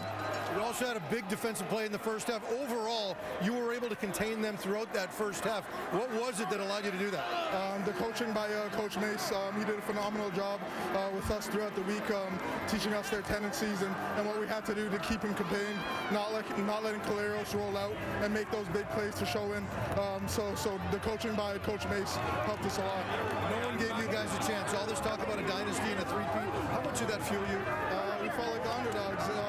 Obviously, everybody thought Winnipeg was going to win. They thought they were going to get their third ring. So the fact that we were able to come in here and change that, it was amazing. It was nothing short of amazing. When Chad Kelly has to come into the game and you lose your starter, how do you stick through all of that and keep fighting? We don't break. We already know what we're built of. Injuries happen all season long. Next man up. How it comes. Big shot. Big Matchy. Big JG. Look at JG. Big JG. So, that's what we do. Jagarrett Davis, 6 years, 6 Grey Cup appearances, and you get your second. What does this one mean to you? Oh, man, it's a blessing. To be able to come out here, fought a hard-fought fight. One of the greatest teams that we assembled in Winnipeg. We came out, we were resilient. Stuff didn't go our way, but we finished. We hung together, we pulled together all year, and this was the outcome. We champions. I know that when Robbie Smith took that penalty, you went over and talked to him. What did you say to keep him in it? Just reload, refocus. We still got one more play to make. One more play to make. Regardless of what the outcome was, we knew what we wanted to do. And God put us in position to make plays, and he did it today. How much were you fueled by the fact that no one really gave you a chance? It was all about Winnipeg three-peat. I love being underdog. I've been underdog my whole life. And to come out from where I come from to make it to now, I couldn't ask for nothing better. With these guys, I go to war with them any day. I take them against anybody. I thank y'all. Guess what? You tell, baby. Thanks, Jagarrett. Let's head over to Claire Hanna with Enoch Mwamba. Enoch, you were so calm before you got that pick, but that was a game-changing play. Tell me about that play. I messed up on one of the plays. One of the things I always preach about when I go to speak at schools, churches, prisons, I go to corporations, I talk about mental toughness, and I had to display it. You know, you gotta, sometimes there's not enough to talk about it, you gotta be about it. But I have some great teammates, coaches that believed in me. When I dropped it, I came to the sideline, I told Coach Ivan, I said, look, I lost it in the air. I told my teammates I lost it in the air, but they didn't even make it a big deal. They said, Knock, you're gonna have another opportunity. And they came, and I couldn't make the same mistake twice. But Enoch, you talk about mental toughness. You've been in this league for 10 years, and you only ever made it to one Grey Cup before. Now you've got your first one. How does it feel? I have no words, man. All I've ever wanted was to be great. I put in the work. The truth is, man, sometimes you don't see the result right away. But if you're persistent enough, consistent enough, it'll happen, man. 11 years in, so many things happen over the course of my career. To be able to do it with this group of guys, man, I'm elated. We can see the emotion on your face, and I know how many ups and downs, the adversity your team has faced this season. When you look around, just how do you guys come together at the right moment? Character, man. Character, man. I wear a bracelet all the time. It says measured by character. I actually got it from my chaplain from Winnipeg 11 years ago. I started spreading it to some of the guys, and that's the kind of guys we got in the locker room, men of character, and we're measured by character. A lot of adversity throughout the course of the season, ups, downs, man. Guys that left, guys that came back, guys that got injured. We stuck through it, man, but we're champions, and nobody could ever take that away from us. Enoch, congratulations. Enjoy the moment. Thank you so much, man. Let's head it over to Farhan, who's standing by with Andrew Harris. Andrew, it was all about Zach's injury and your redemption. What do you say? Revenge is a dish best served cold. A little chilly tonight, and you got yours. Yeah, it was chilly. I mean, my teammates today, man, were unbelievable. It was an emotional roller coaster, up and down. Special teams was a factor. Defense, offense, all contributed. And I'm just so proud of my teammates. This group of guys, you know, this year's been a roller coaster. You know, starting off, and we came together at the right time, and we beat a hell of a good football team today. The Bombers played amazing today, and honestly, that could have went either way. Just shocked and appalled right now. I love these guys. I know that it really was a team effort. You know, you worked in there with AJ, but, you know, you really got these guys going. You were part of their motivation. Did you sense that? I mean, anytime I'm on the field, I just want to make impact plays, right? I've always said that from the get-go. So with any kind of energy or motivation or leadership I can bring to the table, I'm all here for it. Last one I'll ask you is just Chad Kelly having to come into the game. You lose McLeod, who's been your leader all year. How did you still believe? Chad's been making plays all year in practice. Anytime he's gotten in, he's made plays. And we have full faith in all three quarterbacks on our team. So, you know, he had that big scramble for the first down. He made some crazy throws in tight windows. And, you know, he's a baller. He's got a bright future for him. Last year we thought, what a perfect way for Andrew to walk away from this game. And now, don't do it. I'm not going to ask you, but when are you going to make your decision and what's going to take you there? I'm going to enjoy this right now, and we'll see what happens, you know, in a couple months. Thanks, Andrew. Congratulations. Thanks so much. Appreciate you, man. Celebration continues. Andrew Harris got his three-peat at the expense of his old team that was looking to do the same. And Harris, the Argos, Pinball Clements on the right. He's won a Grey Cup as a player, a few of them. He's won it as a head coach in 2004, and Pinball is a Grey Cup champion as a general manager as well. Well, just a lot of storylines to talk about in this one. I just think Chad Kelly coming off the bench and going 4 of 6 for 43 yards. That huge 20-yard run, that was just how you start a career. I mean, how many teams in the Canadian Football League are now looking at Chad Kelly differently than they did when he was the backup all year to McLeod Bethel Thompson? Robbie Smith, I mean, this is what this game is all about. When you make a mistake, which everybody does, what do you do the very next play? And you heard how his teammates rallied around him, how the Toronto Argonauts took care of each other. They had each other's back in those key moments, and it was Robbie Smith. And you talk about the character plays on both sides. On both sides, Winnipeg responding, as we see them done so often this season. And someone like Nick Hallett, and a key field goal that would have put it away, and blocking that one. Winnipeg, full of character players, but the Argos demonstrated, as you talk about Robbie Smith, that they have lots of character as well. No question, Rod, and there's a great moment. And I'm telling you right now, McLeod Bethel Thompson is saying to Chad Kelly, hey, you came on and raised your play to the moment. Chad Kelly looked like he belonged, looked like he can be a starting quarterback in this league. This is a pressure cooker. You're in the championship game, you're down on the scoreboard, you drive the field and put it in the end zone. And McLeod Bethel Thompson getting his second Grey Cup ring, but he didn't play in the game 5 years ago. Ricky Ray did. He was the starter in this game. Chad Kelly coming on to help him out too and lead them back to this victory.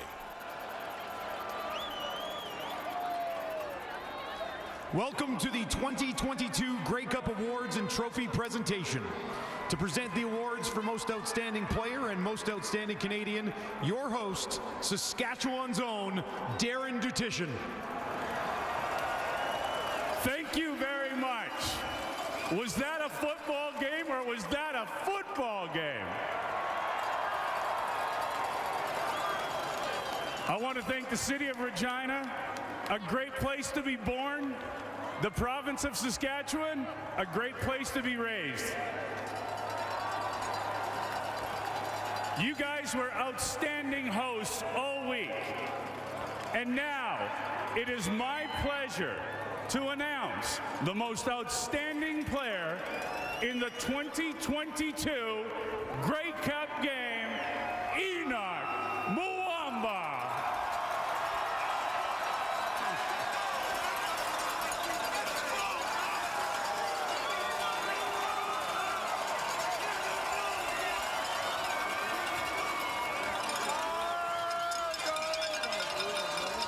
This is unbelievable.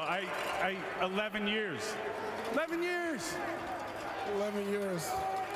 I signed with this team. I met right there. He told me, Enoch, we're going to be champs. He told me I was going to cry like this. Look at me. It's not even real. Those are victory tears, though. Hey, victory tears. Man, I can't believe this. All these guys right here, man. All these guys right here. These are guys. These are the reason why I'm here. Listen, all the sweat equity, all the hard work, all the ups and the downs, and I'm just talking about this game, and now you are a champion. All I ever wanted was to be great. And I got some great guys around me. And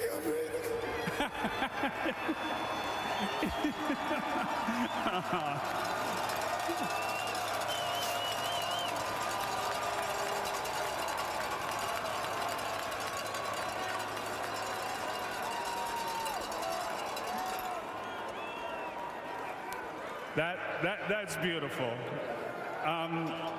And I'm glad that you're still here, because for only the second time ever, the most outstanding player in the Grey Cup also happens to be the most outstanding Canadian in the Grey Cup, Enoch Muamba.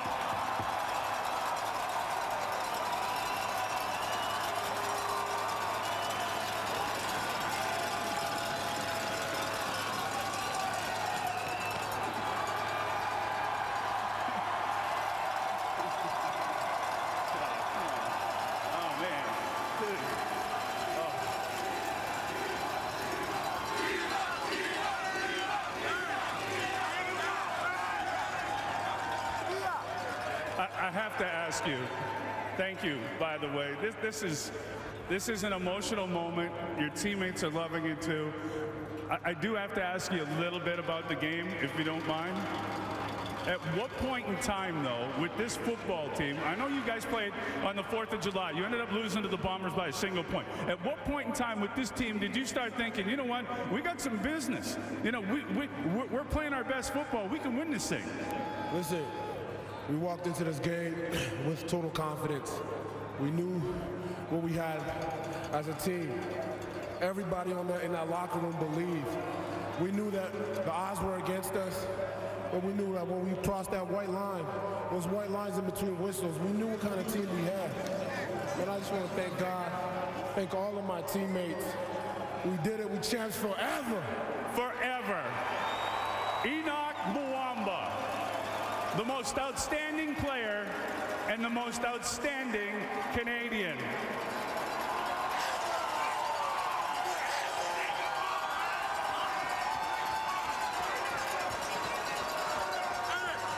All right. The 14th commissioner of the Canadian Football League, Mr. Randy Ambrosi. And honestly, we've known each other for so long, I have a hard time separating player from commissioner. This was an unbelievable game. Yeah, remarkable. And it took a long time to get the Grey Cup here to Mosaic Stadium, and the province and the city and Rider Nation waited a long time to host the game in this beautiful stadium. But this game did not disappoint. And, you know, congratulations to the Argonauts for the big win, and congratulations to the Bombers. They have been an amazing team. They're an amazing franchise, and there are great days ahead for them. Yeah, I like dynasties. They represent excellence, and they have an excellent football club, and they were right there to the end. I am overwhelmed by Enoch Muamba too, though. Yeah, you know what? It is such a pleasure to see such a great person who's also happens to be a great football player and getting all that he deserves. Boy, does he ever. All right, you've got some business to take care of. This is the best part of your job, I'm sure. I'll let you do that. Good evening, bonsoir, Canada. On behalf of the Canadian Football League and the Canadian Football League Board of Governors, it is my distinct honor and pleasure to award the 2022 Grey Cup to the winning team, the Toronto Argonauts.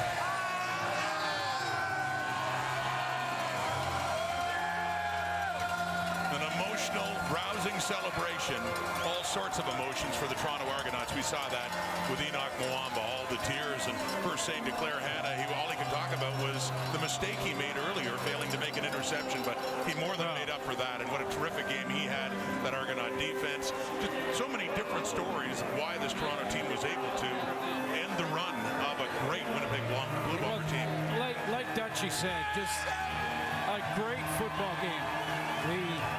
You know, at the end of the day, the Canadian Football League came through again and put on a tremendous show. Those players on the field battled. The Winnipeg Blue Bombers went down swinging. They didn't quit. They had a chance for a game-winning field goal, and a play was made by Robbie Smith. But this is a three-phase game, Canadian football, and it's for them right now. It's family. The journey has ups and downs, big time. You saw Enoch Mwamba with his kids and his family. They go through those ups and downs together. And right now they're sharing it in a moment they'll never forget. There's a certain irony in this given the way the season started, as you recall. A lot of East-West matchups in the East Division, let's face it, was an embarrassment at the start of the season. And it gradually changed. I mean, the Argonauts especially picked up after a slow start, finished with a winning record, did well against some, nearly beat Winnipeg in the regular season. It was a close game. And Hamilton, for example, able to beat the Blue Bombers, Montreal did. So it was a little bit of balance restored, but the thing I enjoy about this league, regardless of who ends up winning it, is there are certain assumptions you dare not make. You don't know, even coming into a championship game. We've seen it before. We've seen it before with the Argonauts. They've been big underdogs before and managed to celebrate this, but take nothing again away from Winnipeg. It's just one of the great teams we've seen. Oh, absolutely, and that organization will be in the hunt again next year. But full credit to a team, as you mentioned, got off to a bit of a slow start in the regular season, but 8 wins down the stretch. Ryan Dinwiddie back-to-back finalist for Coach of the Year. He gets his first cup as a head coach. And yes, with Ryan Dinwiddie, who lost a start at quarterback, a sudden start for Winnipeg back in 2007. He gets to savor a championship. Let's go back to Darren Petition. All right, thank you very much, Rod. Coach, congratulations. That was a hell of a game. It sure was. I mean, that's probably going to go down to one of the best Grey Cups, finishes in history, right? Just the injury to McLeod, Chad going in there, then the block field goals, right? And the penalty, we got him stopped down there. And an awesome game. I got to thank my wife first off, my wife and my kids. I spent a lot of time away from with this job. And without her, I'm not here, and I'm not going to win this football game. I really appreciate that.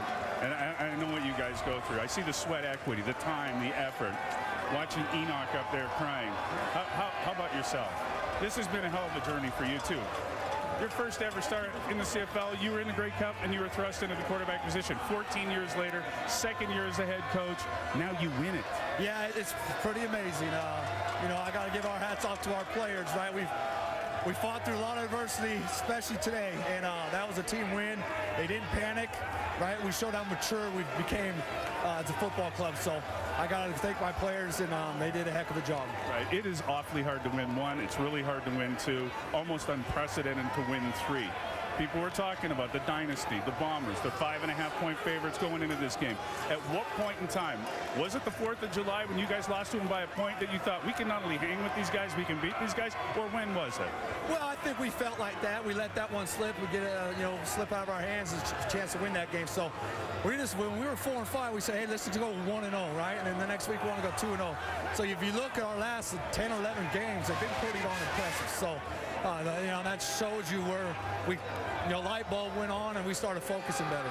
I really thought you had the better of the play in the first half, and then the second half comes around and it was just madness. Congratulations, Coach. I'm really happy for you. That was fantastic. Yeah, what a game. Still can't get over how good that game was. It was fantastic.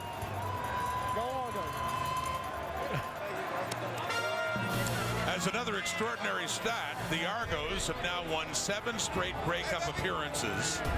They win this one in stunning style. We're going to hear from the panel their thoughts on this memorable game, and the head coach of the Bombers, Mike O'Shea, as well. The post-game show, Grey Cup 109 on TSN.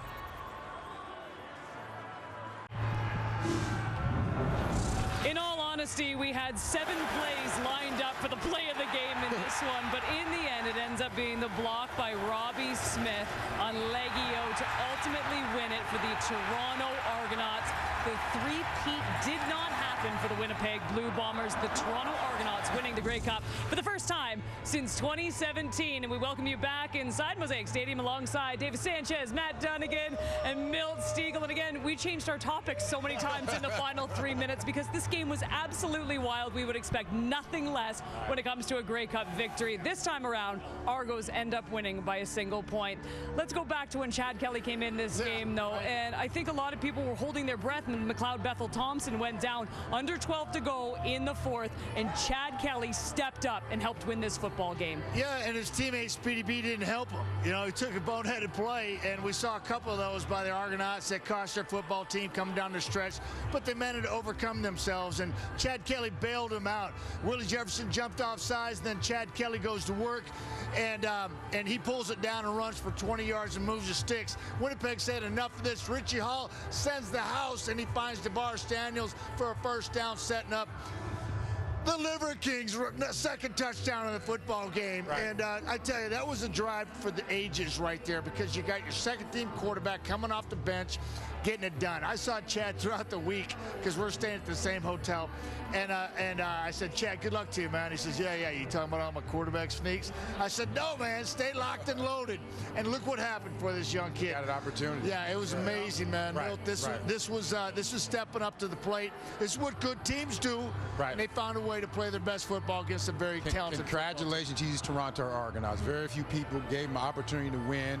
Ryan Dinwiddie, my good friend, he's always said that he wished he could have got that Grey Cup with me, but he got it as a head coach, and that's an accomplishment in your second year. And I don't remember, I'm trying to think back to a Grey Cup where the special teams were so impactful, had such an effect on the game. And there were some good special team play and some bad special team play. I mean, there were 4 missed field goals, a missed extra point, but there were some great returners. Janarian Grant had a touchdown, punt return touchdown. Leak had some great returns. We saw a couple of blocked field goals, but ultimately it came down to Robbie Smith, the young Canadian, with the blocked field goal at the end on Legio that decided this game. And you talk about Robbie Smith. He not only impacted special teams, Davis, he also had an impact on defense. And he was, I thought, deserved. And look, he got credit, and he was an excellent player today. To us, he has speed off the edge, and that was something not a lot of people talked about. His athleticism. We actually had breakfast with him this morning, and I tried to get something out of him. He said, I'm not saying anything. Those are 2 great tackles, but I think there's spots where I know I have an edge. He said that. Didn't want to predict anything, but did say that. You can see the confidence brimming in from Robbie Smith. All the talk was about Zach coming into the game, and I think the quarterbacks were awash today. And I think we all would recognize that if the quarterbacks were awash today, that'd be a real good thing for these Toronto Argos, and evidently it was. Davis, and it's proof in the pudding. It happens a lot. Defenses win football games, and you got a game like this, back and forth. Kate, I don't know how many times you said this week. Yeah. I was terrible in the 91 Grey Cup. We won 36-21. And look what happens here. McLeod Bethel Thompson gets knocked out. Young kid comes in, makes it happen. This football team finds a way to win. Yeah, all 3 phases certainly isn't a cliche, as you said, Mel, too. I don't remember a game either where special teams were such a key in the end. All right, let's go back downstairs and join Farhan Lalji, who's standing by with Mike O'Shea. Disappointed as far as entertainment is concerned, but that's not what you're here for. What do you talk to the players about when they're feeling the way they are right now?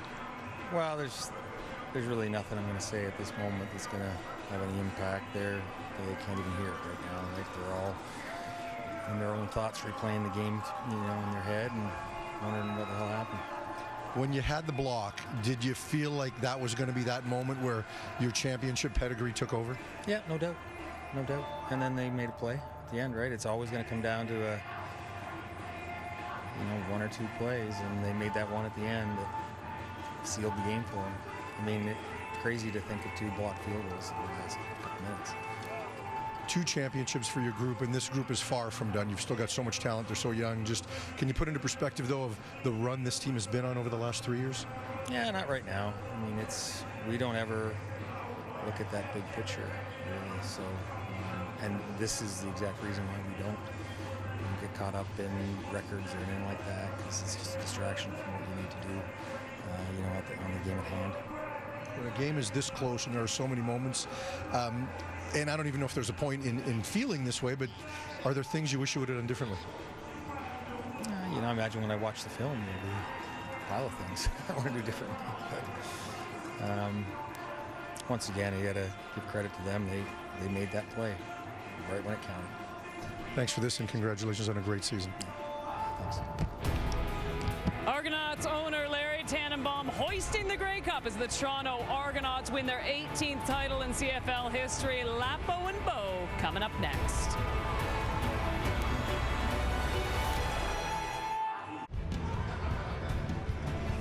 Absolutely remarkable. The Toronto Argonauts are on a 7-game Grey Cup winning streak. And how about Andrew Harris? The Bombers maybe didn't get their 3rd straight, but he got his 3rd straight, and they have never now lost to Winnipeg in the big game. As we welcome you back to Mosaic Stadium alongside Bo Levi-Mitchell and Paul Lapolice. And Bo, I was just speaking to Matt about Chad Kelly and MBT in this game, and it was a critical moment in this game.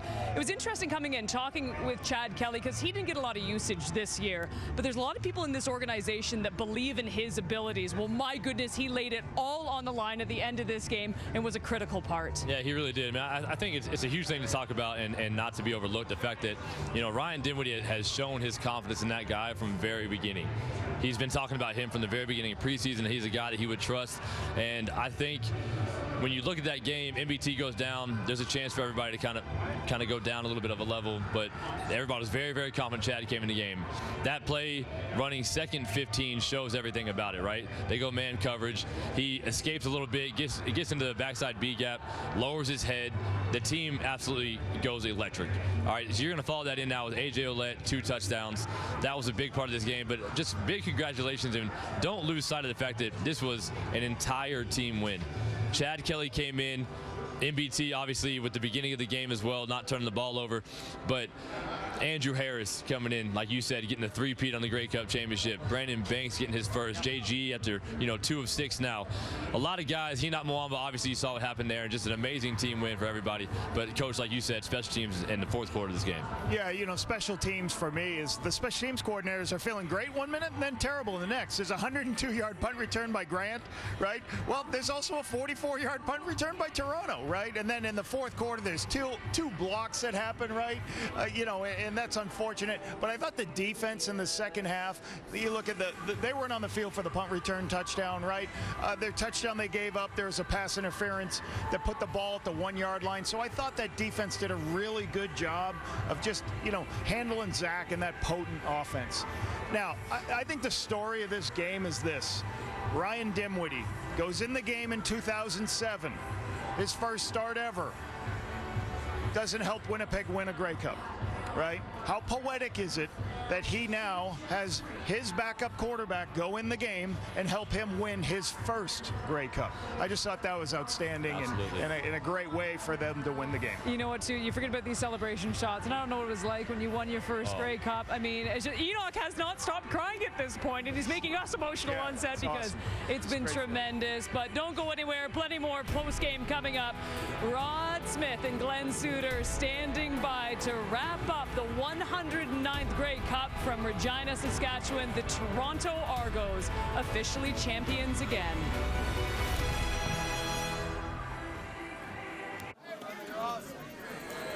Back live inside Mosaic Stadium and in the Toronto Argonaut dressing room as they celebrate the franchise's 18th Grey Cup in the modern history of the Argos. That would be 8 since 1958. And they once had a long drought as an organization, too, going 31 years without, ending that in the 80s. And mostly wins since then, once they got there. And they did this year as the top team in the East Division. But, Glenn, as they celebrate, that's a 4th quarter in a Grey Cup game, the likes of which I don't think I've ever seen for all the twists and turns it took. Well, just another showcase of Canadian football at its best. I mean, a tremendous 4th quarter, a 1-possession game right down to the wire. And as Coach O'Shea said, and you could, see the disappointment and frustration in his face, but when he said, they made the final play. And when Robbie Smith blocked that final field goal after the penalty that gave Zach Collaros a new set of downs to get in field goal position in the first place was another showcase of what makes football so great. It's just those 6 plays, you don't know when they're going to happen, and those 6 plays are the difference makers. And a young quarterback coming off the bench, ready to play, that it's a team effort. 3-phase football, but it's also a team effort, and everybody matters. And you might be a backup, and you might be a short yardage guy for an entire season, and then they'll call on you one time, and they need you. And Chad Kelly did that.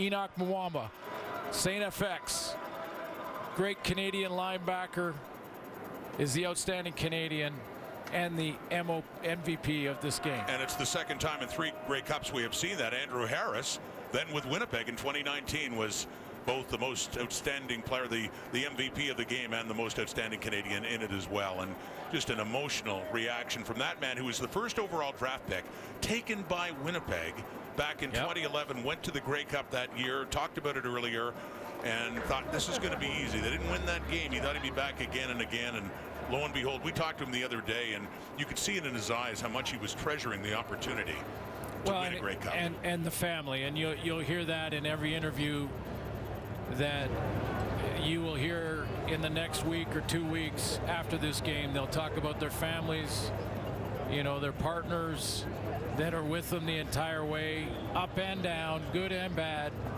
injured or rehabbing, and still in the fight. And you know, it's about the brotherhood and those shots in the locker room and just that feeling. It's hard to describe because you put so much work into it, and it's all year long. I mean, we're not talking about just the season. It's every day. Both these teams will go back and start training in about a week or two to get ready for the next one. But that brotherhood that was built in the back half of the season for the Toronto Argonauts. You guys have me? You know, they had to find their way and come together.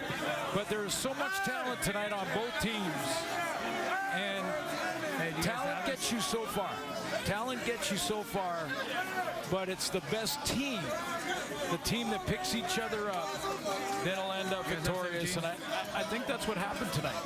Yeah, and that celebration, who knows how long that's going to last. But to your point, and you would know from 1989, it is something they can never take away. They are champions, and they continue to celebrate. Boris Beatty, they're all in unison celebrating that Grey Cup win. We'll be back with some final thoughts from Mosaic and Regina right after this. Another beautiful look at Mosaic Stadium, the 4th Grey Cup in Saskatchewan in the books, and one of the most memorable, certainly, from the way this Grey Cup ended as the Argos celebrate their close, narrow victory over the 2-time defending champion Winnipeg Blue Bombers. I'd ask you about 1 point, but 1 point just doesn't seem to be enough. I don't know how you sum this up, except for the fact that we just never quite knew what to expect at the end of an extraordinary game. Just an absolutely great game. But let's start in the bigger picture and thank Rider Nation, the province of Saskatchewan, the over 1,200 volunteers that put this together and put on a tremendous celebration of Canadian football. A game that brings our country together. Congratulations to the Toronto Argonauts. I mean, it was a showcase of what our game is all about what football is about. It's about the brotherhood, coming together, being the best team on game day, and that's what the Argos were tonight. Full credit for the championship win. This is our National Football Championship, and the Toronto Argonauts come out on top against a 15-win team in the regular season. The Winnipeg Blue Bombers, congratulations for their season. They went down swinging. It went down to the final play of this game, and the block from a player who had committed a penalty moments earlier that gave Zach Collaros a chance to get it in field goal range with a chance to win it. And that same player stepped up after encouragement from his teammates, stepped up and made the play of the game. And that's why they're celebrating right now. Congratulations to the Argos. Thank you to our entire crew at TSN. Over 52 cameras tonight. They did a great job, as they always do. And Rod, thank you for this call and what happened tonight. Canadian football is in good shape. You and I have loved this league for a long time, and every time I get to a Grey Cup, regardless of the perspective, I'm reminded of why. Just an extraordinary game that, once again, a lot of people will not forget. Despite a great effort by Winnipeg. Our thanks to our leader, Paul Graham, John Hines, Andy Bayuka, so many talented people you never see to make this happen.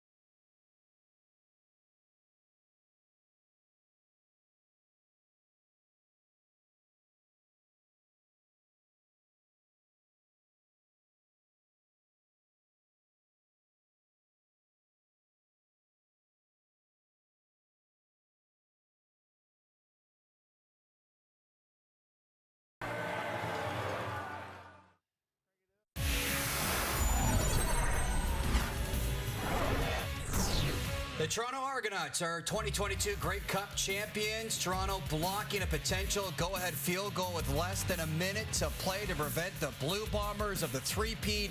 It's the 18th Grey Cup in Argos franchise history. What a night in Regina. As we welcome you into Sports Center alongside Laura Dykin, I'm Mark Rowe. It was a night of the underdog, of the backup quarterback, and for a couple players of redemption. And we say this, I feel like every year, the Grey Cup delivering big time. Absolutely. The emotion afterwards from all of the players, and a little bit of a sleepy first half, if you will, but boy, did it kick up in the second half. If you're just joining us or you want to see the highlights again, you are in luck. Argos Blue Bombers, the 109th edition of the Grey Cup, Mosaic Stadium in Regina, Saskatchewan. Mother Nature cooperating as well. Winnipeg looking to cement its status as a dynasty, seeking to become the first team in 42 years to three-peat. While Toronto has won each of the last 6 Grey Cups it's appeared in and have never lost to the Bombers in the Grey Cup, holding a perfect 6-0 record. Well, it's 3-0 Argos midway through the first. McLeod Bethel Thompson to Andrew Harris. Remember me?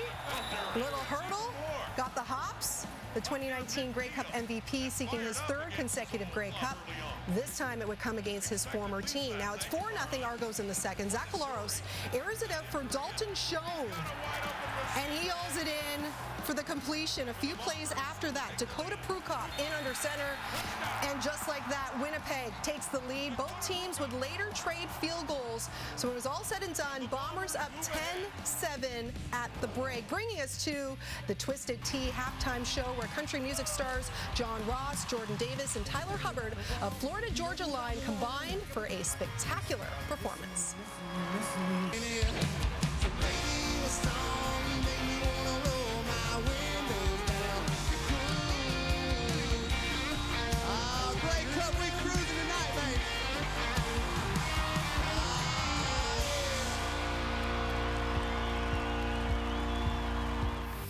In the Canadian tuxedo, no less. Back to the game now. Opening drive of the third. Bethel Thompson hands it off to A.J. Ouellette. Argos back in front now, 14-10.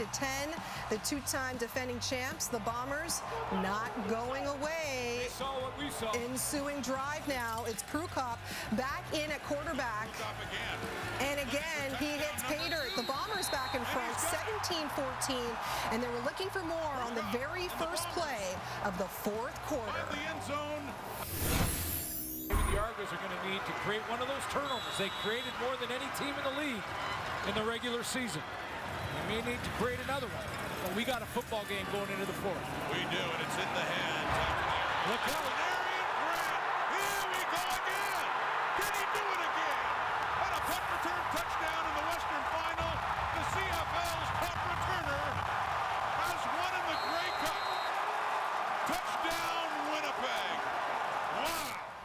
And we have fireworks, courtesy Janarian Grant, a 102-yard touchdown, the longest punt return in Grey Cup history. League-leading 4th punt return touchdown of the season for Grant, his 2nd in as many weeks. Winnipeg looking good, extending that lead. It's 23-14. I know who's not happy about that. Next drive for the Argos, bad news as Bethel Thompson hits his throwing hand on the follow-through. Doesn't look good. Suffering an injury on the play, so Chad Kelly, you're up. Facing 2nd and 15, and I'm going to use my legs. Scrambling, and gets the first down. 20-yard run, moves the chains. What a massive moment that was for the Boatmen. So moments later now, it's Ouellette fighting his way in for the touchdown. Toronto would convert the extra point to take a 1-point lead. Bombers trailing now. Over the middle, intercepted Argos. Enoch Mwamba has it. And cue the defense now. Enoch Mwamba comes up with that football. Moments later, Toronto looking to extend the lead to 4 with a field goal, but no, it is blocked. The Bombers, another chance to regain the lead. So it's up to Collaros once again, facing 3rd and long. He needs a first down to extend the drive. On the move, but he is brought down. But hang on, this one called back for a face mask. It's Robbie Smith. The Bombers one last shot to win it. Academic if he makes it. Winnipeg will take the lead.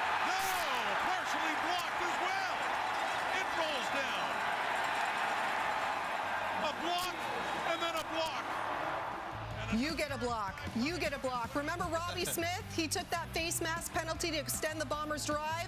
Well, he blocks the field goal as the Argos win their 18th Grey Cup, knocking off the back-to-back champs in an instant classic, and one we won't soon forget. So the Argos, they just don't lose in the Grey Cup game, at least lately. Now 7-0 in their last 7 Grey Cup appearances. That is a CFL record. The last time the Argos lost in the big game, well, that was back in 1987. Lost to Edmonton. The Argos are now 7-0 against the Blue Bombers in Grey Cup games. Something about lucky number 7. And with plenty more, let's head back to Regina. Here again, Kate Burness and the panel. An incredible 7-game Grey Cup winning streak for the Toronto Argonauts. For Andrew Harris, it's 3 straight. And for Brandon Banks, he finally gets to hoist the Grey Cup for the very first time in his CFL career. And welcome back inside Mosaic Stadium, everyone. Kate Burness alongside Davis Sanchez, Matt Dunnigan, and Milt Stiegel as the celebrations still continue down on the field. A remarkable win and a remarkable game. Would we expect anything less? It is the Grey Cup. Comes down to the wire. It's a 1-point game. And Matt, you think about all the storylines we were thinking about before this one even started. And of course, it was the battle of the quarterbacks. You had the MOP and Zach Collaros taking on McLeod Bethel Thompson, making his first Grey Cup start. MBT ends up getting injured. And guess what? Chad Kelly steps in under 12 minutes to go in the game, and he was fantastic. Yeah, he really was. And they say in the Canadian Football League, you need 2 quarterbacks to get you to the finish line. Well, Toronto Argonauts made that happen tonight. Chad Kelly came in and saved the day. McLeod Bethel Thompson, unfortunately, going deep, which is in his DNA. He chops arms right there. It looks like with Casey Sales or Jeffcoat, and immediately he knows he's in trouble. Doesn't phase the Toronto Argonauts. They go to the bullpen, and it was magic because this kid, he was put in a tough situation. Why? Because of just selfishness from Speedy B taking a penalty, second and 15. He gets 20, reads the blitz here to DeMaris Danielson. Thank you very much. He's like an old pro out there making it happen with a game on the line. Give it to the Liver King, takes it into the house for the second of the game. To me, that's what a football team's was all about. Overcome your own mistakes, come together, find ways to make it happen. And Kate, I tell you, boy, this Toronto Argonaut football team continues to press, man. They go 13-7 on the year, 2022 Grey Cup champs, and it looks pretty good on them. Yeah, it looks real good. Looks real good on Ryan Dinwiddie, only in his 2nd year as a head coach. Now he's a Grey Cup champion. That's pretty impressive. And I don't remember or recall a Grey Cup where special teams had such an impact. No. There was so much special teams play, some good, some bad. I mean, we had missed field goals, 4 missed field goals. We had some great returns. Janarian Grant right here at Leak, he had some great returns, setting up some scores for the Toronto Argonauts. We had blocked field goals, and of course, that was the one that sealed the game. Young Robbie Smith in his 3rd year had a great game, but that right there, he'll remember that play for a long time because that was the sealing point, sealing play in that game. He had a great game on defense also, Chaz. Absolutely. One of the great things about our league, guys, over 100 years, great Americans like you guys come up and contribute. Well, thank you, Chaz. Yeah, absolutely. Today, it was some of the Canadians that balled out as well. And obviously, you saw guys like Shaq Richardson and Amos and Peters balling out in their secondary, American guys, big games. But the 2 best players on their defense were obviously the MOP, Enoch Mwamba, but then, like you said, Milt, Robbie Smith, who easily could have been the most outstanding Canadian. Yeah, possibly had 2 sacks, 1 call back, blocked the game-winning kick, explosive athlete off the edge. And another guy that we didn't mention who I'm proud is a Canadian as well, the defensive coordinator, first year, Corey Mace, leading these guys. So just a great day for all parties, and once again, showing that when put on a level playing field, these young Canadians can compete with anybody, and it was, I had a personal sense of pride with that, along with, I'm sure, a lot of other people. Well, we should have a personal sense of pride with Coach Jim Barker. You know, hey, Coach Barker, Coach was all over Chad Kelly, big start of the football season, and Coach had him there and had him in the right spot. You got to have him to use him at the right time. They got her done. You know what, too? The big story going in was Andrew Harris. He was saying all the right things. Oh, it's just another game and this and that. We all looked at each other, and there was absolutely no way that he thought this. As we take a look at the most career rushing yards by a Canadian in Grey Cup history, he is now #1, 334. Hasn't quite caught Mike Pringle yet, but we'll see if he has another opportunity. He's getting a little later on in his career. But you got to think, Ches, I mean, he wanted this victory tonight. I mean, he felt he was unwanted by the Winnipeg Blue Bombers. They let him go to free agency, and this truly did work out for him. The first run of the game from Andrew Harris will tell it all. You saw exactly where he went, right over to that Bombers bench. It means a lot to him. And you know, whatever he ends up doing, he's obviously had a great career. Where does Andrew Harris live in off season? I believe Winnipeg. Whatever he decides to do, great on him. He came in the right mindset, walked in with a Jim Brown jersey on, with a boombox in his hand, and you know that this boy was ready to play some football, and he got it done. It wasn't his best game, but Mill, you posed a question to us yesterday, I think it was. Win the Grey Cup and don't put up a lot of stats, or put up a lot of stats and don't win lose. the Grey Cup. And I think you're kind of right down the middle for this. He contribute, and but the biggest thing, we said someone's going to be a three-peat, either the Winnipeg Blue Bombers or Andrew Harris. There you go. He's going to go back to Winnipeg with three-peat on the back of his jersey, I'm sure. Well, you know what? I've had a lot of fun with the three of you, and I know I bug you guys a lot, but I'm gonna miss you. I can't imagine my few months without the three of you. Love you guys too. I love you guys like the Argos are loving each other in the locker room right now. Congratulations, Toronto Argonauts, 2022 Grey Cup champions, as we send it back to Sports Center. Continuing along with our post-game coverage, someone had to lose this one, and new on SC, here's Bombers quarterback Zach Collaros. Hats off to Toronto. They played a great game. You know, it seemed like we really couldn't get into a rhythm offensively for most of it. We put together a couple good drives, but didn't do enough to win the football game. So usually comes down to a couple plays, and there's certainly a couple we'd want back, and but they played a great game. It doesn't seem like a particularly tough night for you. Was there anything they were doing, or was it maybe just sort of in your own head? I thought they had a good plan. Again, there's some plays that you want to have back, and yeah, just didn't do enough to help the team win. Can you take us through even that last drive? It seemed like such a wacky final 3 minutes, and then you get the ball back. There's the penalty, and it did seem like you couldn't do what you guys have done so often. What happened on that last drive? Yeah, you know, we were fortunate there to get a face mask call on the third down. You know, they were just dropping a lot of guys in coverage. I think I got sacked at one point and put us in a third and long situation. So we're fortunate enough to get the roughing face mask call. Greg did a great job on the ensuing route, got us into position, and there's Sam. You know, made a good play on a cover zero there on 2nd and 5. So, you know, gutsy call by them. We had a good call on as well. Just did a good job batting the ball down. There's kind of a suddenness to this, isn't there? What are you kind of going through your head? Just running back through the game, you know, and, you know, like I just answered, you know, just some plays here and there that you want to have back. And, you know, but at the same time, just, you know, we weren't just, you know, we don't just say things to say things. And, you know, I really care about the guys in that locker room. And you know, for it to end this way this season, you know, somebody's got to win, obviously, but you know, it's just a really special group of people. And I said it the other day, I'm grateful to have been a part of this season with this team. Every guy in that locker room, I love those guys, and it's just tough.